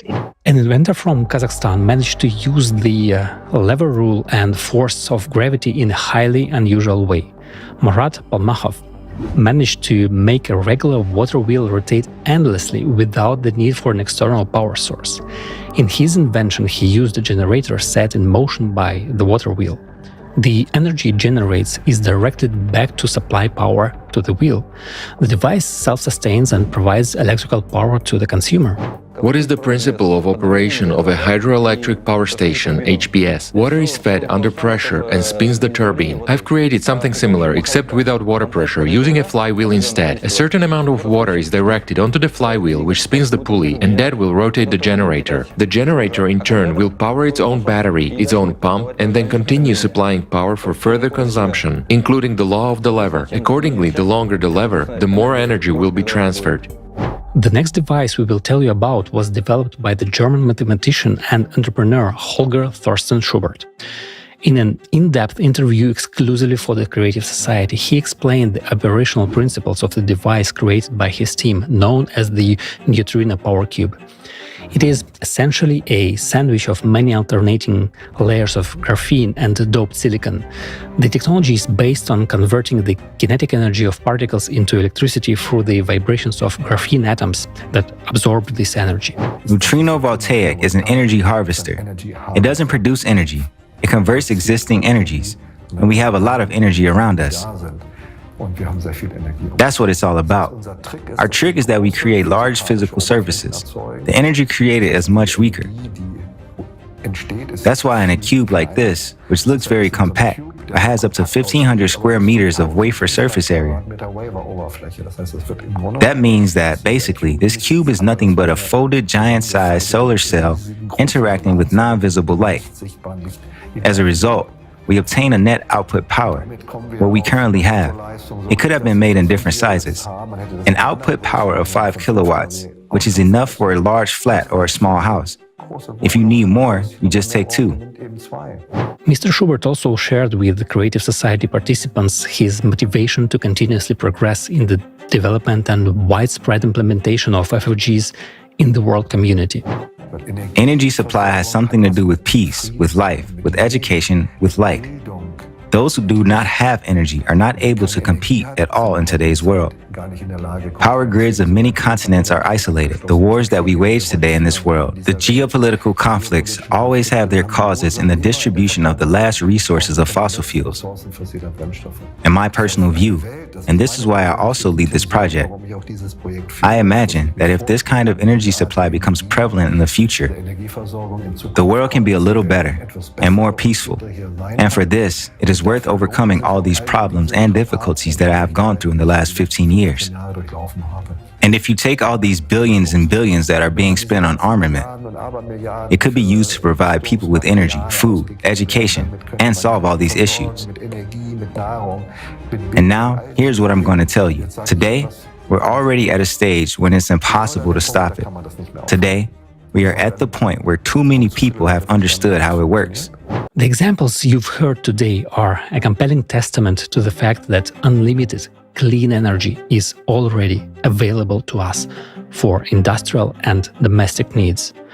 So, there are technologies that can provide all humanity on the planet with the necessary energy in unlimited amounts.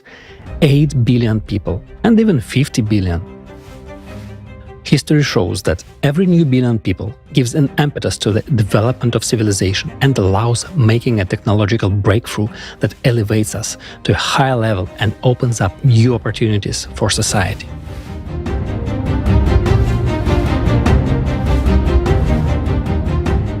Let's sum it up. We have enough territory for at least 50 billion people to live comfortably. It is possible to provide food and water for all people. There is unlimited pure energy for industrial and domestic needs. In addition, the more people, the greater the scientific and creative potential of humankind. Just imagine how many problems could be solved if this technology was introduced for widespread use. But for some reason, this isn't happening. Because they cannot be introduced in the consumer's format of society in which we live. For example, if we were to switch to fuel-free generators worldwide, the energy sector would become unnecessary. Power plants, factories, mines, oil pipelines and gas stations would be shut down. Millions of people would be left without jobs, and this would inevitably lead to an economic collapse, increased poverty, crime and chaos. Yet, how can we introduce these essential technologies without causing a collapse of the economic system? In order to do this, we need to change the format of society from consumerist to creative. In this kind of format, the goal of the economy is to provide a high standard of living for every person. All people receive unconditional basic income and are protected from economic and social risks. In these conditions, widespread implementation of fuel-free generators becomes possible. This will allow for mass use of vertical farms, generators of water from the air, and other advanced technologies. Accessible sources of water and energy will make the production of all goods significantly cheaper. This can become our reality if people take responsibility and decide to change the format of society. You can make such a decision only when you know that there is a choice. That is why it is very important now for all people to hear about the opportunity to build the creative society. By uniting around one idea, we can easily build the world everyone dreams of. But it all starts with you, my friend, with your decision to let people know what kind of a world we can live in if we want to. And for that, you just need to start talking.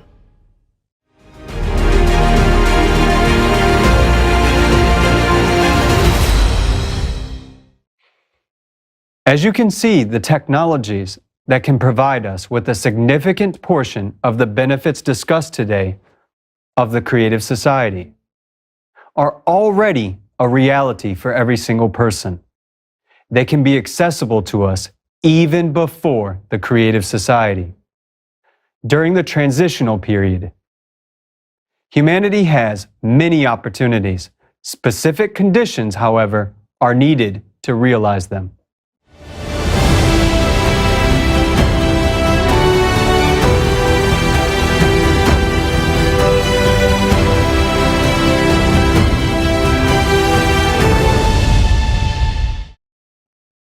In the creative society, humanity will live harmoniously with nature. Our environment will thrive and our oceans will be cleansed. We won't need to kill animals like this duck right here. And because we don't need to. We won't even need to pluck fruits from the trees. That's because each of us will have a matter replicator, a technology that can create any product you desire.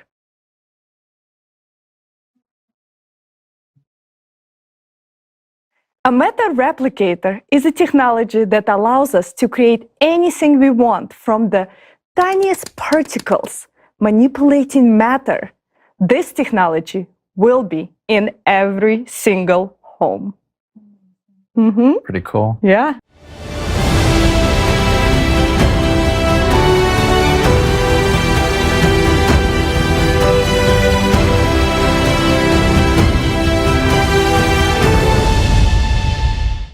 Guys, in the creative society, the issue of disease and aging will be completely solved. Now, how is that possible? Thanks to a technology that extends human life beyond the species limit. In the creative society, every person will have access to a health capsule absolutely free of charge. This capsule can extend a person's life to at least 1,500 years, restoring youth, health, and even older people. Take a look.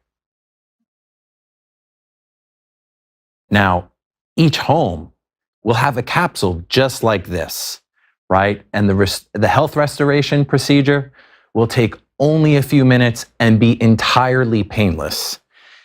I don't know about you guys, but I personally have tons of family that have experienced tons of pain from the healthcare system currently.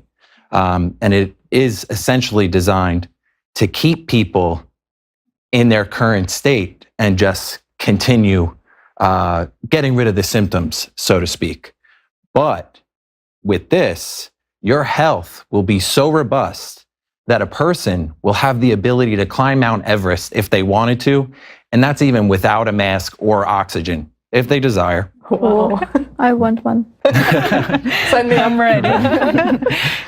Their state of health will enable them to achieve records that are currently considered impossible. And this is an absolute reality. Life extension is simply a matter of physiochemical processes. Today, there are already fundamental studies that are the first steps in developing this technology, proving that living for 1,500 years is possible. We present a movie after which all of this will no longer seem like a science fiction movie to you. Check it out. Youth is a magical time. Everyone's best memories are associated with it.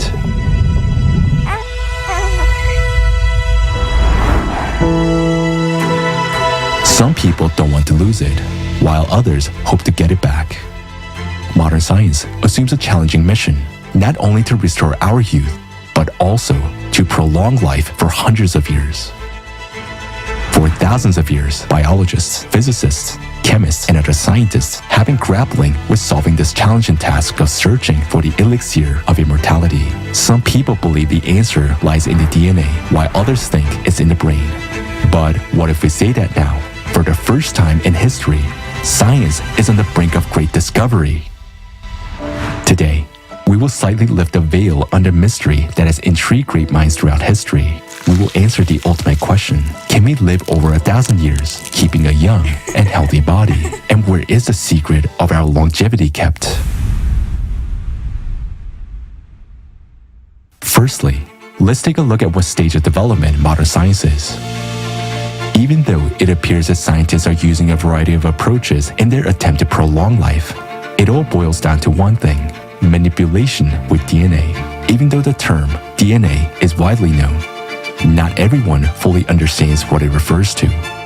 In simple terms, our body is printed like an object on a 3D printer, according to DNA instructions. DNA is a book that contains all the instructions for the construction and functioning of our organism. The chapters of the book that the printer must read to construct specific cells are marked with special bookmarks. These bookmarks are called epigenetic marks, or epigenome. The bookmarks do not change the text of the book, but they determine what the cell will be like, how it will function, and so on. By using this system of bookmarks, the body can quickly adapt to changes in the environment. Depending on the conditions, some bookmarks can be added, while others may be removed. Over time, the quantity and placement of these bookmarks change, reflecting the natural alterations occurring within the body as it ages. Investigating these processes, Steve Horvath, professor of genetics at University of California, Los Angeles, developed a mathematical model to determine human biological age. This model is called the epigenetic clock. In other words, it is an indicator that shows how old or young a cell or the entire organism is based on certain changes in DNA. Epigenetic clocks are used by scientists to evaluate the effectiveness of rejuvenation and life-prolonging techniques. Unable to directly place epigenetic marks on DNA, that is bookmarks, scientists employ various methods to influence the organism and investigate how it affects the placement of these markers. Japanese scientist Shinya Yamanaka discovered a way to remove all bookmarks. He identified 4 factors, 4 special proteins that he used to transform ordinary adult cells into cells resembling stem cells. In other words, the cell forgot that it was, for example, a skin cell and reverted back to the state similar to the cells in the early stage of embryo development, when it is not yet determined what type of cells they will become. He was awarded Nobel Prize for this groundbreaking discovery in 2012. David Sinclair, professor of genetics at Harvard Medical School, believes that our bodies contain a backup copy of information about our organism's youthful state. He's working to activate this backup copy at the DNA level, based on Yamanaka's discoveries. An important point emphasized by Sinclair is that people don't die of old age, but of diseases, while aging itself is similar to disease. His team demonstrated the ability to influence physiological processes at the cellular level. Specifically, they were able to switch on and off the vision in mice. While some scientists are studying methods to reverse changes in DNA back a few years, others are searching for an intact copy of DNA, hoping to transfer this original information to the entire organism. Obviously, the source of such DNA is the cells of the umbilical cord and placenta. Services for freezing and storing these tissues have existed for some time now. It's important to understand that not everyone has this opportunity, and not everyone can afford it. It is also worth noting that today, there is no full understanding or much experience in the use of stem cells preserved in such a way. Moreover, scientists have established that the role the cells will play in the body is determined by the environment that surrounds them, the extracellular matrix. The extracellular matrix is a unique environment that performs numerous functions, providing support to all cells and regulating their fundamental life processes. It is important to understand that extracellular matrix undergoes changes as we age, and using stem cells alone in such a matrix will not provide the desired results. Figuratively speaking, if you throw meatballs into the oversalted broth, they will also become oversalted. In other words, without changing the extracellular matrix, you can't change the cells. Without changing the conditions, we will not get a new result. Despite the fundamental role of the extracellular matrix in the structure of our body, its study doesn't still get enough attention. In this regard, we suggest taking a look at two very interesting studies. In the first case, scientists use a preparation based on the extracellular matrix from a pig's bladder. The matrix-based preparation was applied to a wound as an irritant preventing cells from forming a natural scar. When this preparation was applied to the wounds, artificially created openings up to 2 centimeters in diameter in the rabbit's ear. They healed in just over 30 days. Moreover, with a full hair regrowth and without scarring. Due to the circumstances, these studies never saw the light of day. A while after, American scientists Stephen Baddelek and John Mockford, working for the U.S. Department of Defense, achieved breakthrough results in tissue and limb regeneration, this time in humans. They also utilized preparations based on the extracellular matrix of the pig's urinary bladder. The application of these preparations led to reparative regeneration up to tissue restitution, meaning complete restoration, including the recovery of the nerve, bone, tendon, and muscle tissues. Despite the fundamental breakthrough of military medicine, these technologies have not yet begun to be applied in everyday life. Another regeneration expert, Michael Levin, wondered, how do cells know when to stop the division process during regeneration? Once the correct salamander arm has been completed, and how do they even know what a correct salamander arm is? As Michael Levin says, we can read the genomes now, and there's nothing in there about the size and shape of your arm. So DNA alone is not enough to recreate a body part, let alone the whole organism. The question arises, if this information is not in the DNA, then where does the organism acquire the data for the regrowth of a lost limb? The answer to this question can be found in the Kirlian effect. The lost salamander's arm is visible on the image made using the Kirlian method, which proves the existence of an informational structure at the level of which the object has preserved its integrity. In other words, the informational matrix is preserved. It serves as a source of information, which the organism uses in the process of regeneration. That's an interesting point. A person's lost limb would appear on Kirlian effect photo as if it was still there. The paradox is that if a person loses weight, the lost limb will also appear slimmer on the image. Thus, it becomes clear that our body is structured according to the information matrix. The aging of the body reflects changes at the level of this matrix. Therefore, to restore the body to its youthful state, changes must be made at the information level. The second study we promised to talk about is precisely related to this aspect. Scientists became interested in the fact that only cells triggering an autoimmune reaction in all vertebrates on the planet are the nucleus pulposus cells. This occurs whenever there is a rupture of the fibrous ring of the intervertebral disc. In other words, the body's immune system perceives its cells as foreign and attacks them. How can one's own tissue trigger an immune system response against itself? It's a paradox. This should not be happening. Scientists were interested in how the body would react if a substance from a purified matrix of the nucleus pulposus was administered intravenously. The substance of nucleus pulposus was acquired through puncture and refined off cells until only the matrix itself remained. Then the matrix itself was purified. The obtained substance was tested on mice, and it prolonged their lifespan beyond the species limit. Old mice that were about to die quite soon became quite alive. The control group died very soon, while these mice, after 3 months, gained a second life, started reproducing, and continued to exist for more than 10 years. As a result of the experiment, it was possible to restore the youthfulness and prolong the lifespan of a mice threefold. In other words, the mice lived not just an average lifespan, but a full lifespan, 400 years in terms of human life. Provided that the substance was administered every 3 months, there were no signs of aging. The mice were young and healthy, and they were not even aware what had happened to them.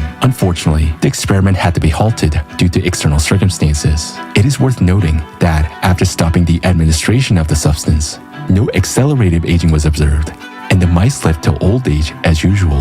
The same result was obtained with rabbits, but their lifespan was prolonged only once due to their longer life expectancy and the necessity to interrupt the experiment. While observing the mice during the experiment, scientists did not notice any pathologies. which led them to assume that this process could be repeated indefinitely. Unfortunately, this result cannot be considered scientifically proven, as the experiment was stopped and the animals were withdrawn from it prematurely. Nevertheless, it was an evident fundamental breakthrough in science, as it demonstrated that the substance collected from the extracellular matrix of nucleus pulposus affected the information matrix. This is proven by the fact that no accelerated aging was observed in mice after the substance has been discontinued. Based on the results of this experiment, we would like to present the following hypothesis to your attention. The nucleus pulposus of intervertebral discs originates at the very beginning of embryo formation, has no blood vessels, and is nourished through osmosis, diffusion, that is, it is isolated from the blood circulatory system. Furthermore, in all the vertebrates, when the fibrous ring is ruptured, an autoimmune reaction to the contents of the nucleus pulposus occurs. An autoimmune reaction in the body is an abnormality, and in this case, in 100% of all vertebrates without exception, the organism reacts to the contents of the nucleus pulposus, perceiving them as foreign. As a result, we get a herniated disc. The wall of the fibrous ring is thinner on the side of the spinal canal. This area experiences the highest physical stresses, and it was seen that nature should have maximally reinforced this part of structure. However, the fibrous ring is the first to wear out, and in almost 100% of cases, the rupture of the fibrous ring occurs in the direction of the spinal canal. Apparently, it was initially intended that upon rupture, the content of the nucleus pulposus of the intervertebral disc would spill out into the spinal canal. It is on this side that the cerebral spinal fluid goes up and reaches the brain. In other words, the contents of the nucleus pulposus, along with the cerebral spinal fluid, passes through the arachnoid membrane and gets into the brain, the center of genetic formation, where it would start the processes of rejuvenation and complete organism regeneration, similar to those observed by scientists in mice. During the course of life, the fibrous ring wears out, and even in the absence of trauma, senile osteochondrosis develops by the age of 60 to 80. Considering this fact, the fibrous ring will sooner or later rupture and trigger the rejuvenation process. But this process is currently being blocked by the body's autoimmune response.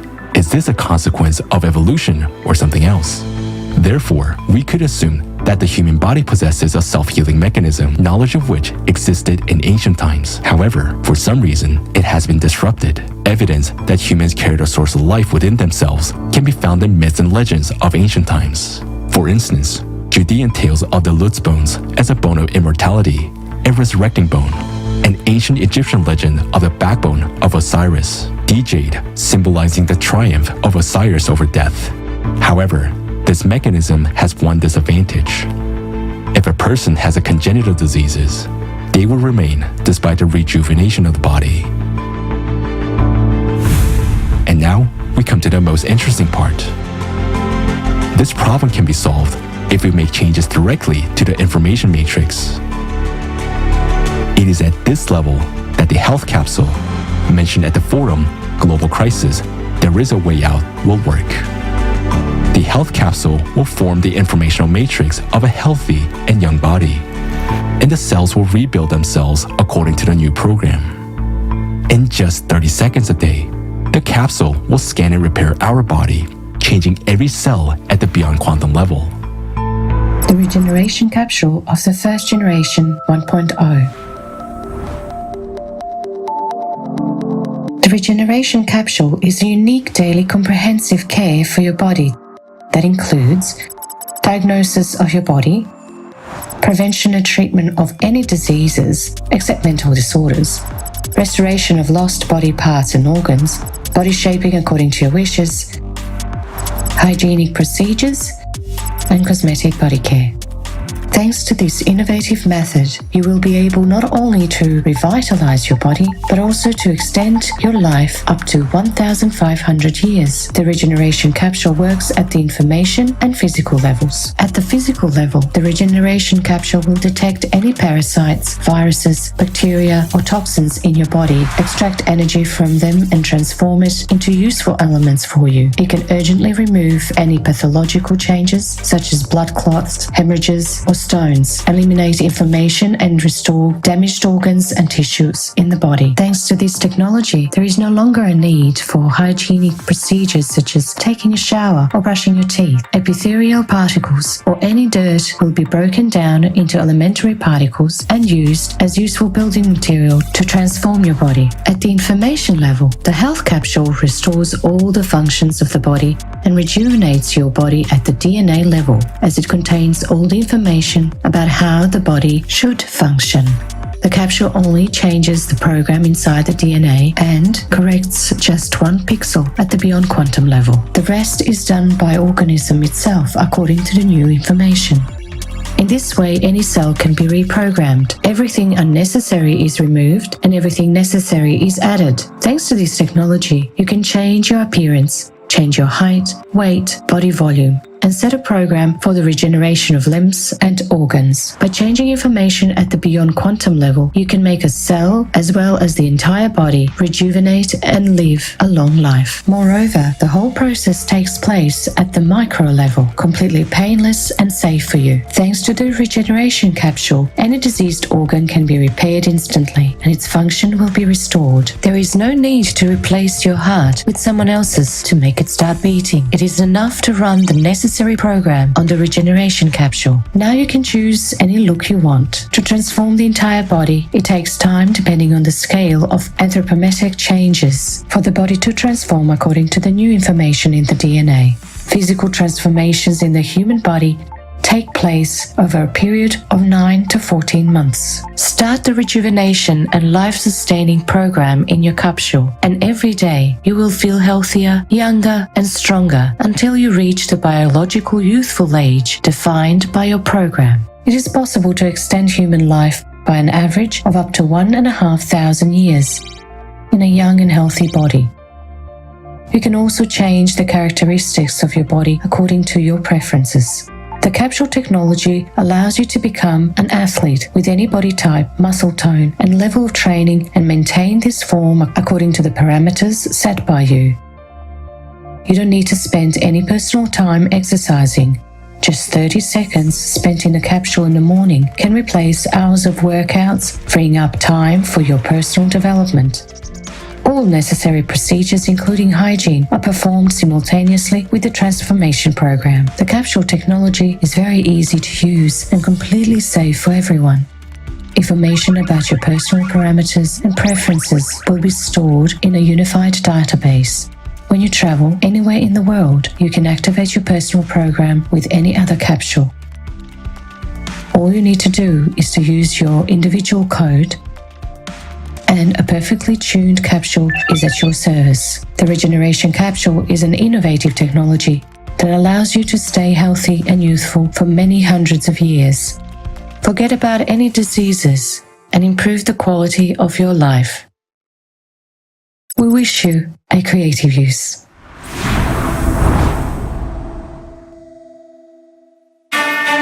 It might sound like science fiction, but the technologies featured in this video actually demonstrate that regeneration and life prolongation beyond the species limit are already possible today. There are numerous doors leading into this room, and today we present you the most well-known and promising approaches.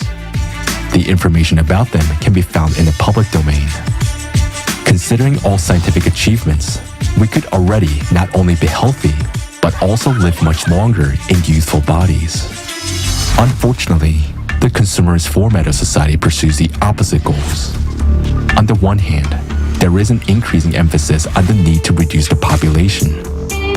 On the other hand, healthy people are not beneficial to big business, as colossal profits are made in pharmaceuticals and healthcare.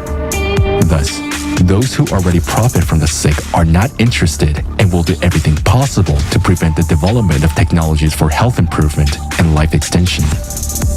That's why we don't see the implementation of methods based on cutting-edge developments that could prolong human life beyond the species limit.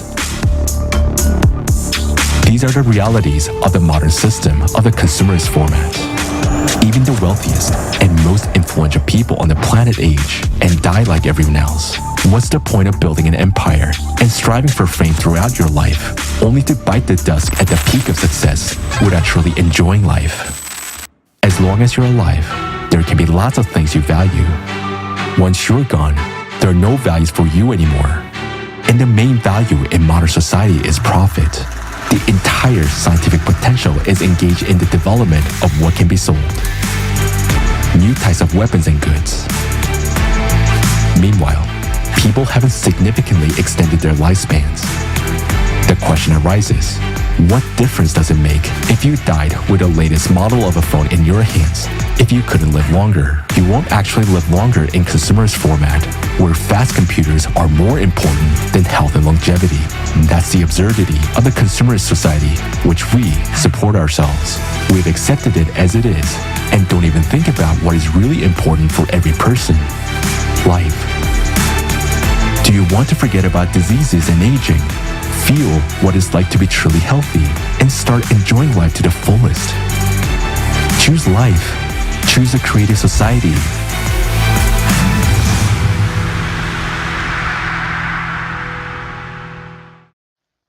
As you can see, science has already made significant progress in research related to life extension.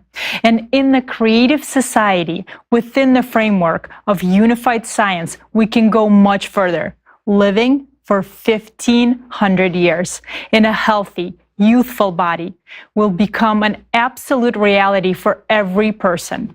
In medicine, it's long been known that aging is a disease that can be treated. We've talked extensively about the model of the creative society, its technologies, and its benefits. You can learn more about the creative society from our previous forums: Global Crisis, There is a Way Out, and Global Crisis, Our Survival is in Unity.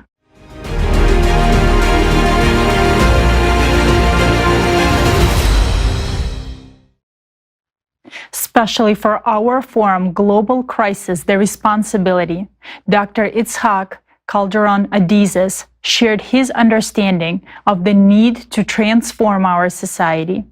Dr. Adizes, world business consultant, author of international bestsellers, founder and CEO of the Adizes Institute, one of the top 10 consulting companies in the world.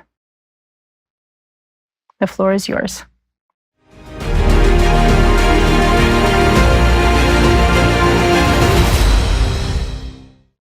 We need a totally new system.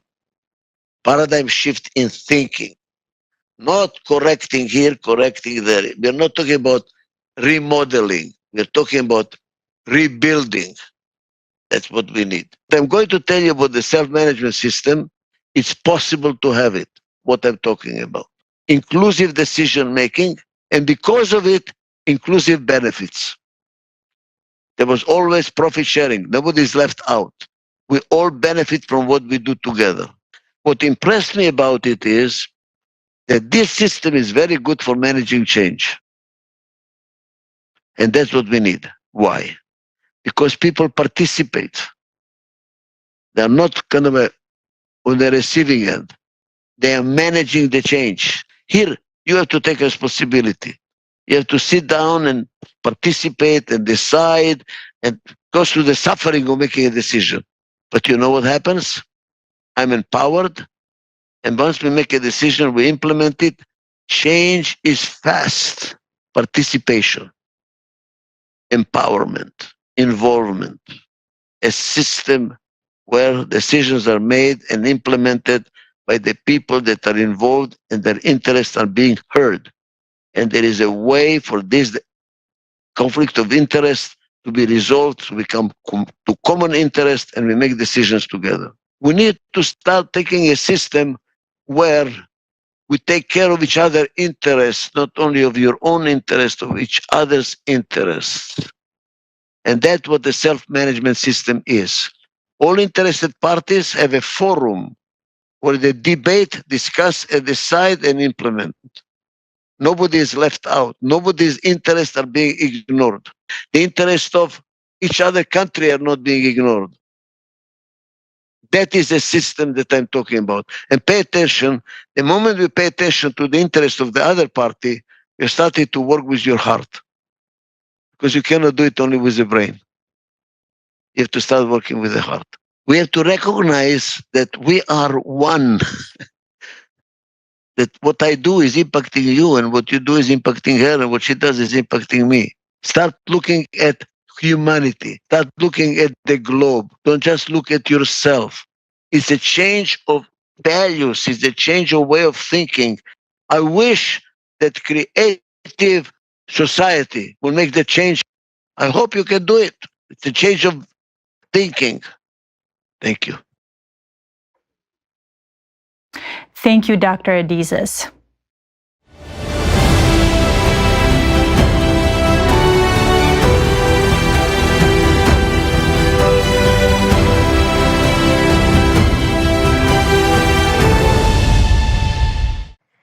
The creative society opens up vast prospects for us, and most importantly, it allows us to address our most pressing crisis, the climate crisis.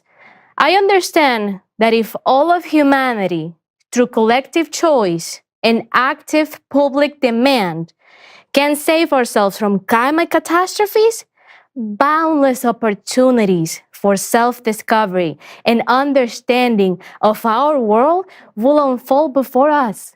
And the most important thing today is to make that collective decision, as a result of which we, the people, will be able to stop the climate collapse. It does not matter which option we choose, A, B. The main thing is to save our children's life and our world. But of course, my personal dream is a creative society.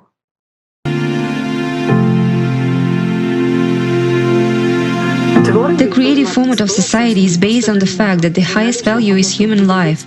It is the safety of the human being.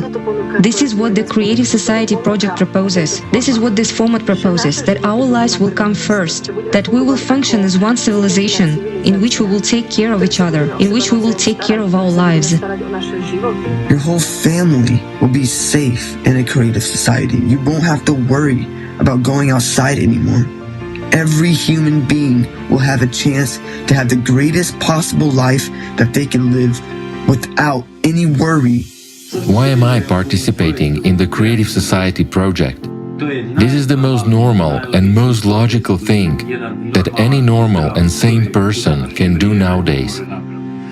To volunteer in the largest and most popular project of humanity in the entire history of humanity. I support creative society to make this world a better place for everyone.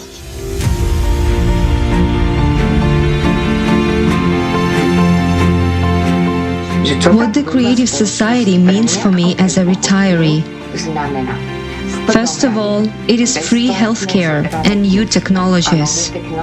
Do you want to always be beautiful and young? The solution already exists. In the Creative Society, all the latest technologies and developments will be equally available to everyone. In my daily life, I use a bicycle because I enjoy it. However, in the consumerist format, it's not very convenient. But in the Creative Society, I know I'll find my bicycle where I left it. Because firstly, any theft will be detected within 5 minutes thanks to technology. And secondly, why steal when you already have everything you need? I recently found out that in the near future, we will stop cooking altogether. Scientists can make replicas in the near future for everyone. Are you tired of working like a slave and still not having enough? Do you want to work 4 hours a day, 4 days a week? Let's build the Creative Society together.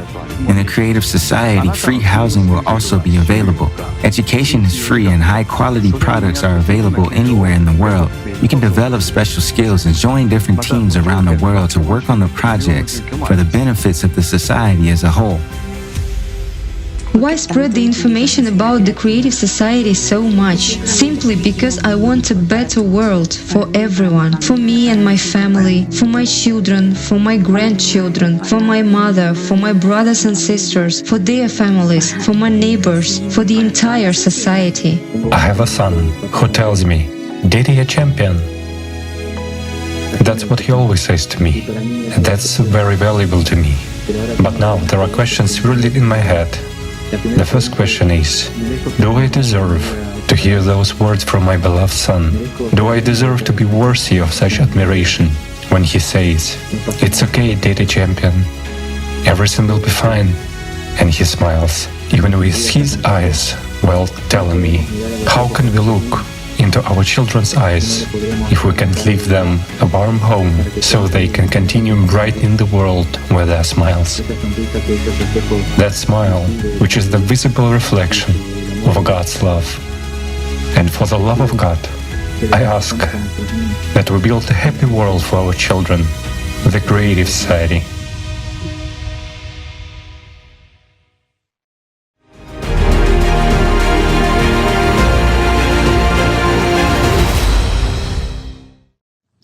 Now, it is a great honor for us to introduce esteemed Igor Mikhailovich Danilov.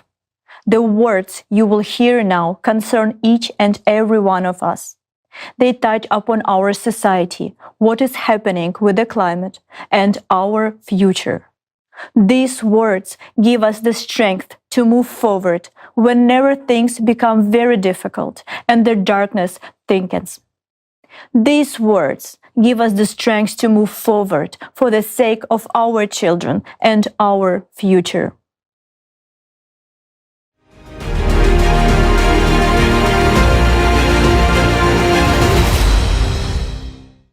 There is such a phrase, punish not show mercy. So the comma has not been placed yet. I would say that our chances are substantial.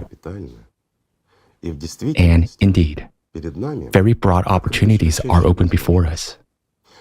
Yes, I can understand people as well. They're doing a lot, informing others, but people seem not to hear. Yet, on the other hand, my friends, just look at how many people today support the Creative Society around the world.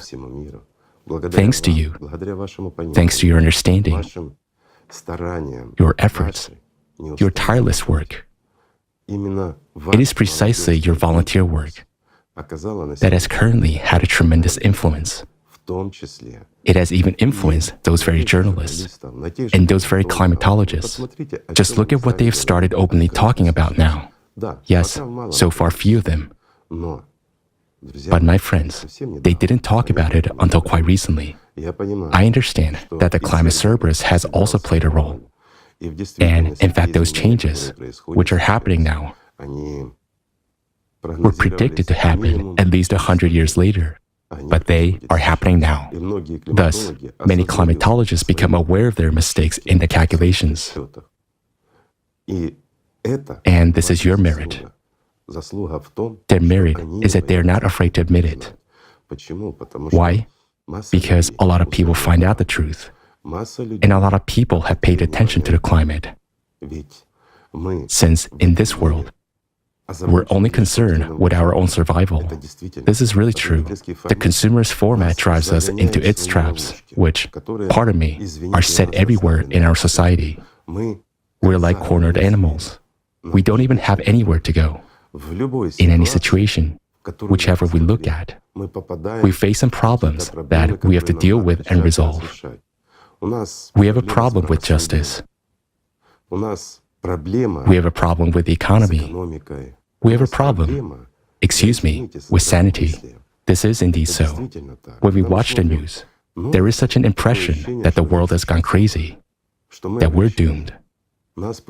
They scare us with large-scale wars. They scare us with a nuclear war and whatnot.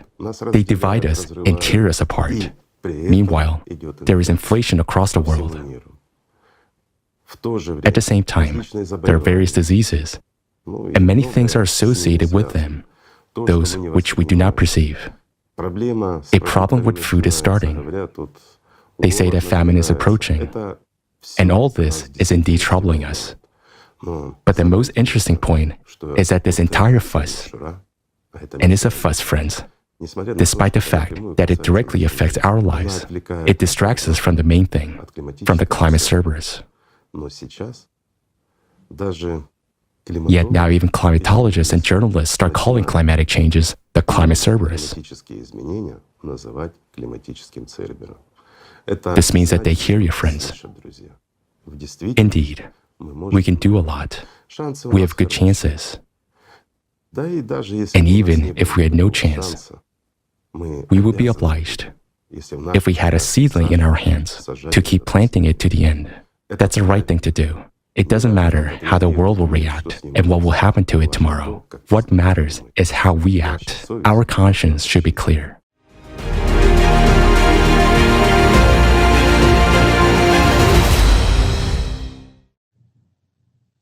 We express immense gratitude to Mr. Igor Mikhailovich for your care for people, for your love, for your example, and for knowledge that allows us to see the truth about what is happening in the world. Because only when we see the truth do we have a chance to make the right decision, and thus we have a chance at life. Thank you, Igor Mikhailovich, for your support, which gave us the strength not to give up and to believe in ourselves.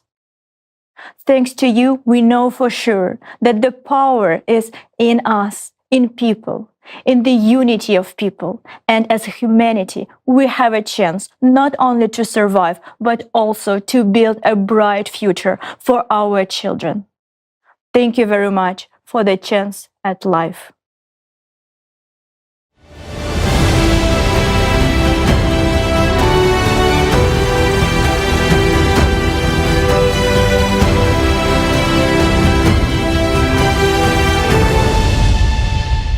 The Creative Society offers opportunity to secure a future for our children and improve our lives. Both Dr. Chelakian's model and Creative Society agree on the fact that people need to express their demand on a mass scale. Only this will attract decision makers' attention and provide an opportunity to implement one of the options. If the demand from the people is put en masse soon, there will be also a timely solution to the climate threat. And that's what we all need right now. Today, we heard about model proposed by the esteemed Dr. Chelakian, and we talked about the Creative Society. We have extensively explained the Creative Society in all our previous forums and conferences, providing various viewpoints and examples. We understood that every person wants to live in the Creative Society, but not everyone wants to fight for it. That's because many people are currently immersed in their own problems. However, those problems will disappear very soon, and unfortunately, along with us, if we don't fight for life. If you don't want Creative Society, that's your choice. But let us at least take a step now, one that every person is interested in. Let's save the lives of our children. We all must collectively convey the truth about climate to each other and all the people. This way, a mass demand for people will form. Then the people in charge will pay attention to it and create the conditions for uniting and working with scientists. This is our only chance for survival. And then, when we save our lives and everything settles down, we will surely come to understanding and realization we need to build the Creative Society. The Creative Society is our dream. I know Legeni shared that it is hers, and it truly is our dream. And we want it to come true. And we definitely want it for all of the humanity to resolve the climate issue together. Our primary task now is to defend our world, our lives, and most importantly, our children's lives. As humanity, we are obligated to save ourselves. You know, when we talk about survival, we're talking about dealing with the climate collapse because that's the only thing that guarantees humanity's survival. But after watching the conference, Global Crisis, America at the Crossroads 2024, many people thought that the green zones in the United States, which we discussed at the conference, are also one of the options for survival. But let me remind you, a green zone is an area that will be less affected by global disasters than the others. After the conference, we received many letters from people from different countries asking us to show all the green zones that exist around the world, not just in the United States. People requested that we discuss this topic in more detail at today's forum. We will return to this topic later, but first, let's watch the film called The Green Zone. But 33 inches is nothing to be ashamed of. Good night. Good night. Now, what's the matter with him? He's going to bed. Oh, it's too early. I feel too good. Oh, I wonder if there'll ever be another time as good as this. Harry. Listen, just listen.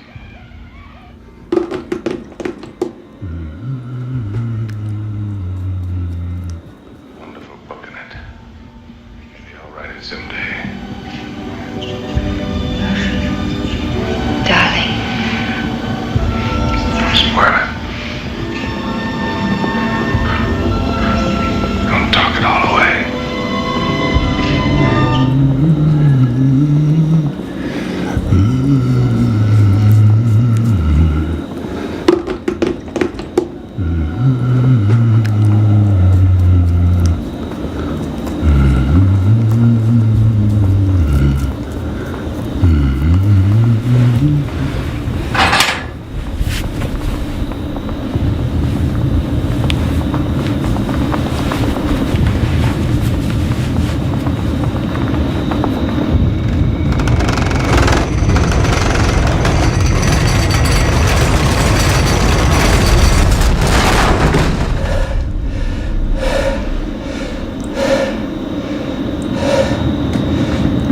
Damn it.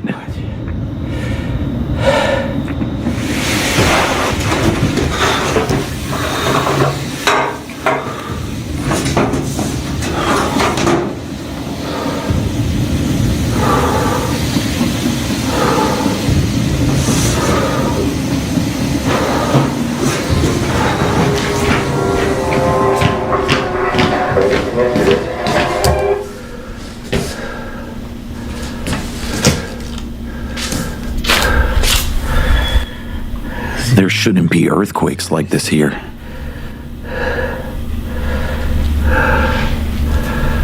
This is a green zone.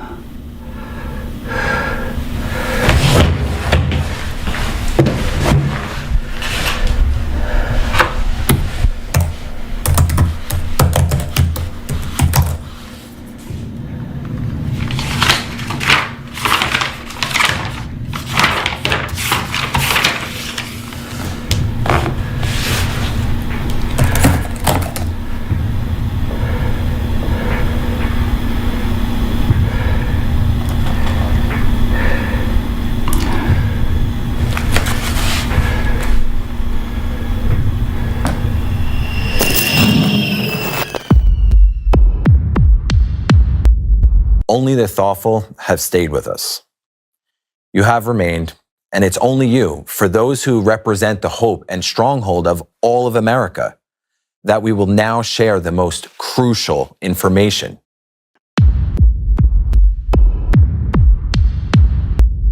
Let's look at the map of America. Do you see the red, yellow, and the green zones? This map shows how soon the different areas of our country will be subjected to devastating climate catastrophes. How soon? How soon? The green zones are the territories where livable conditions will persist the longest.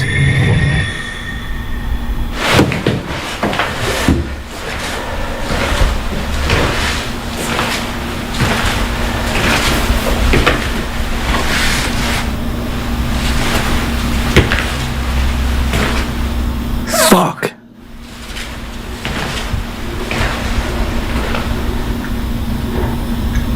Everything's fine.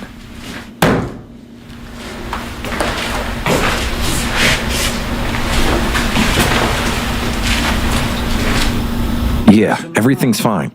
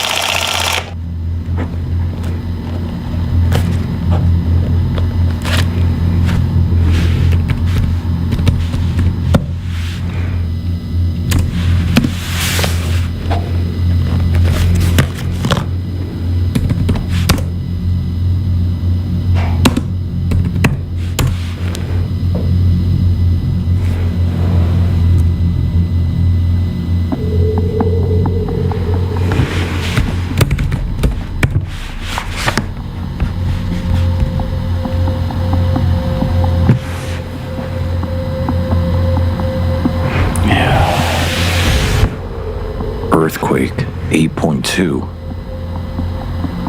8.2? But the guys are there. The guys are there.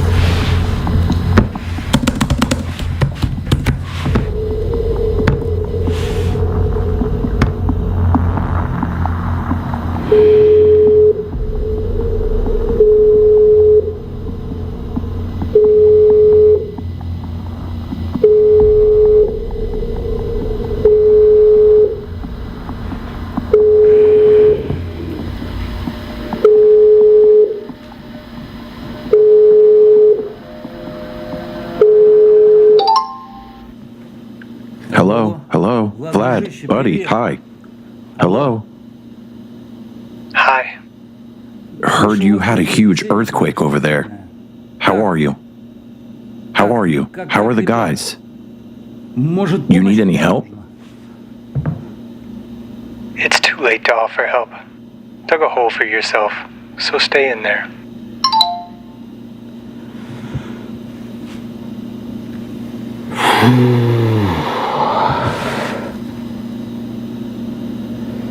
What the fuck?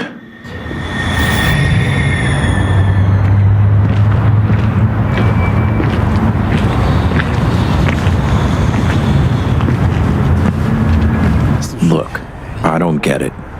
Why didn't they show a green map of Europe? Why is it only for Americans? Have you heard anything? Just be honest. No, haven't heard a thing.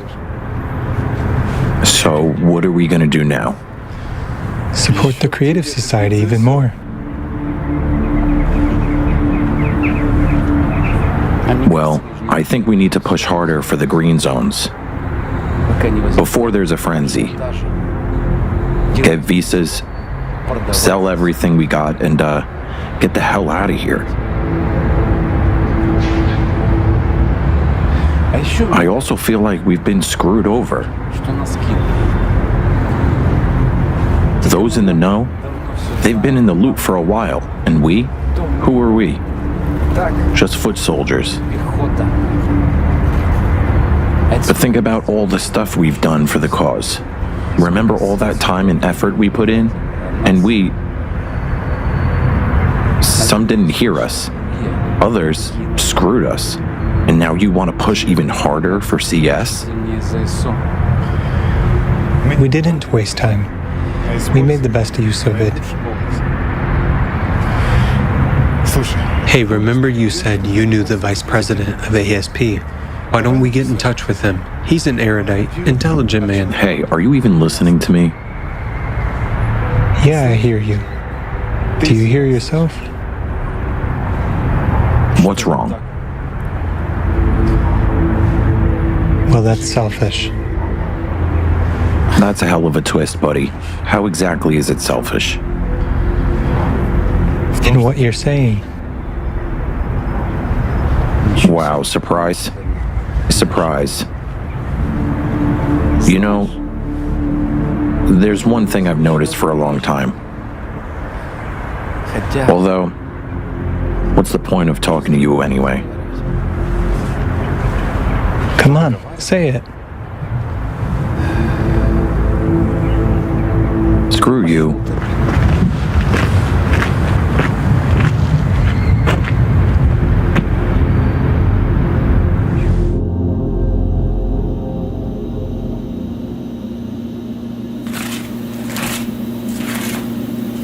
The world is falling apart. The only news is climate disasters all over the planet. There's terrible smog outside. There are fires burning all the time somewhere. What could be burning out there for so long? There are hardly any clear days. It's only when hurricanes hit does it clear up a bit.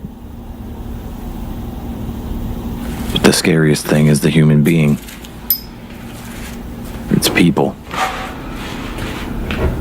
When you first see the chopped up and nibbled human remains by the campfires, it takes a long time to come to your senses.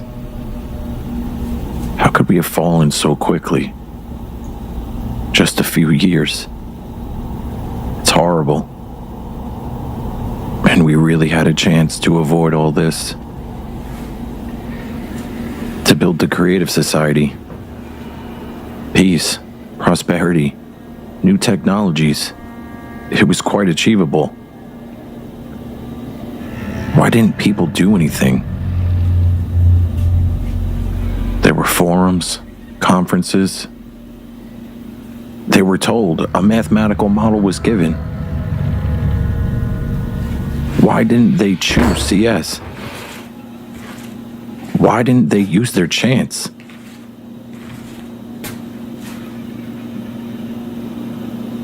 Maybe because they didn't realize how serious it was. Like me, for instance. I heard about it, even participated and tried to do something, but I didn't believe it. I did stuff, but only a little, half-heartedly, occasionally, once in a while. All those global crisis forums and conferences, there were so many. We were told, shouted at. They tried to get through to us. And everything was confirmed. Everything was proved. Year after year, the climate kept getting worse. They showed us graphs. Scientists spoke to us. They broke down the information and showed it to us as if we were children. It's a 12,000-year cycle. If we don't act, the climate will wipe us all off the face of the earth.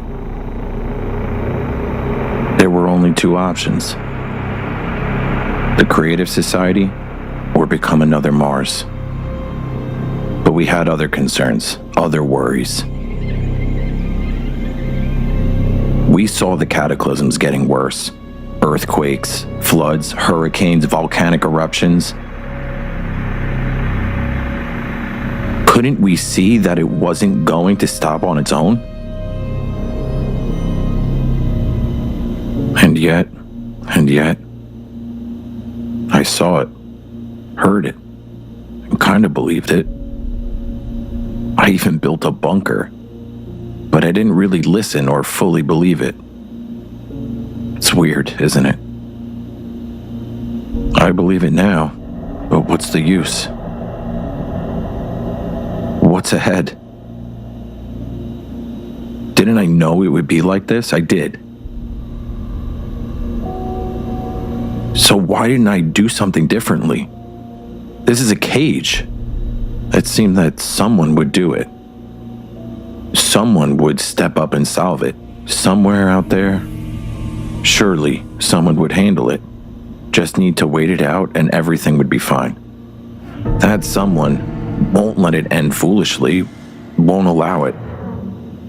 But who won't let it happen? And who won't allow it? Where did I go wrong? I'm not stupid. Where did I go wrong?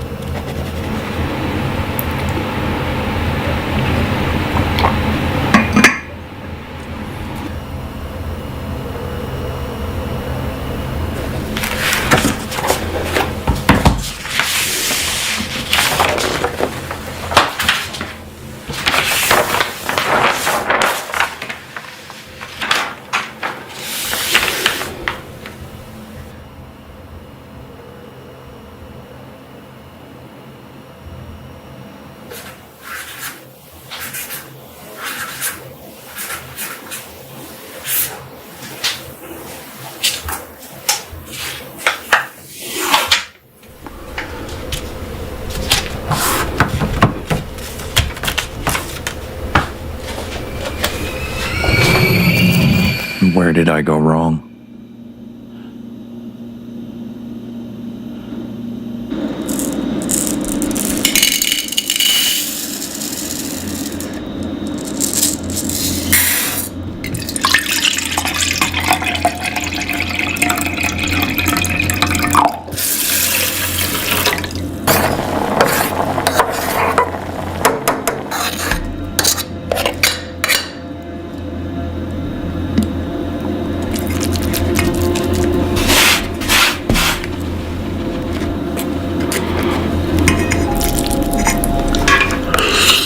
The internet's completely gone. It's been a month without any contact with the outside world. Never thought it'd be so hard without external information. It's such torture. My mind is a mess. Gotta make sure I don't lose my sanity. Now I realize how lucky I was to get the FFG. I got it last moments. 10 kilowatts. Without it, I'd be a goner a long time ago. But now I have everything. Electricity, ventilation, heating. Food is strictly limited, yes. But it can't be helped. I gotta conserve.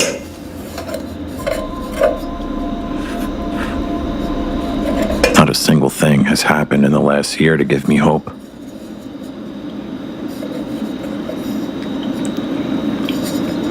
It's caged and it's slammed shut.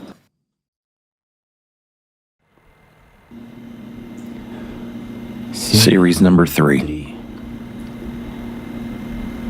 I don't know who I'm recording this for again. More for myself so I don't lose it soon. It's been 3 months now without internet.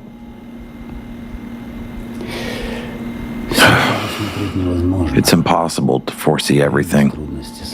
There are difficulties with the well. It seems like the water table is dropping. Water, as they say, is a Thursday thing. But I think I'll make it as long as it still rains. What did I do wrong? That's the question that's been bugging me.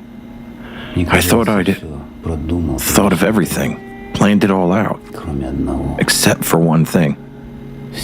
Everything that was said on the forums and at the conferences turned out true. It's all coming true. This means 2036 and the hydraulic impact from the Mariana Trench rupture are coming up next.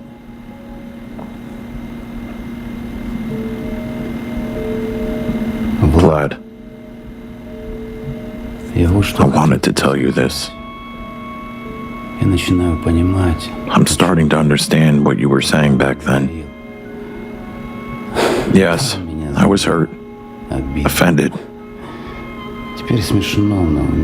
Now it's funny, but also scary and painful. Belatedly realizing the missed opportunities. It's like that bottomless abyss where you fall into and fall, constantly anticipating the impact on the rocky bottom.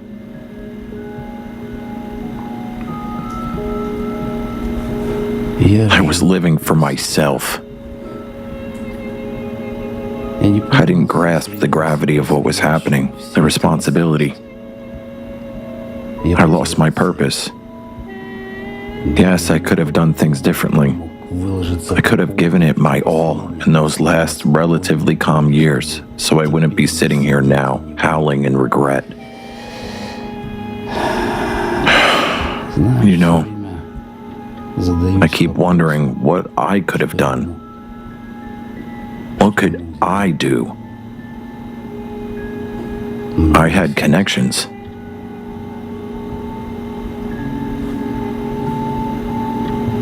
I could have tried, made an effort, at least an effort, but I was such a badass. I was afraid of losing face.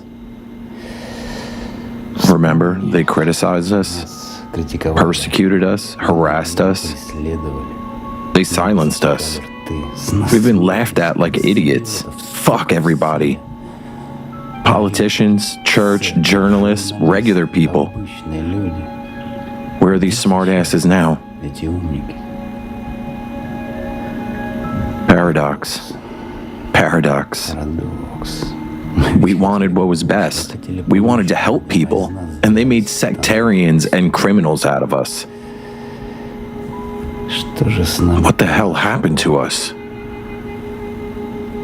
We could have built the creative society and lived another 100, 200, 300, 1,000, or millions of years.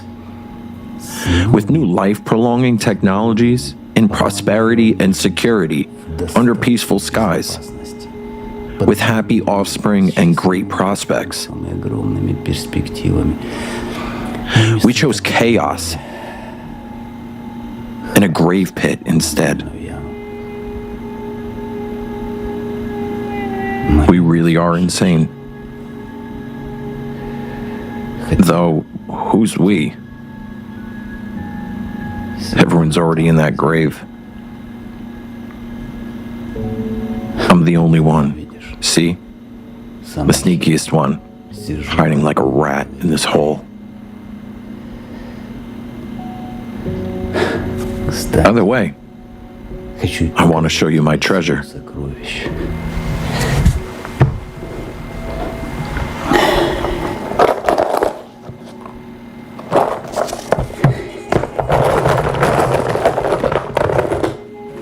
Look. Imagine how values have changed. Food, water, and lighters. Lighters.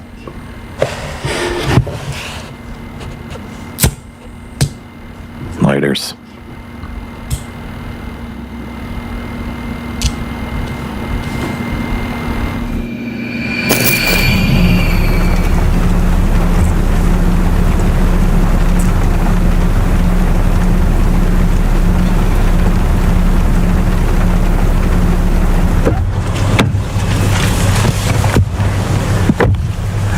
You know him, right?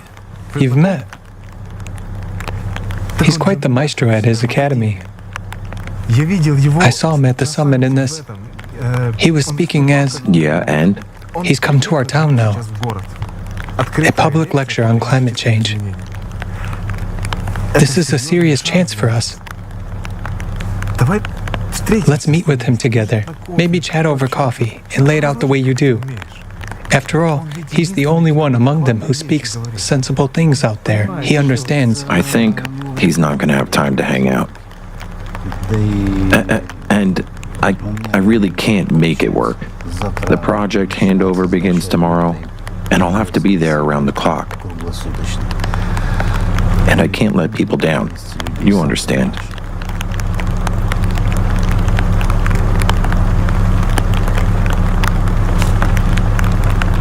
Need a ride?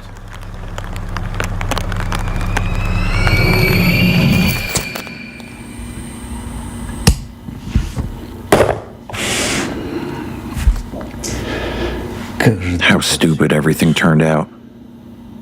And you know why?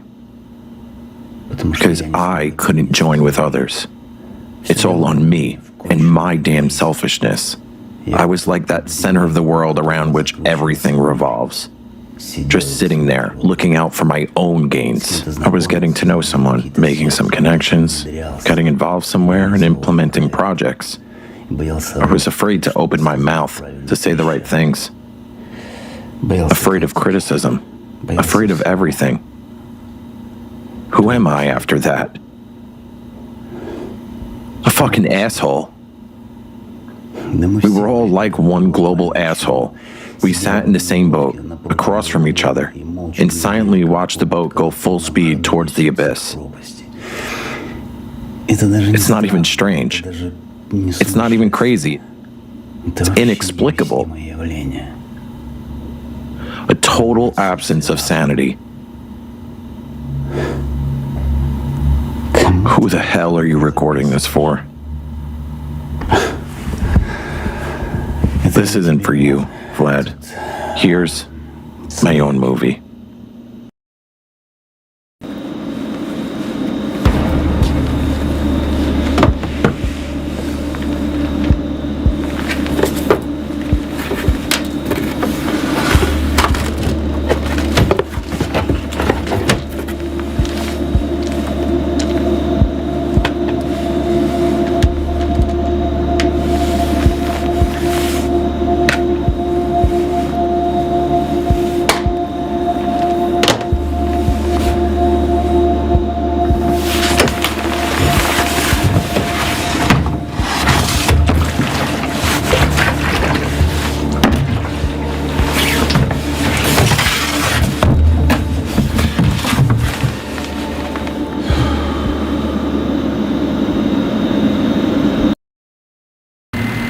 Series number 7.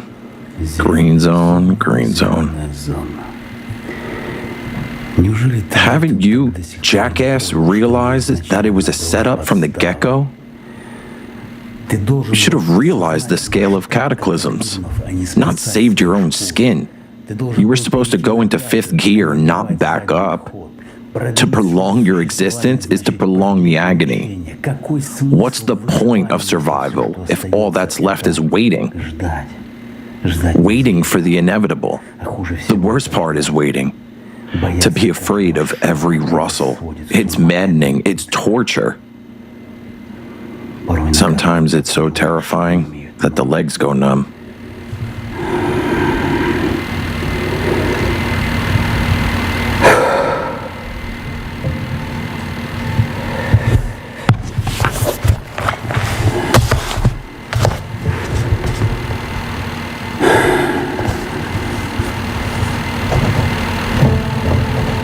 We could have moved mountains and turned rivers back.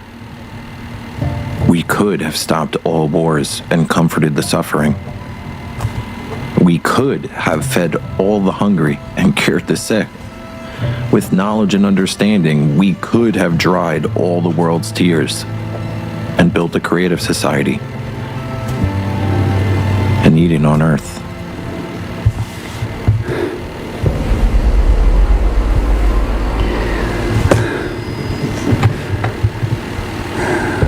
And instead, you put all your energy, all your time, all your dough into burying yourself in this hole. Look around. Fuck. You invested in a coffin.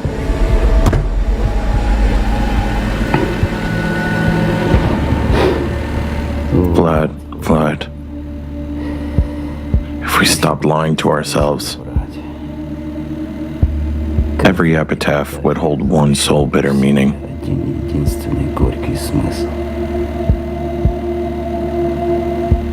Pissed away everything in life.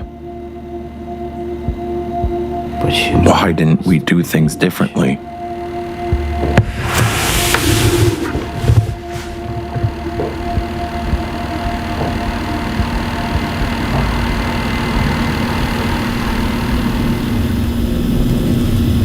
The second sensor hasn't been recording data for 3 days now. Surprisingly, the first one is still working. Yesterday's winds were 304 miles per hour. Hellish hurricanes. Flying dust microparticles like shavings. They're literally obliterating solid rock.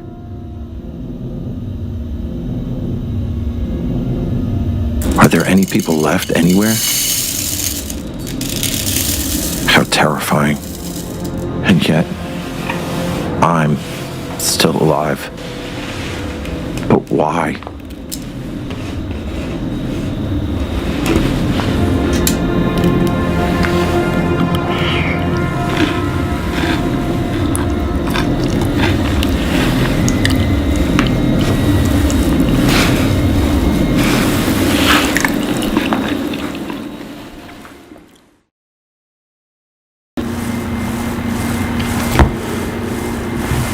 Series number 19. There's only one door out of this cage, and that's to the past. What could we have done? Vlad, that's a question I answer myself every day, and I could probably write a thesis on it. Look, do the math. Simple math. Everyone could buy a smartphone because there was money. There were smartphones, and there was the internet. Everyone could get on social networks and post at least one video a day because there were social networks. There was. It was possible to record a video and immediately, right away, post it on the internet. Next, even with just 100 views per video, that's 36,000 in a year. And there were videos getting 1,000 and 10 and 100,000s, even 1 million views, which means that is not 36,000, but at least 360,000 views per year. You know what I mean? Now multiply that by 1,000 people, 1,000 volunteers, and we were already get 360 million views per year. Multiply that by 10,000, and we get 3.6 billion. Multiply by 1 million, 1 million people worldwide, and we get 360 billion views per year. Do you understand? This information wave would inevitably have created new waves. According to those same principles of elementary physics. But we sat there and waited for something. Millions of waiting fools with their tongues stuck up their asses.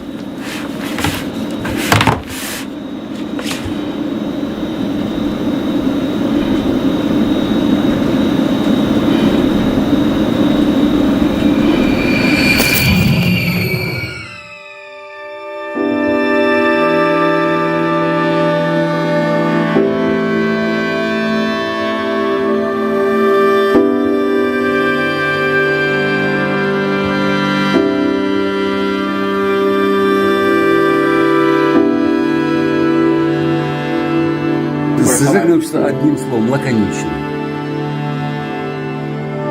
Это любовь, конечно же. Значит, одним словом. Свобода. Это жизнь. Дружба без границ. Это будущее. Это выживание.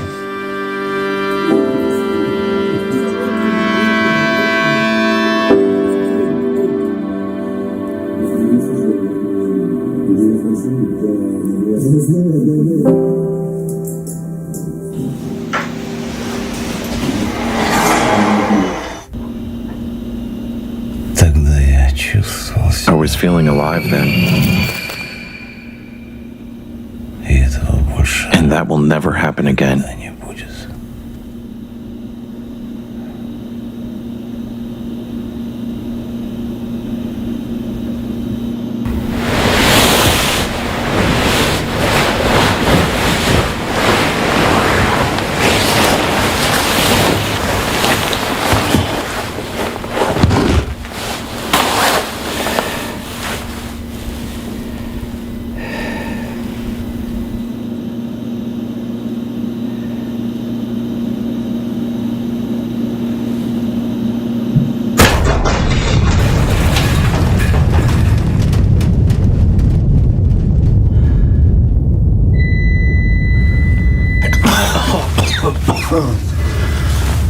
Fuck.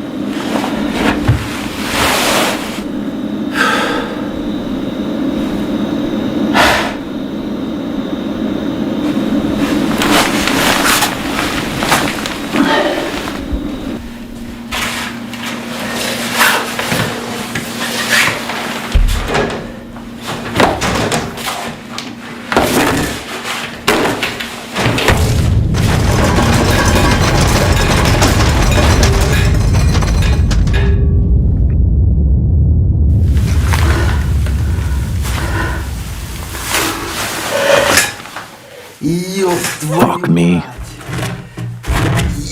Fuck me.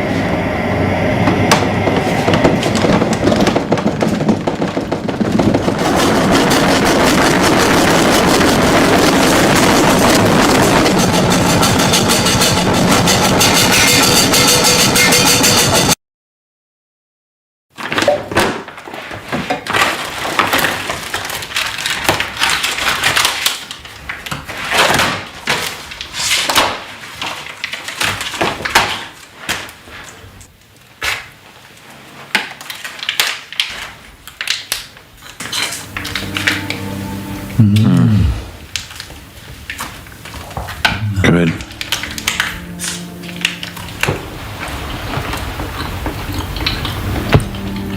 Warmth. It's getting warmer. Where is that warmth coming from?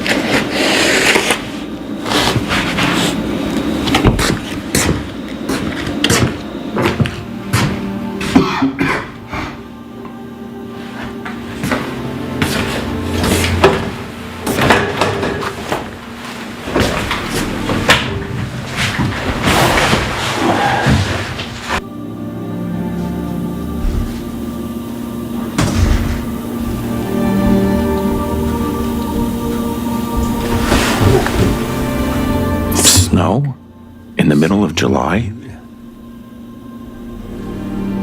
Winter in the middle of summer? What the hell is even happening? Was that Yellowstone?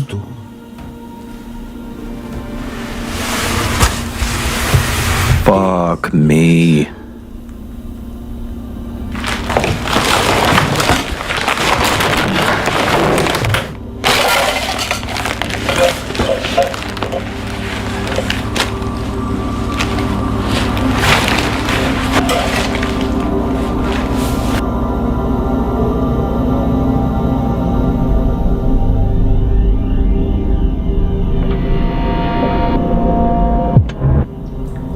Are you just going to stay silent, asshole?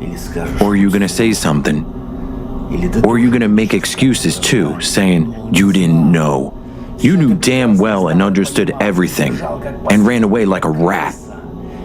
8 billion people died because of assholes just like you then. It didn't concern you then? And now? What do you say now? Take a look around. Look around. Where are all the people? Where are you? Where is the CS you didn't believe in? Die, you scum. Like the chosen one, like the privileged one. Count the minutes. Count the seconds. Haven't you deserved this? Wasn't it by your choice?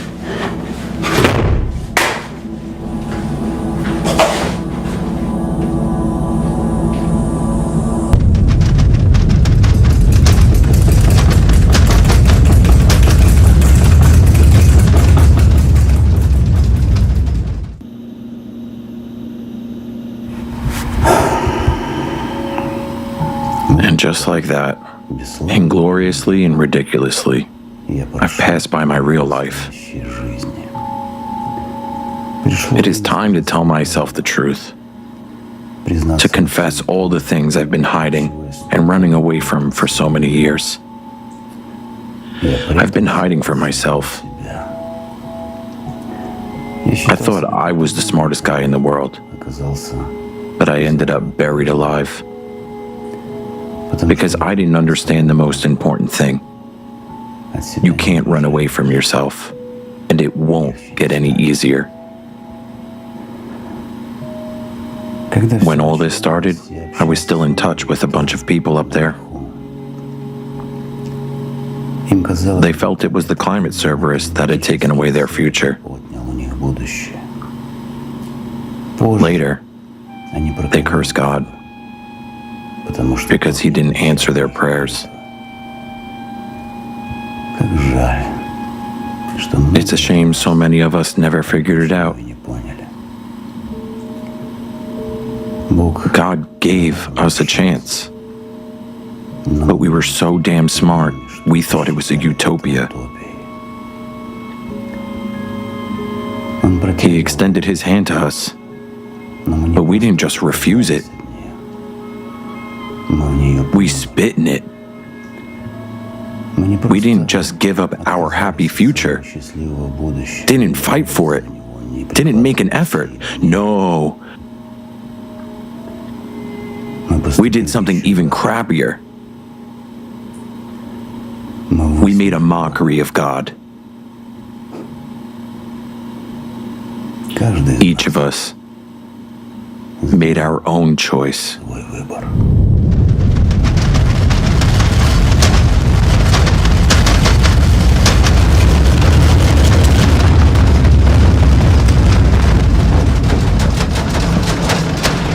He turned pale when he read the report.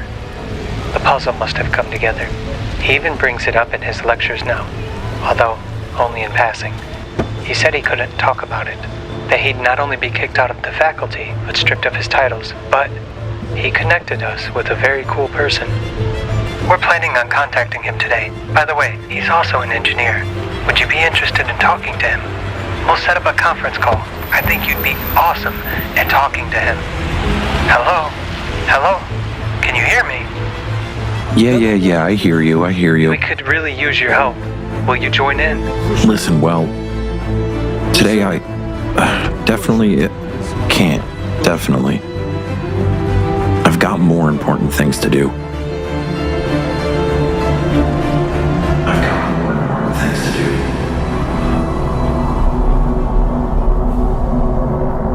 I've got more important things to do.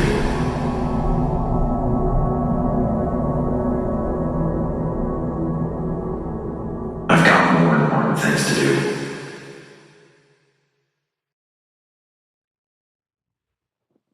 I don't know about you guys, but I would never want to go through a series of events so traumatizing. This film makes you reconsider your attitude towards life and what takes it from us. We take away our own lives with our inaction and our cowardice. Way more important things to take care of. This phrase is becoming deadly for us right now. Just think about how many of us are thinking, I have important things to take care of, right? So important that we dive into them head first, completely forgetting that the world around us is falling apart and that we need to survive. Instead of telling every person in your contact list about climate threats right now, instead of using every second of this time to raise awareness about the climate issue, we run towards our important things. Even without building bunkers, we are each constructing traps of inaction for ourselves, in which we will be painfully dying from the realization, how did we miss this? How did we not see it? How do we not believe it when so many people were talking about it? When your friends were taking the time out of their day to talk to you regardless of how crazy it seemed. They were looking after your health, after your future, after your family's future. And instead, you just ignored it. Why would you act that way? Why can't we just take action now? To not lose our lives, and our loved ones and our friends. It's normal. Guys, it's normal to be scared. It's normal to be worried. And obviously something like this would make you anxious. It makes all people anxious that hear about this. But it's not normal to run away from it. And if we remain inactive and we deny our reality, we condemn ourselves and our loved ones to the same future as in this film. You guys, I also, after watching this movie, I just want to also share that I couldn't even imagine being in this position as this man, the main character in this movie, knowing that you had all this opportunity to do something, living with this and struggling through all that pain, that heartache, knowing that you betrayed your friends, knowing that your friends are no longer there, that you only tried to save yourselves, knowing that as we talked today, that all these children that you could have saved and you didn't because you were only worried about yourself and you had this opportunity. And it's really hard to imagine that someone can be in this circumstances, and even psychologically, it's hard to imagine, to think that if you don't inform people and you have to live with this reality, this conscience that you killed your friends, you killed your loved ones,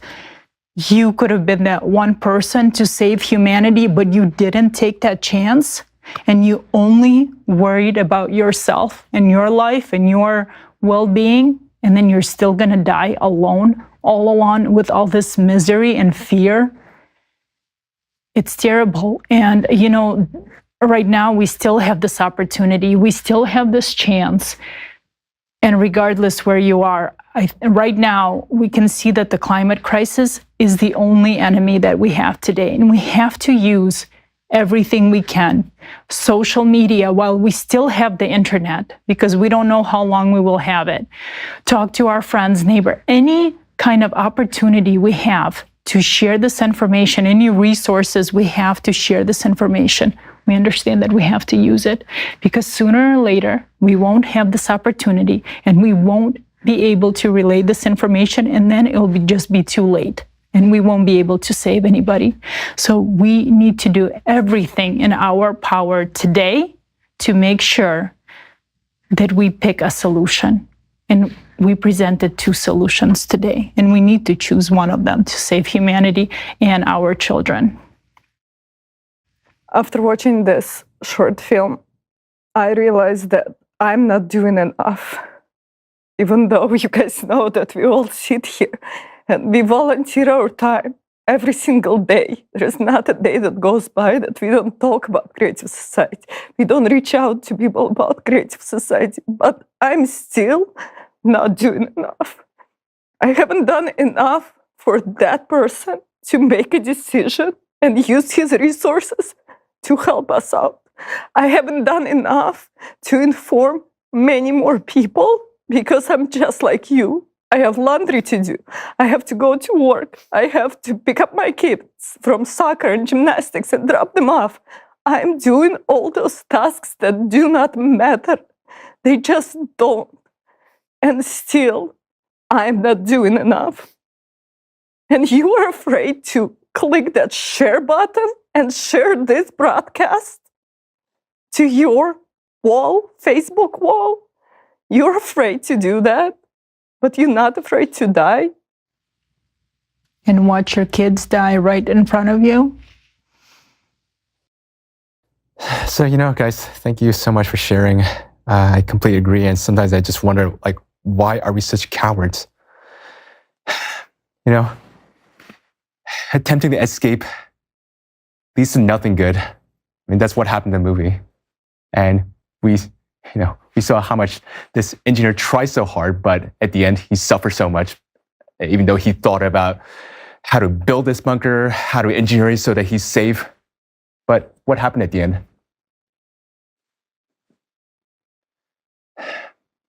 And now let's come back to our world. What's happening right now? Just imagine the cities, entire countries. Let's go back to his situation. Just he's in a bunker. Maybe he's safe, but all the storms that's going around. Just earthquake after earthquake, tsunamis after tsunami, tornado like hurricanes, just shattering cities into dust. There's massive precipitation, floods just covering everywhere. And all infrastructure technologies, research centers, they're all going to crumble. There is no place for us to live.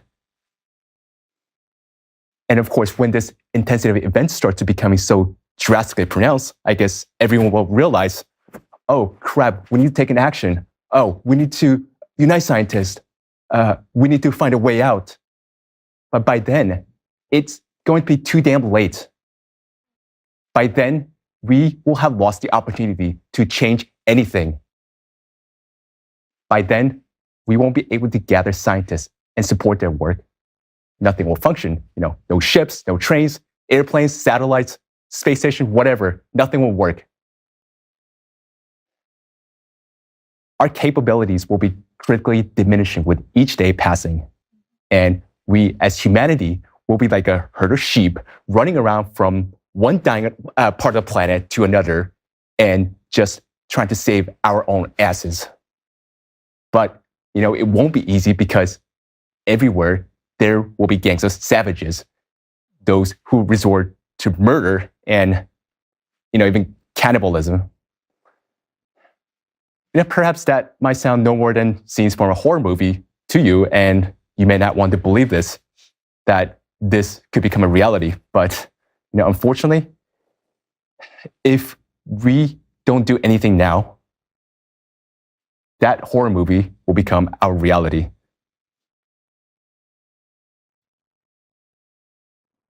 And I wanted to highlight another point of this film we just watched, and this was revealed. It is just crazy that thirst that people have for the green zones in their country, just looking at it and not seeing red, but seeing the green, even if you have to zoom in multiple times to really recognize that there is a green zone. Are we blind Can we not see the red? How can we focus on the green when we know that red can be green if we choose to today? If we take that responsibility and we choose to turn it green. This October, this year, at the conference Global Crisis, America at the Crossroads 2024, in this very studio with you guys, right here, we revealed the information about the green zones in the America. It was publicly disclosed for the first time. And these are the areas that will remain habitable for a year or two longer than the rest of the world. But by 2036, they will no longer be suitable for life, just like all other parts of the Earth. And since publicly shared this information about the green zones, we have been receiving emails, messages, letters, comments, you name it. Give us green zones in Europe. Show us green zones in Africa. And why aren't you showing green zones in other parts of the world? And why you only provide them for Americans? Are we worse than them? Are we not deserving to know where our green zones are? Come on. Are you people out of your mind? What green zones to show when we need to save the world? Don't you understand that any bunker in the green zones will become traps, which we've seen in the film? That is our future if you move to the green zone, in which people will rot painfully, struggling to prolong miserable existence, not even life. You're not living.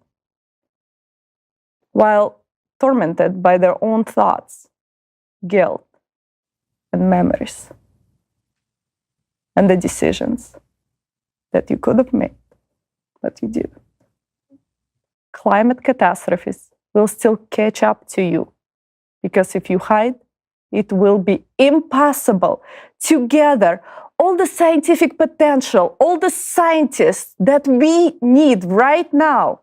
We cannot do it without you. You won't be able to convey this globally because you will be hiding. And hiding will do no good for you or us. A global public demand for societal change won't be formed without you. If you hide, don't hope that someone else will reach out to the scientists and that they will magically be heard, especially many like you are hiding right now. We won't be able to reach the scientists or those who can provide them with the necessary working conditions because there is green zones that you think you can hide in. There will be no chance for us or our children. And climate catastrophes will relentlessly progress all this time. Green zones are not a place of salvation, but a place where you will die in agony a little later than others. That's it.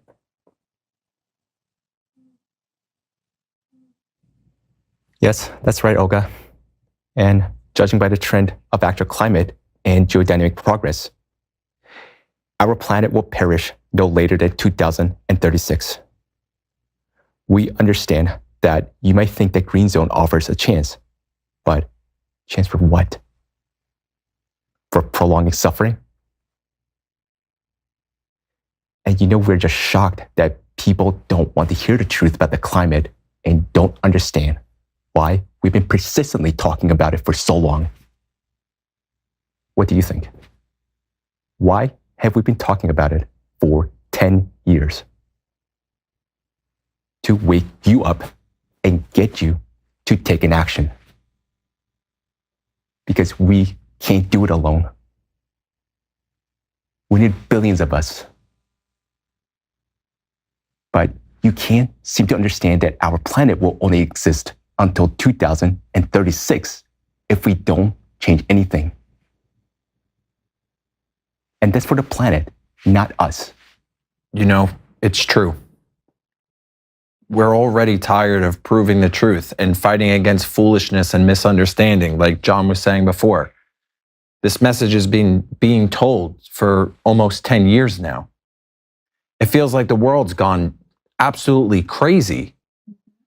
People demand some kind of evidence when all the facts have already been presented to them over and over and over again, presented in 100 different ways. Thousands of people are already dying, and for some, that's not enough. Human deaths are not enough proof for them. Are we, as humanity, really so foolish that we can't see the obvious? Do we not understand how serious the climate threats are and how quickly they progress? Do you see it? Look at this graph. You don't need to be Einstein or Chalakian to understand it, yeah? See, there was little, and now there's a lot. But a lot of bad, not good. A lot of danger for all of our lives. There are more destructive earthquakes now, and there will be even more every single day. Is that really not clear? And you still don't hear us, no matter what we say. We say we need to save the planet, and you look at us like we are crazy bunch. We are just regular people. And you can look at us however you want. It's not going to matter. It's what will you do next? You say we are not presenting the information correctly, but we are ordinary people just like you. And we speak what we know the best we can. But if you know how to talk about climate so that it reaches everyone and everybody gets it, go ahead, do a masterclass. We'll love to attend, show us how. But so far, no one has come to speak and do what we do in our place. No one has taken the time away from the families to be here together. No one has taken time off work. No one has taken time off vacation. And you give us plenty of helpful advices. Go to the politicians. Go to the celebrities. So we went. And what? They asked us for money. They asked for money. They won't say anything unless you pay them.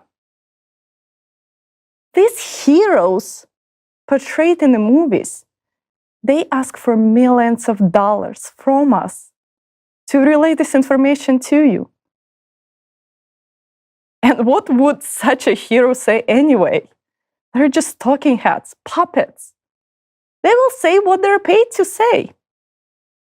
Going to politicians? Great. We've done that. Awesome. We've gone to them. Lobbyists told us we can arrange a meeting with the country's president for you, but it will cost you. And then they mention an astronomical sum. Do we have to all donate our blood and sell our kidneys to raise such an amount? And what about the president? He will give us 5 minutes of his time, and then what? What can he understand in those 5 minutes when he has a lot of other things to do and plenty of advisors he listens or she listens to? I'm sorry. If they had advisors with the intellect of Einstein or Egon Chalakian, by now, all this information about the climate that you're hearing won't come from us. Your presidents would have already known this. And there would have been significant global effort to address this issue. But unfortunately, presidents have ordinary people as advisors with an average intelligence. often not understanding anything in science, but good at playing games. Yeah. They got their advisor positions through some shady means and don't understand what really is happening to our planet Earth. They may be excellent specialists in their fields, but they are narrow-focused experts. So if we take someone who is a specialist in geophysics, they may not understand anything about oceans. Therefore, they don't grasp the oceans are dying. They might understand that earthquakes are increasing and magma is rising up, but they may think that similar processes occurred in the past and the life just persisted on the planet. They may not be aware that because of the dead ocean, much more heat is accumulating in the Earth's depth than ever before in the planet's history. There might be a science advisor who understands that the ocean is dying, but does not comprehend the changes occurring within the planet. So this is why politicians don't understand what's happening with the climate, even though they're parents too, just like us, you guys. And they wish the best for their children too. And even if we were, to sell our kidney and donate the blood to pay lobbyists to arrange a 5-minute meeting with the president, what then? Let's say he tells his subordinates to go look into the issue. And what's next? Will those subordinates dive so deep into the climate problem? Hell no. They will not. Of course not. Their first instinct will be, just like yours, go online to find information about us, and they will encounter the hate, the lies, the nonsense that narrow-minded people spread about us out of fear that we might pose some kind of competition or enter politics. But we are not interested in politics, and we don't compete with anyone. We care about saving the lives of our children and your children. We don't want to end up buried under the rubble during an earthquake like Turkey, or burn alive like people did in Hawaii. We understand that the progression of catastrophes is unavoidable. We know this. We know. So we are here trying to reach you while you're sipping on your hot coffee and enjoying chocolate. Instead of fighting for your children's life together with us,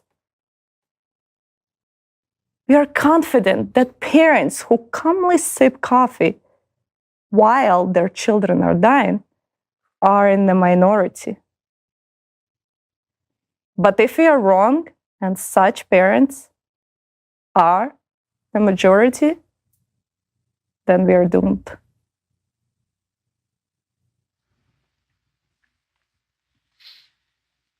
Yes, and this is why we're so emotional, because we know there is a real chance to save our lives, and most importantly, the lives of our children.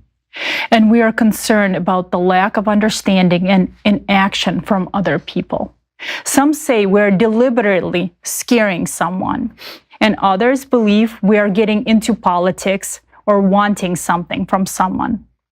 Why would we want something from you when we spend our own money? Just so you understand, all these cameras, filming, the forums, everything is done with people's personal funds. All this is put in place and organized to make you hear that the growth of climatic and geodynamic cataclysms has a terrible progression, and it won't stop, because there is no reason for it to stop. For this growth to stop, scientists must deal with it. But no one will let them do it if we don't draw attention to this issue. And that means there will simply be no future for us and our children. What kind of parents are we if we don't fight for the lives of our own children?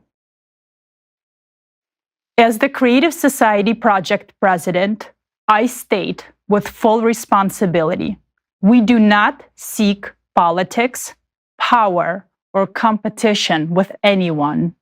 We will support anyone who knows how to save the planet and our children. Yes, we dream of a creative society. If the creative society already existed, we would not face the problem we do today, the problem of survival due to climate threat. But as long as we live in a consumer format, as long as a cup of coffee and a chocolate bar are more important to us than the lives of children, we cannot avoid a global catastrophe.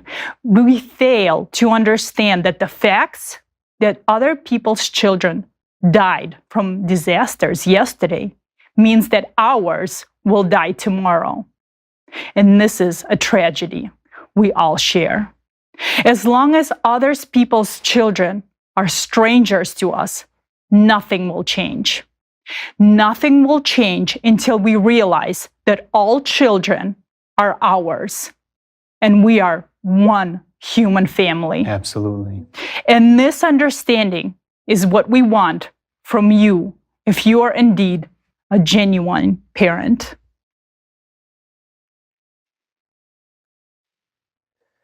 We often hear the argument, who will listen to you?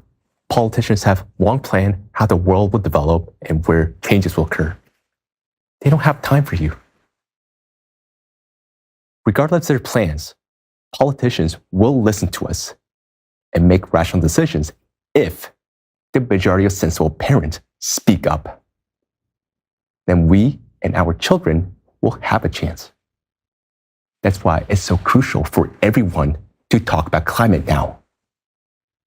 It's so simple, and we don't understand why it's so difficult for you to grasp. Why are you willing to believe anything, even though cause of catastrophes is a weapon like HAARP? HAARP? Are you kidding me? Think about it. HAARP can transmit 3.6 megawatts of power. An average hurricane requires 600 million per day, meaning it would take 500,000 years to generate that amount of energy. Are you kidding me? Or consider that to trigger a defocused earthquakes, thousands of nuclear bombs are needed. Thousands.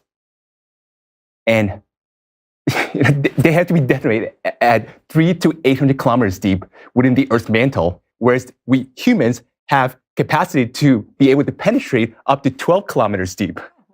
800 versus 12 kilometers.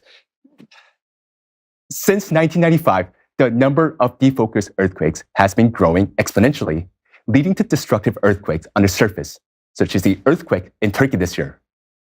No weapons on Earth is capable of causing that amount of change that's currently happening inside the planet. But I guess it's more convenient for us to believe that in this nonsense and anything else, because if climate changes are caused by humans, then I guess they can easily be stopped, right? It means that someone has it under the control and they won't allow a catastrophic disaster. Of course, it's easier to believe in such a simple explanation. But why believe it if it is not true? I also sometimes find that people do expect current consumer format science and modern scientists to understand it and do something about the problem. Do you think divided scientists are capable of doing that? The problem facing the Earth today is a realm of physics. Since it's physics, that means we can solve it. But we can only do this by consolidating the world's best scientists.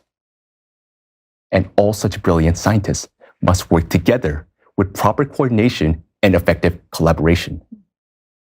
If we can bring them together, then we do have a chance. If we can't, there won't be a chance.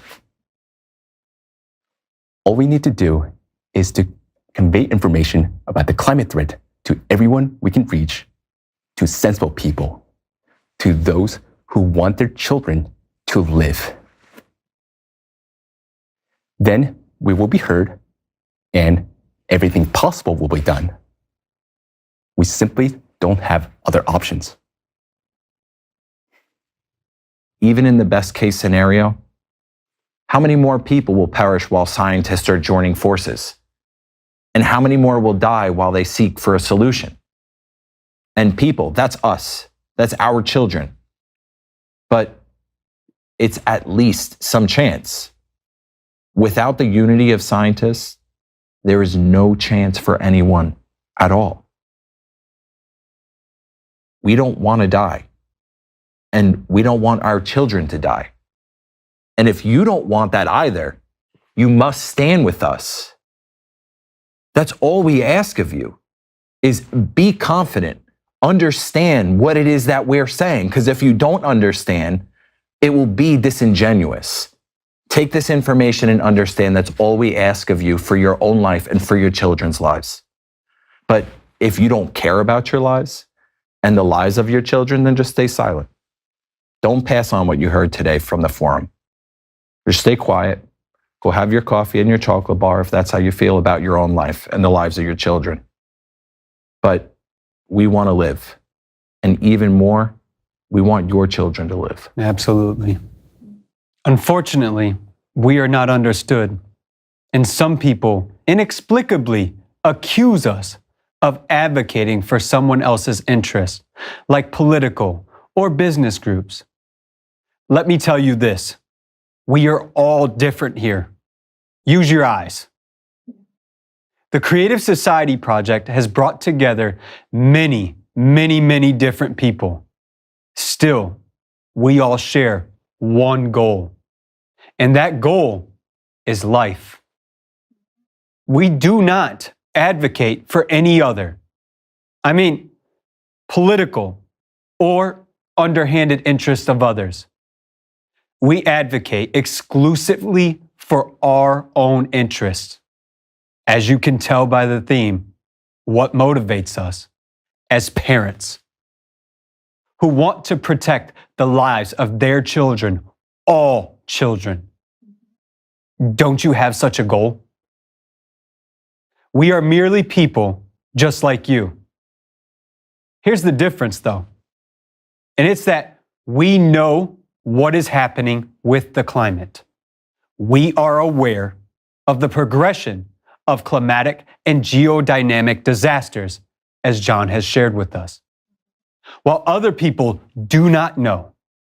You see, that's the difference. That's the difference between us.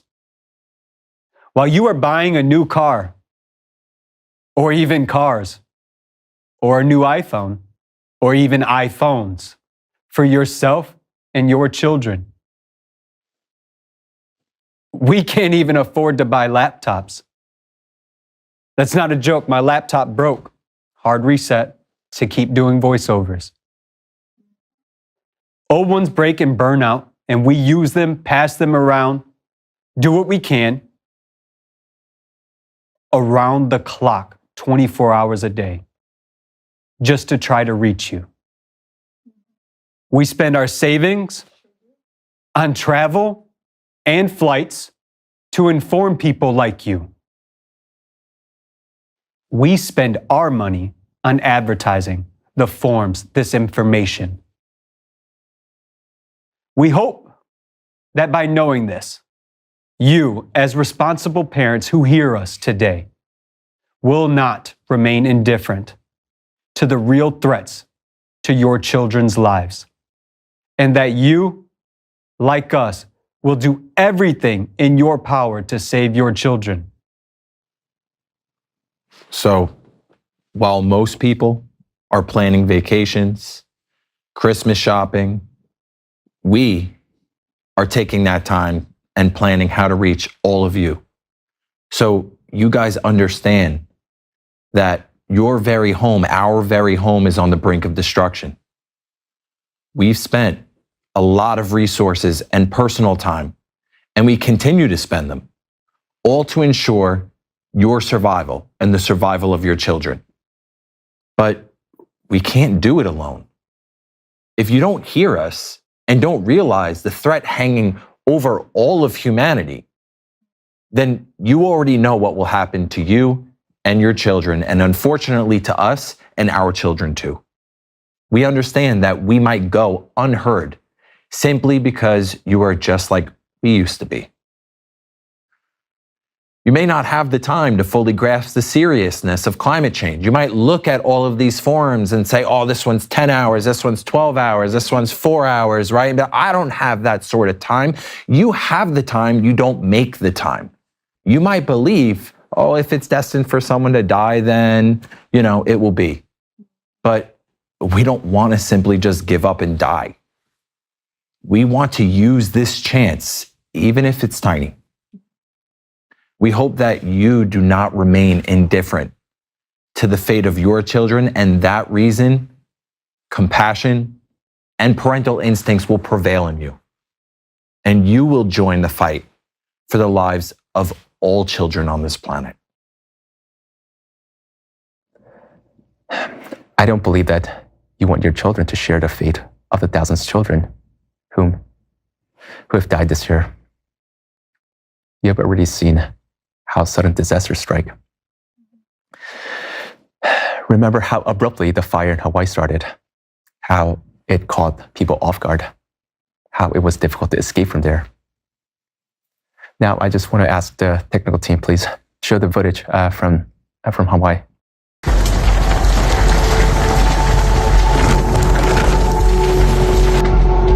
I don't know whose house this is, but I got shot.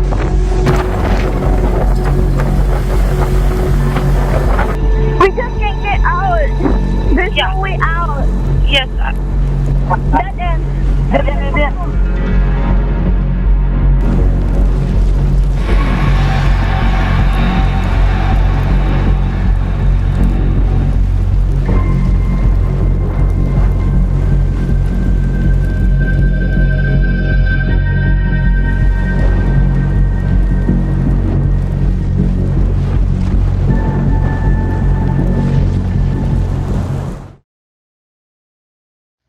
And I would like to ask our viewers, including those who understand all the climate processes happening on Earth, tell me, please, are you really concerned about the climate threat? Are you truly worried about what the climate can do to all of us? Do you really grasp the reality of this danger? Tell me, do you lose sleep at night, can't enjoy your coffee, can't eat your sweets? Do you spend whole days thinking about the children who died this year? No, of course not. You don't think about them, yet thousands of them died. Some of them were trapped for weeks, others drowned in floods, and their bodies were washed up on the shore by the sea. While some burned alive in agony, and their bodies were never found because they turned to ash. Tell me, do you really remember about them? Or have you pushed children's deaths to the corners of your mind to avoid even thinking about them? Because those are just terrible thoughts. And do you reassure yourself by thinking, what can I have done to help those poor children? And do you not realize that you say this today, but tomorrow others will say the same about your children? But if you don't care about your children, just like you don't care about others, others will not care about yours either. If you don't talk about what's happening with the climate, if you don't stand shoulder to shoulder with us, if you pass the responsibility onto us or anyone else, be sure that tomorrow someone will try to forget what can happen to you and your children today. Someone just like you will be drinking coffee and eating a chocolate bar, detaching themselves from reality and thinking that it doesn't concern them, that it's someone else's tragedy. But this is our common tragedy. What's happening with the climate today is our tragedy. Yes, thousands are dying today, but what about tomorrow? I'm afraid to even think about the day after tomorrow. Time is running very fast, and every day that they don't hear us diminishes our chances and the chances of our children to live. This is our only motivation, to save the lives of our children. Don't you yourself want to live? To see your children grow up? To have grandchildren? Every normal person wants that. And we will have this chance if we declare that we want our children to live, and then the world will pay attention to the need to do something about the climate threat right now. We are parents and deeply concerned about our children's life. That's why we have been reaching out to you for the past 10 years, talking about climate and irreversible processes that are already happening. But let's be realistic.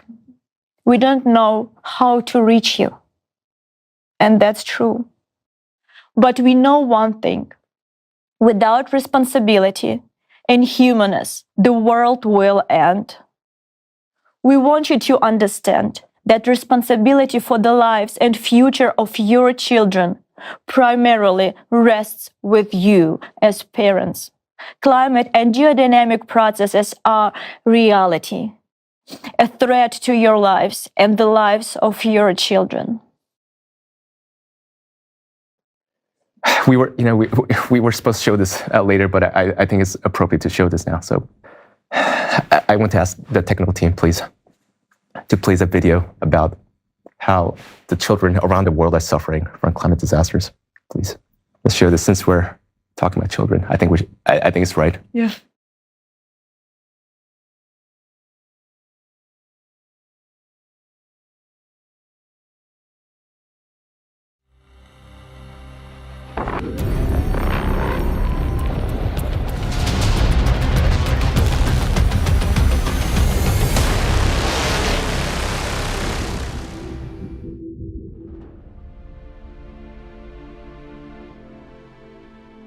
Where were the babies? Right here. One was in this arm and one was in this arm. I never saw my 3-year-old because my face couldn't turn that way, but I did see the baby, and he cried, and then he just stopped. So at that time, I thought he was sick. Oh, God, he wasn't. I never heard my 3-year-old say anything. Did Jalil die in your arms? Yeah. She brought the infant, and there was a shard of glass deep in the back of her head, and she was bleeding to death. She was saying, "It's not breathing, she's not breathing." And she saw her baby was alive, but she was already dead. The baby was already dead. The mother came back out after that, and then she brought in a dead infant, and then we set her on the couch.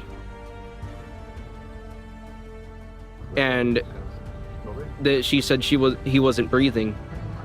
They were lying in our living room. They were dead. She was a little girl that was friends with my daughter. I knew her family, and her whole family was killed in the tornado. All 7 of them. And after the tornado, they found everybody but her. Me and my kids went to search for her. We started at where she lived at, and we walked and moved things and moved debris, and then when we found the little girl, her body was literally wrapped around a tree. And I'm like, it was one of the hardest things that a person would ever have to go through, is to literally, you're out searching for someone and you're begging, you know, God, please let me find this person alive. But then you find them and they're wrapped around a tree.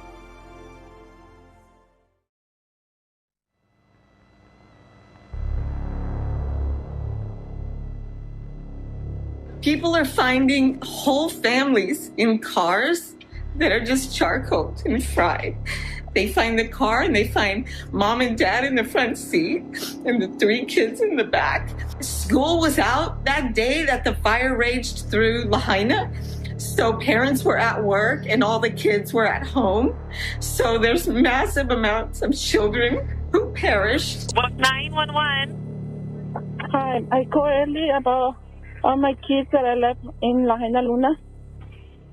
Okay, are you able to get to them, or is somebody going to get them and evacuate? Because everybody needs to evacuate. But I called early to see if they can get them because they don't have a car. It's a 19, a 12, and a 5 years old. Okay, ma'am, I understand that. They're all working on this fire. They're not able to just go and get your children. Are you able to get your children? No, I'm not. Ya Allah, Buri Allah.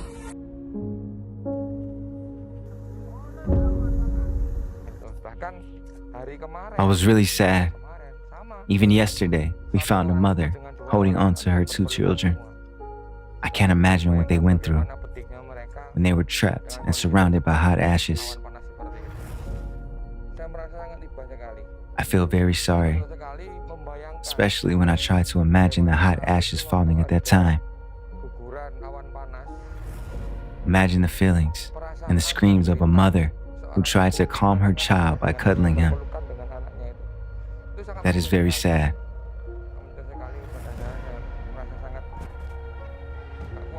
I couldn't stand to see the corpse of a mother hugging her burnt child.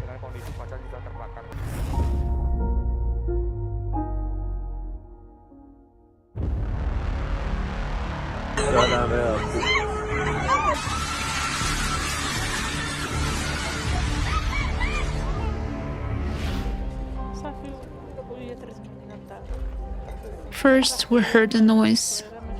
Then our home collapsed. I wasn't able to grab her in time. My little girl died.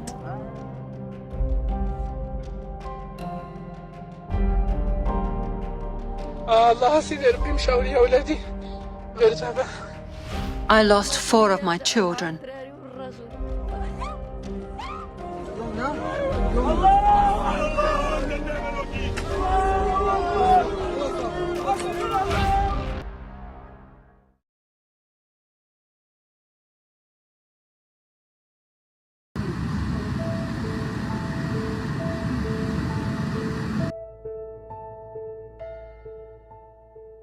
I'm left alone, and this is the end. There is no God but Allah. I don't blame God, but I blame those who are responsible for this. The water flooded the house while my children were inside. Water started flowing into the house through the windows. The next day, people told me they buried them. They found 4 bodies on the living room floor.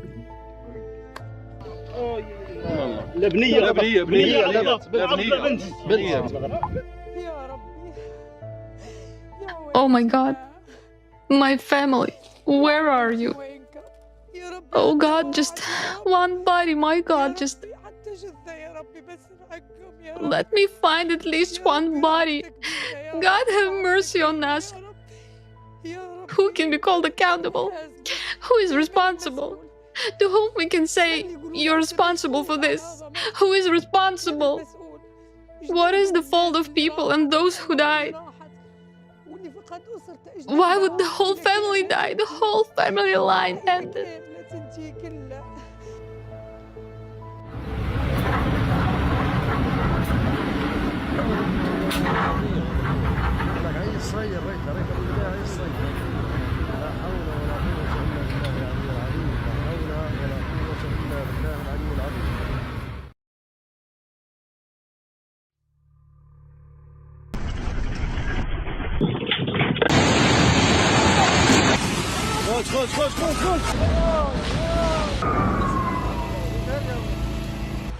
It took hours of painstaking work to make their way through to rescue her. The 9-year-old was finally removed.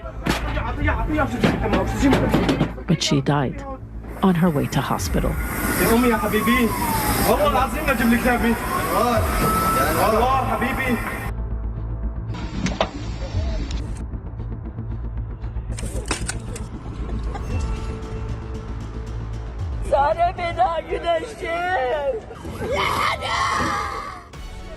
We don't want bread, food, money. I don't want anything. I'll eat sand and stone, but please help our children. I don't want anything else. My children are in the building.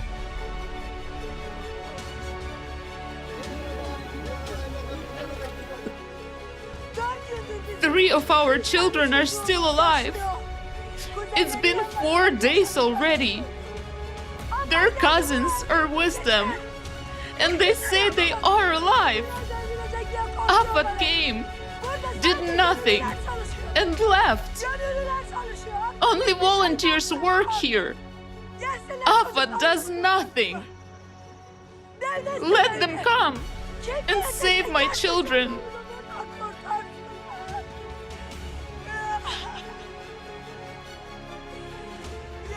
Whoever will come, let them come and save my children.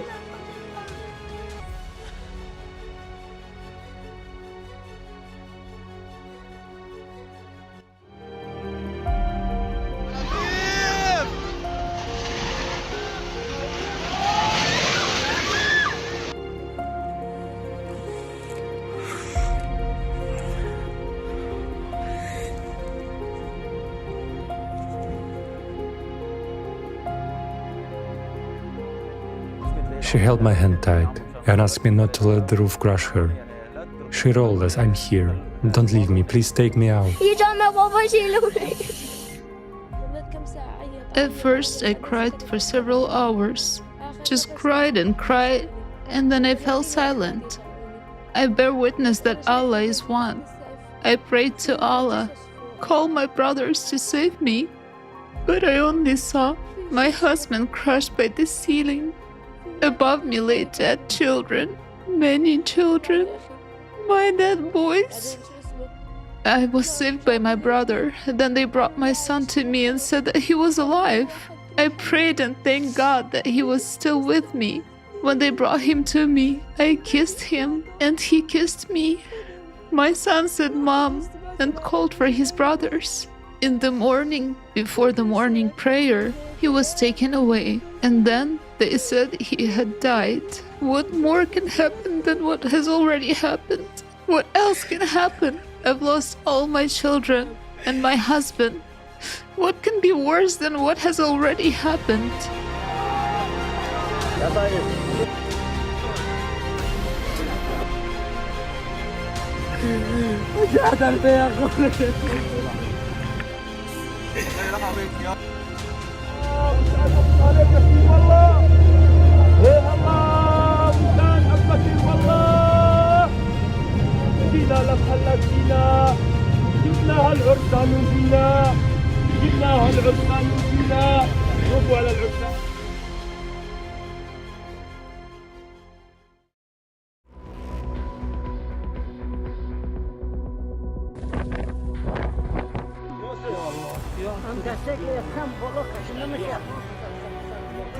What about the poor things, mother?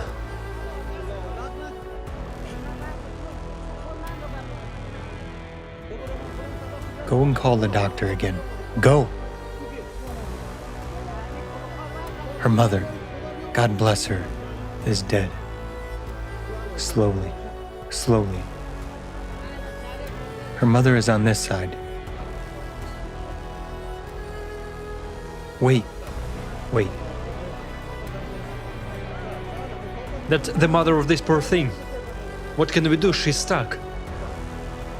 That's her mother's hand. Her mother is dead. Unfortunately, most of the wounded people brought from the earthquake hit areas are women and children. Nearly 80% are women and children, because they were at home when the earthquake struck. We were all sitting when the earthquake hit. The roof collapsed on us. I was holding Safa, my 6-year-old sister, when the roof collapsed. She was screaming. Safa died. My sister is martyred. My dearest Safa is gone.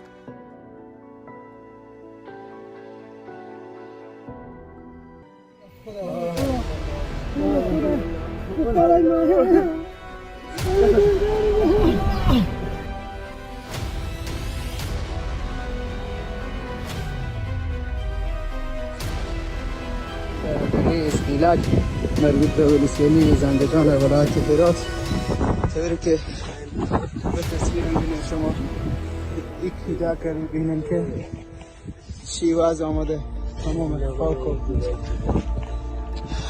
عشق و همه آمده بر بدن اینا شهید شدن حدوداً 20 شهید الان ما اینجا داریم و ایشان هم خانواده از این شهیده هستن. خداوند رحم کنه دیگه اصلا چیزی گفته نمیتونه فقط خداوند رحم کنه. خدای پروردگار رحم خودت یا جلال خواهان به این ملک خدای پروردگار رحم خودت.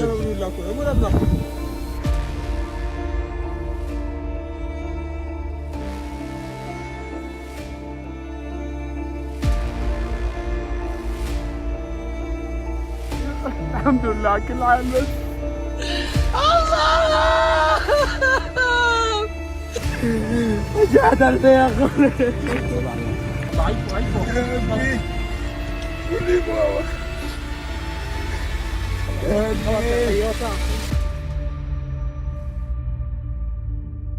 Our children are not guilty of anything, but it is they who pay the price for our inaction with their lives.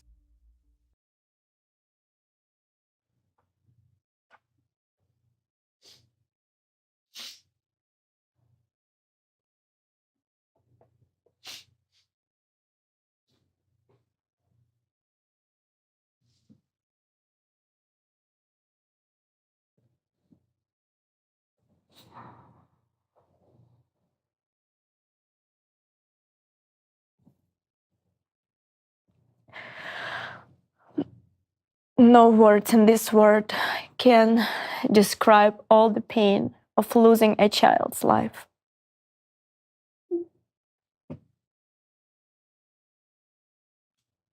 There is nothing scarier for a parent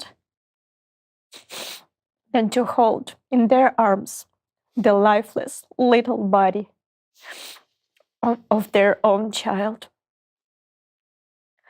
who was happily played right before your eyes just yesterday, smiling at you with eyes full of hope, life, love, and a pure desire to discover the whole world.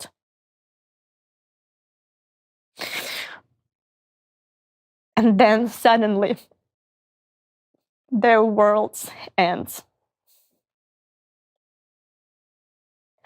Your child is gone.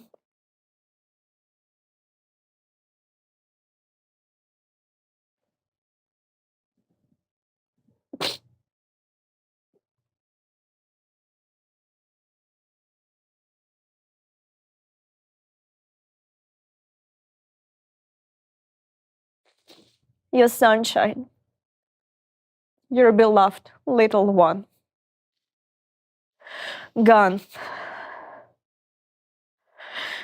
They will never be back.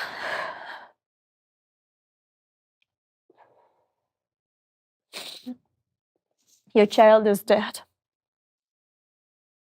Because a merciless natural disaster force took away their precious little life.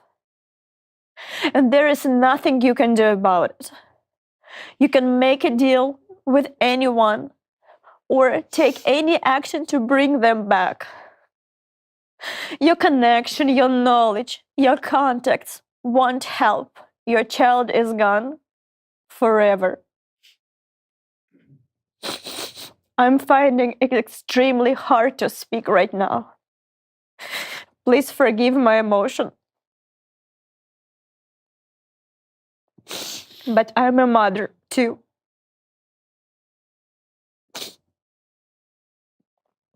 I have a wonderful son whom I love dearly.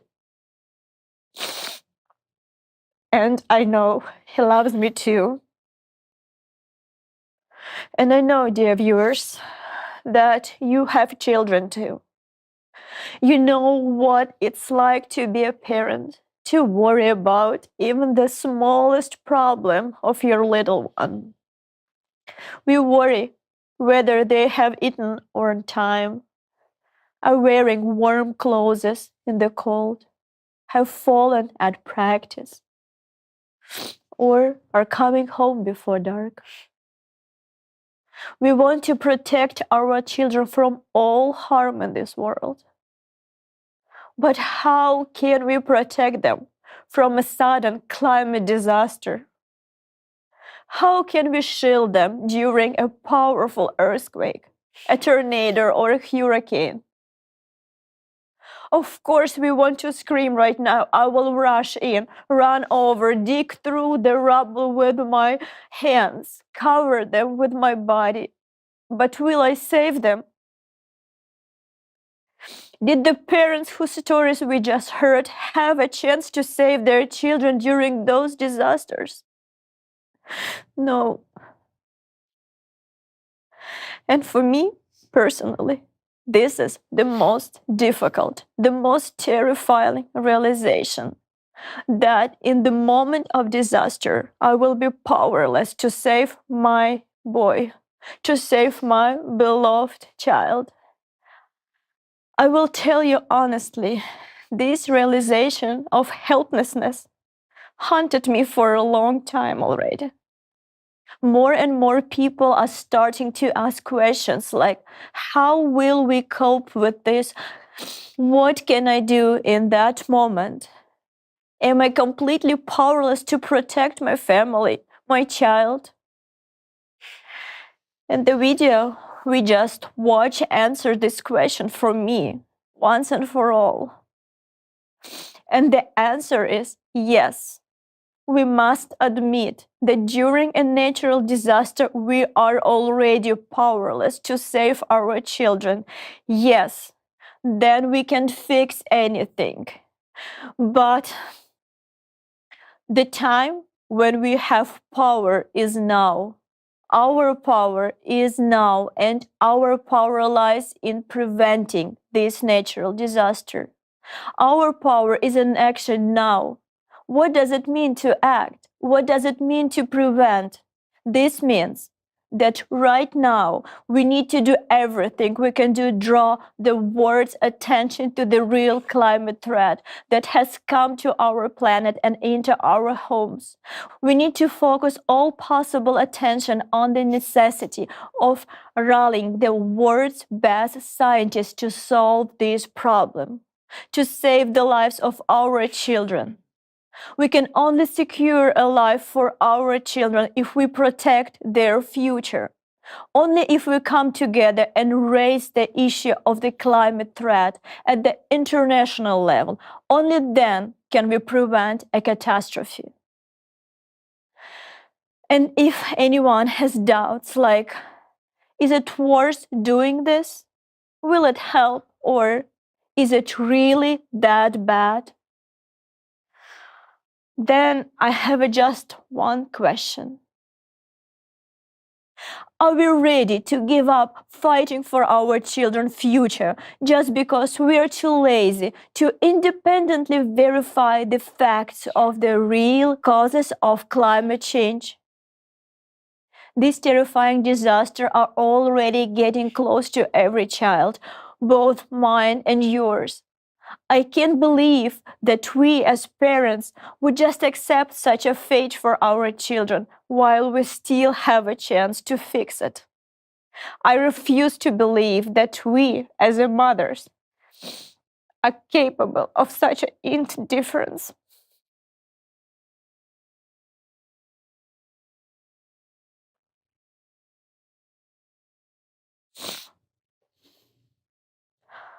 I can't believe that any mother in this world is ready to look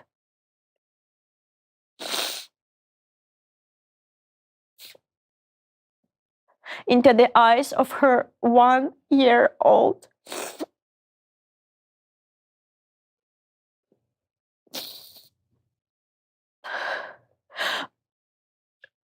who is diligently trying to say their first mama and calmly accept that her precious baby might not say in the future, "Mama, I love you."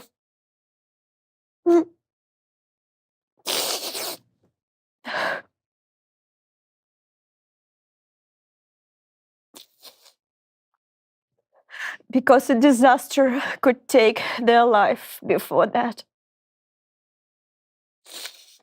What mother's heart could endure that? I believe that the power of us humans, the power of us mothers, is a great power. Though we are powerless in the face of a natural disaster, we have power before it arrives. We are strong now in our firm intention to save the lives of our children, to restore the value of their lives, to draw society attention to the climate threat, and to unite the scientific community to ensure life for all of us. And each of us holds responsibility for that.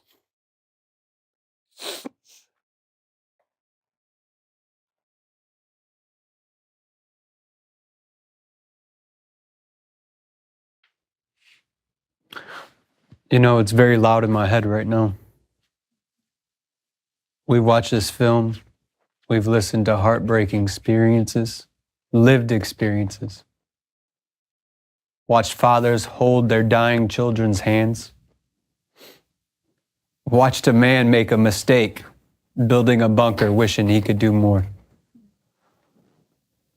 And it's tough to talk about this and to even listen to all of this. I'm a father of 2 children, a veteran of Afghanistan, the very place that we've seen before our eyes.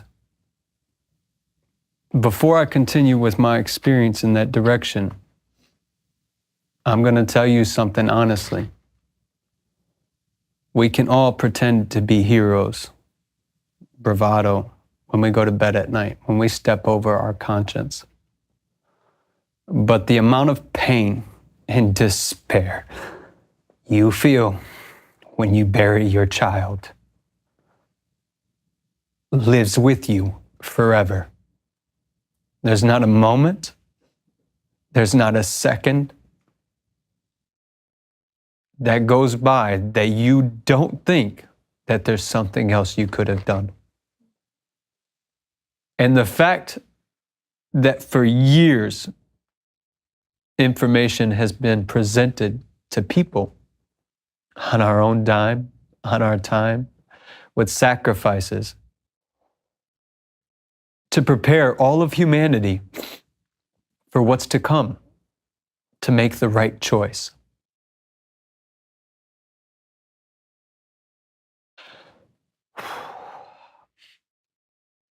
I want to distance myself from these thoughts and forget this terrifying reality that we as humanity are facing and live really like before.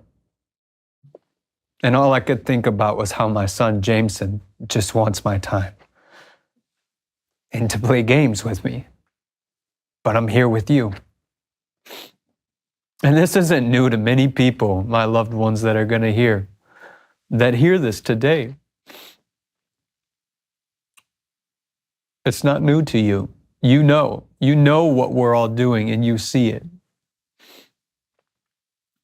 And I look at many of you who are my friends, and I talk to you, knowing all of this, wondering when you're going to get it through your heads Will it really be the way? The 10 to 1. Will you really have to be smacked upside your head to see that it's real? I hope not. I won't be able to forgive myself, and I know you won't either, knowing you had the opportunity to save your children and mine and didn't do it.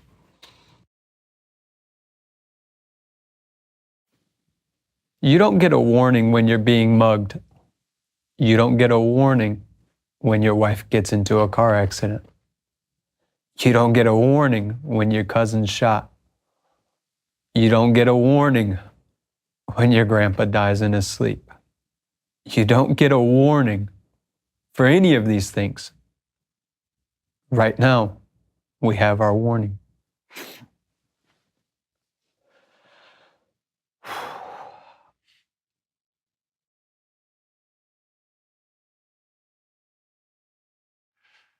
I'm really sorry. Sorry for interfering. I have to give my speech in a few hours. A completely entirely different topic, but right now we're talking about our children, about our responsibility to them. That's why I speak now, because I want my child, just like other children, to stay alive.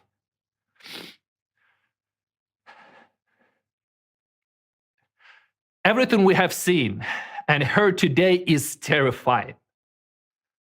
The most terrifying part of all this is helplessness.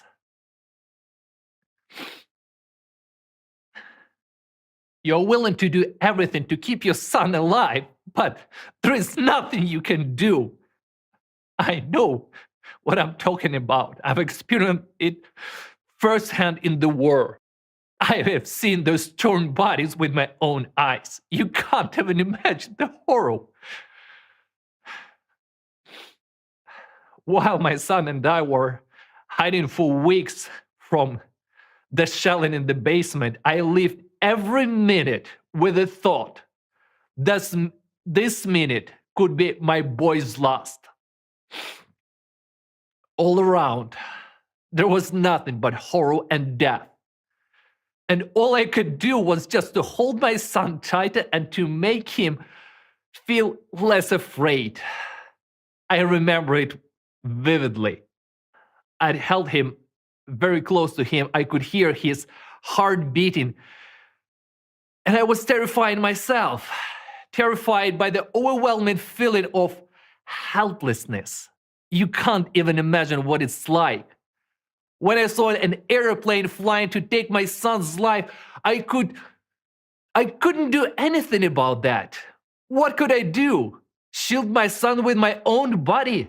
But how would that help him? It wouldn't save him from the aerial bomb that would destroy half the block. All I could do was just watch that damn airplane and pray that my son would survive.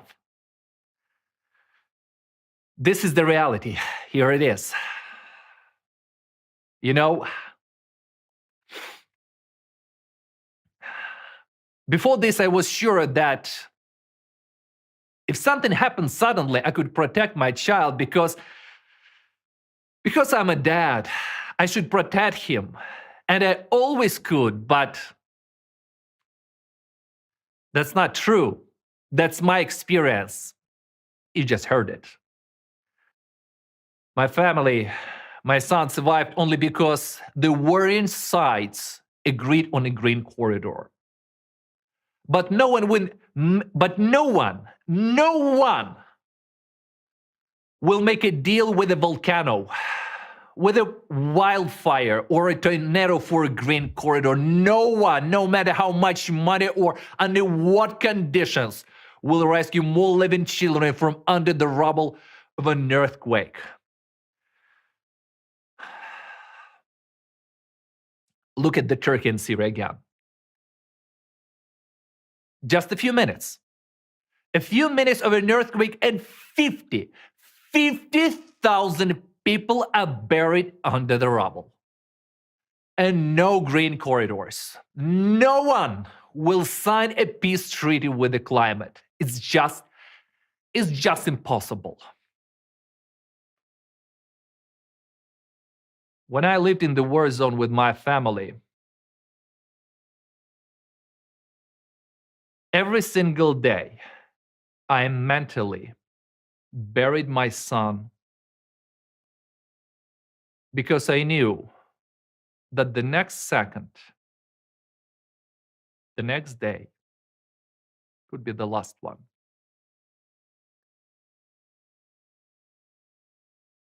Even right now,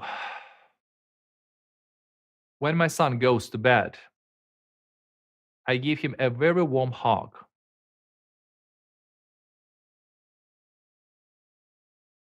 Because I know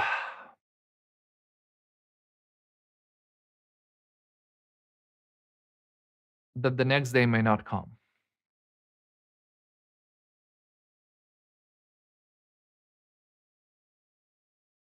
Because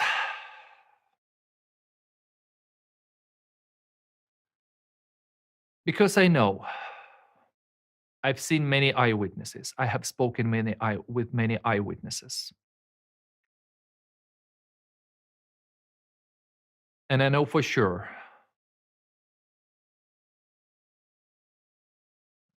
that you can go to bed today and never wake up tomorrow. But still, after that, after my son falls asleep, I go and continue to spread information about what is happening with the climate right now in every possible way. Because I know that protecting my son is my responsibility. And as long as we're alive, we're obliged to act. Listen to me.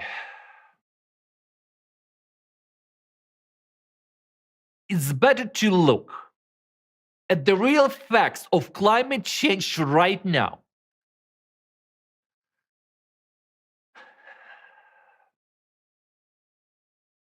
than at your child's lifeless body later. Because when disaster comes to your home, in the form of earthquake, hurricane, flood, you won't be able to do anything to save your wife or your child. You just won't be able to do that. Right now, this moment, I want to address to every man, especially to those who are fathers, who are going to become one in the nearest future. The fact that we have such a society in which neither our wives nor our children are protected is our fault. Our fault is that we remain silent about what's happening and close our eyes to it. Right now, when the safety of our wives and our children depends on us, depends on how quickly everyone learns the truth and demands a solution to the climate problem, we remain silent. How can we stay silent when we are talking about our families, when we are talking about our children? Because our families, they rely on us. Because they have no one else to rely on. They're relying on us, fathers. They're relying on us, men. Because it's our duty to protect. It's our duty to ensure that our children have future. It is our duty that our wives and our children are safe. It is our most important duty and responsibility. We're not bringing life to this world. This duty is given to our wives, mothers, sisters, and daughters. But our duty as men and fathers is to protect life. It's our responsibility.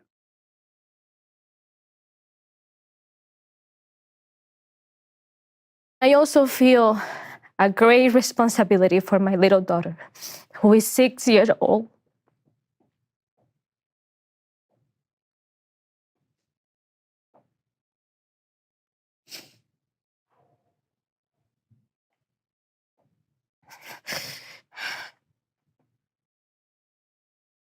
I remember the moment when I first saw her tiny hands when she was a newborn baby,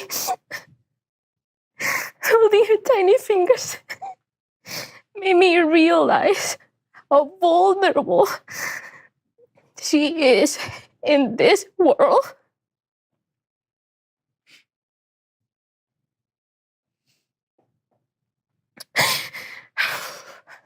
I realize that I am essentially the only person who can protect her. She came into this harsh world full of injustice and violence. And she doesn't know anything about it yet. But she relies on my protection. I am the only one who can protect her in this world and provide her with safety. And now, during our conversation in the studio, I realize how many of these little vulnerable ones who have just opened their eyes and cannot protect themselves perish in climate catastrophes every year. It's so unfair.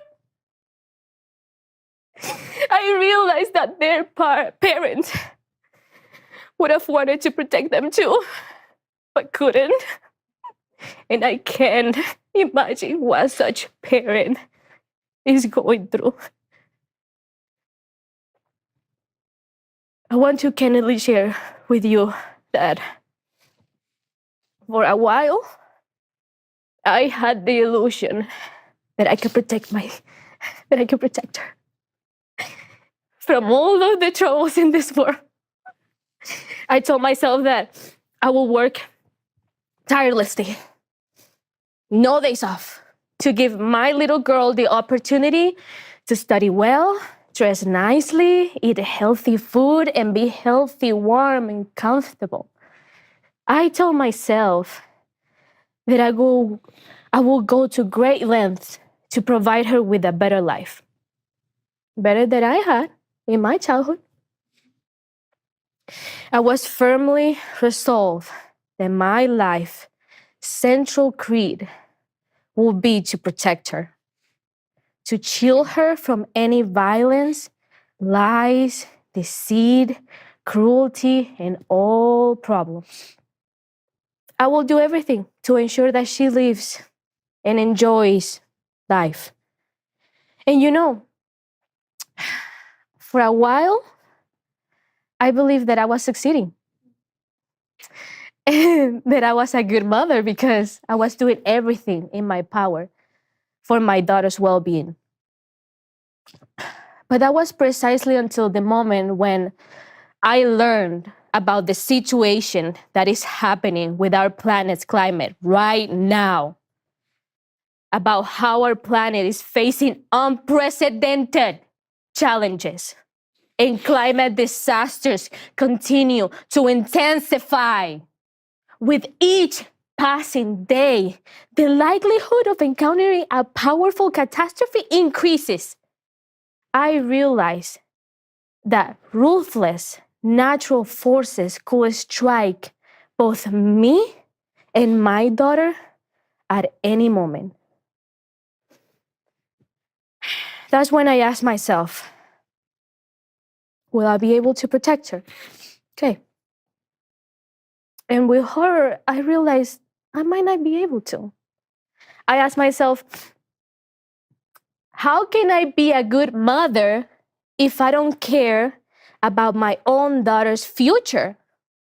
If I remain silent about climate threats, I understood that to ensure a safe future for her, I needed to strive for science and our scientists to solve this climate problem, to stop this external force that affects the core of our planet and trigger natural disasters.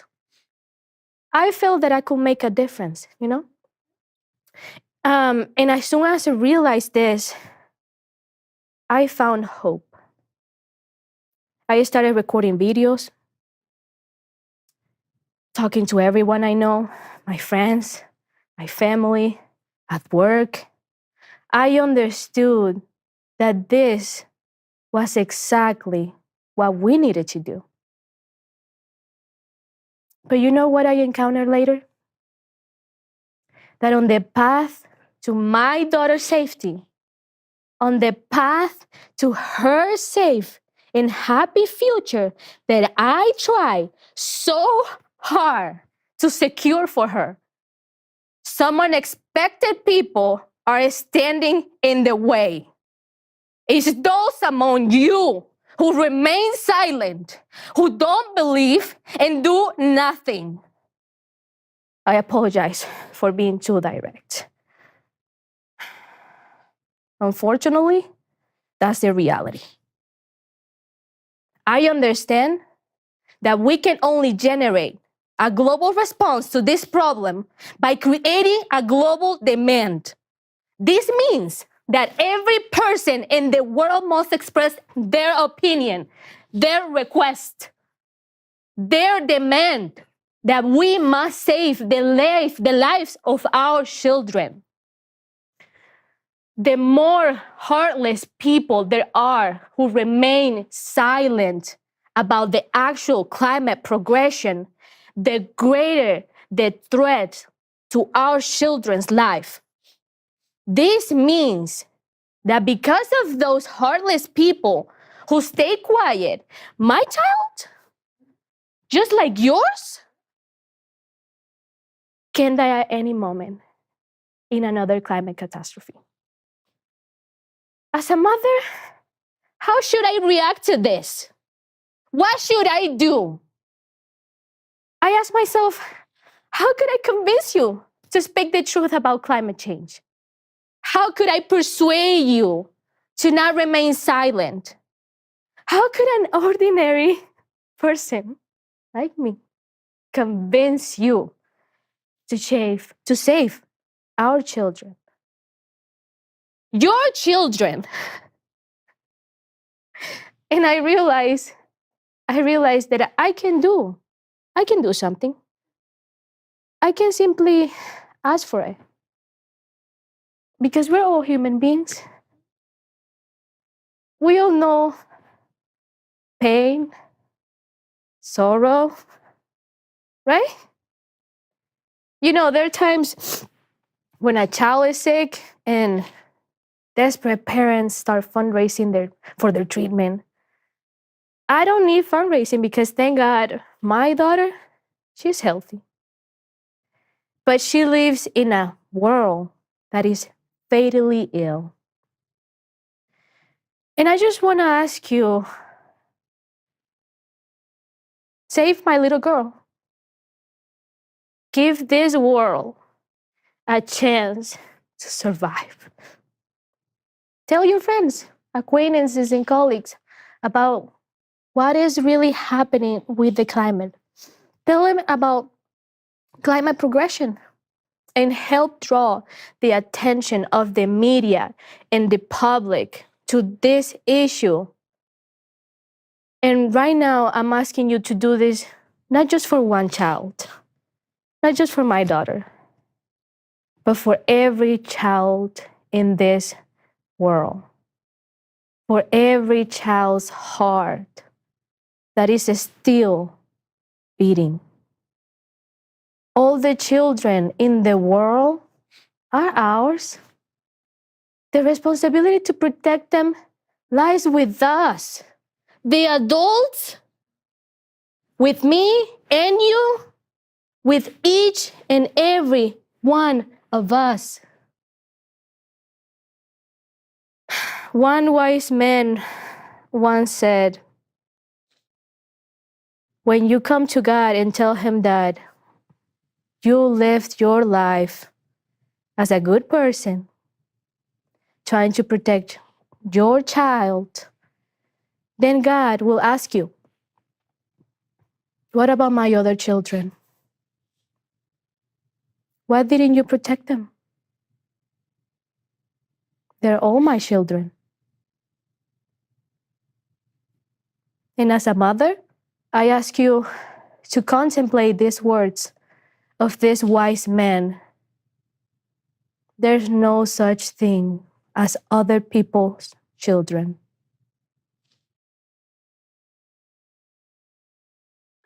Just maybe, your parental instincts will awaken and you will start protecting your own children.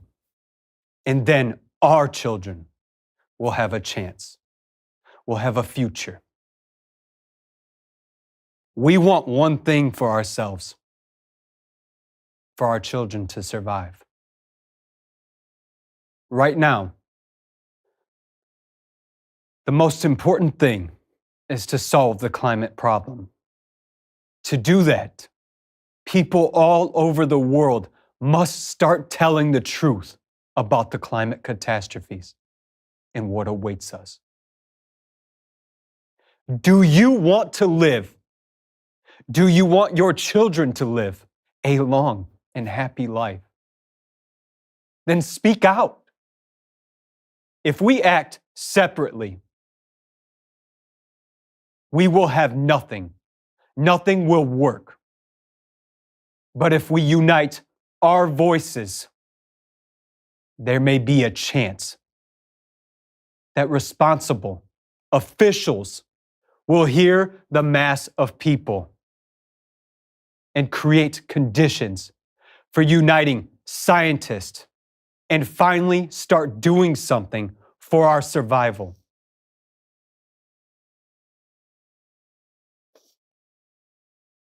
Tell me, is it really so difficult for you to go to your neighbor while you are both still alive and tell them the truth about global catastrophes and ask them to pass on the information?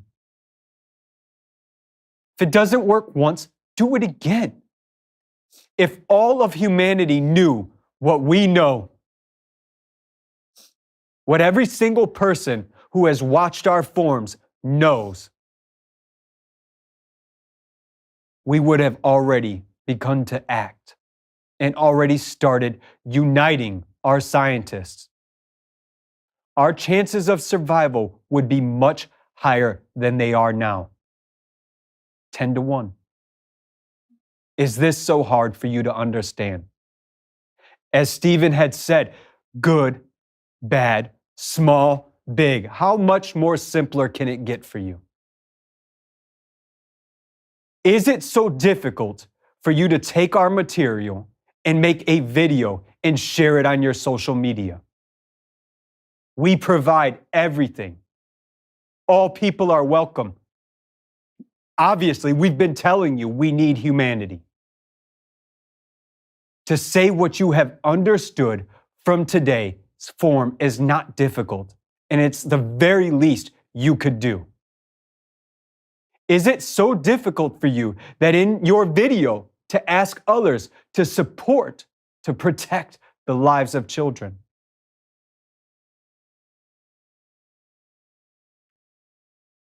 We hope and encourage ourselves that we will reach you and that we will make it in time. Many volunteers of the Creative Society, after work, we search for, study the information, record videos, edit, translate into dozens of languages, attend organized events, conferences, forums, sacrifice our sleep, try to reach out to you while you're still living your last days, enjoying the sun. We're trying to reach you, and we do not see the sun. Instead of chatting with your friends in a cafe, we have not seen our friends for years. Sometimes we don't even have time to talk to our relatives because we understand that if we don't reach you today, our loved ones won't be around tomorrow.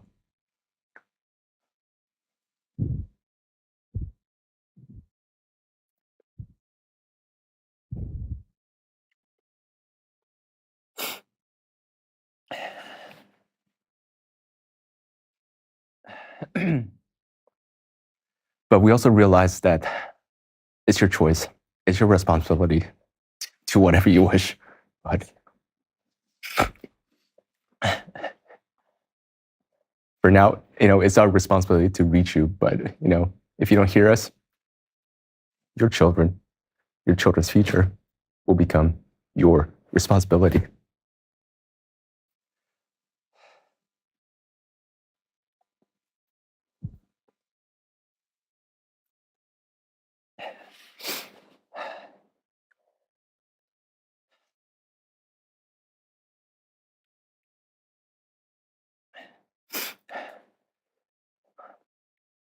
I will continue and keep going because otherwise, how the hell am I going to look into my daughter's eyes? As I said, two little ones. How will I explain to them that Papa knew how to save their lives but gave up because we're not being heard? How can I look them in the eyes if I knew how to save their lives but I stopped acting? We act for children and for all children. We understand that some people don't have children, but doesn't your life deserve to be fought for? 5 to 7 years is just a fleeting moment. Some believe that death is not scary, but we've talked to eyewitnesses and seen many stories in survivors. Our hearts were torn apart when we heard the story of a father from Turkey.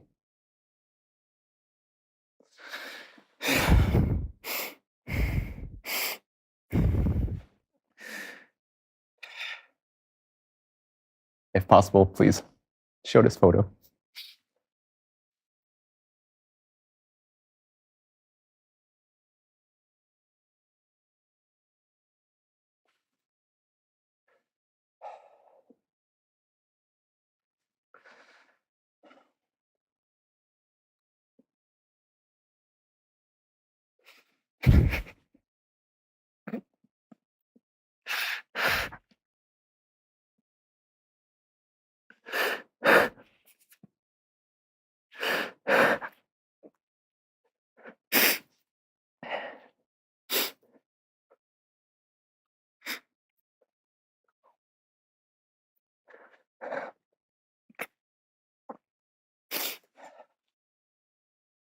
You see, I have 2 young daughters, and what if it was them? Oh, what would I do at that point? We still have a chance to change things.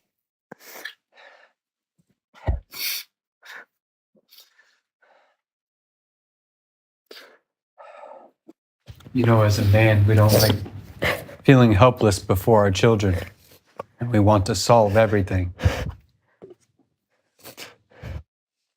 It's very hard doing this.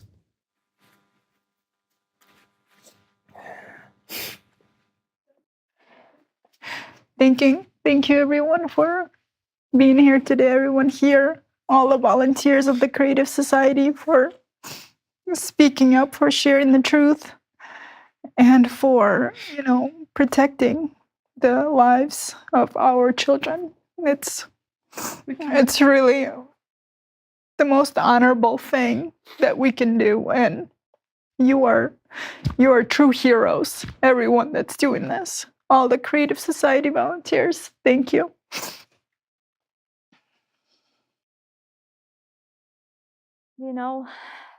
Once my husband and I were discussing climate issues quite emotionally, talking about the 5-7 years that we have, the green zones. And my son came over and asked, "Mom, what are these green zones? What is this 5-7 years?" At first, I told him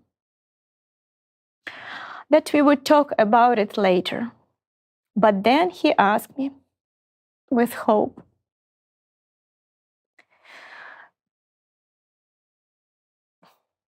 Mom, will you really manage to build the creative society in time?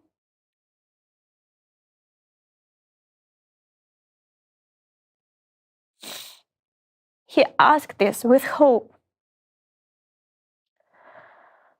because he has his own dreams for his own future.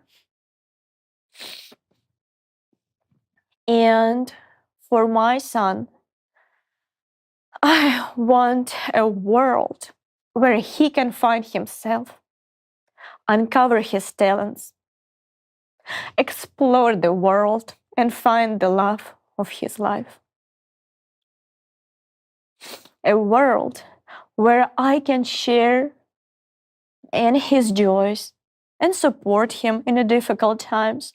A world where I can support his fresh, young, fulfilled life. You know, my son wants to become a spaceship engineer when he grows up. My son really wants to leave, and he relies on me.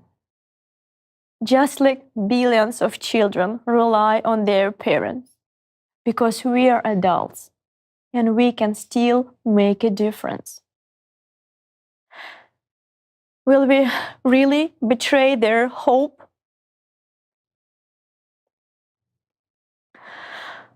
You know, I often think about the meaning of my life if my child were to perish.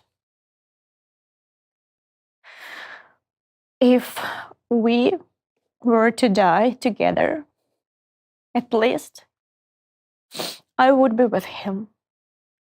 But how can I know if a natural disaster will be so kind?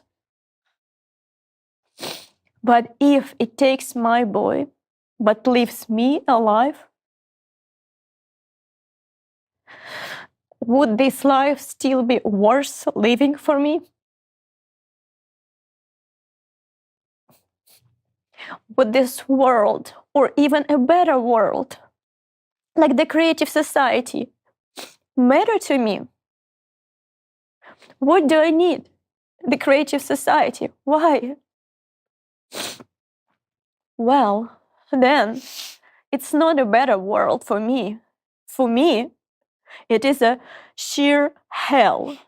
For me, the best world is one where my child is alive and safe. And for such a world, I'm willing to fight. But too few of us are ready to fight for it right now. And we simply are not heard yet.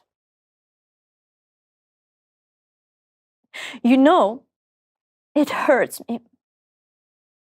It hurts a lot. I'm overwhelmed by the internal pain of having to explain to the world why we want our children to live. Isn't this desire the most natural thing that comes from a mother's heart? Isn't it self-evident? A child's life.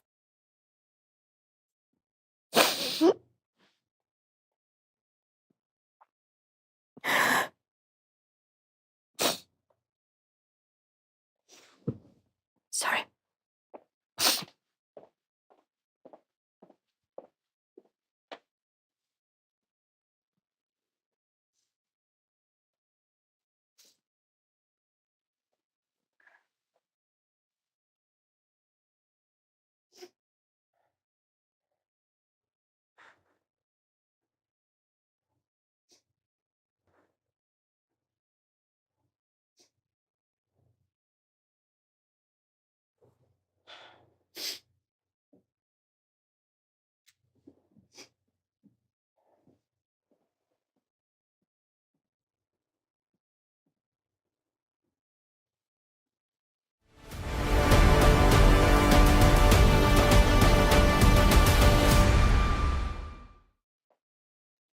Dear friends, Please forgive us, our emotions.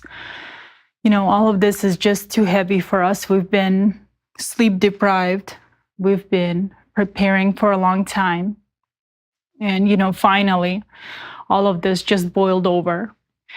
The situation with climate, with wars, and all the injustice that we see in the world today it's not easy. You see only a part of us here today. Still, there are many volunteers behind the scenes who, for over 10 years, have had no vacations because they try to use their free time to convey information to you. And please understand us. What we're saying is the truth. We are all parents, and this really is what motivates us. And today we prepared a 12-hour long forum. And today many speakers were supposed to speak, and we wanted to show you a lot of information. But after what has happened, we realized that honestly, none of this matters anymore. And we would like to apologize to the speakers who didn't get to speak. And we want to stop the forum now because we are just overwhelmed by emotions. And it's really hard for us to cope with them. So please excuse us. We're stopping the broadcast. But we really want to say that despite everything, we will fight to the end for the lives of our children. So go ahead and stop the broadcast now.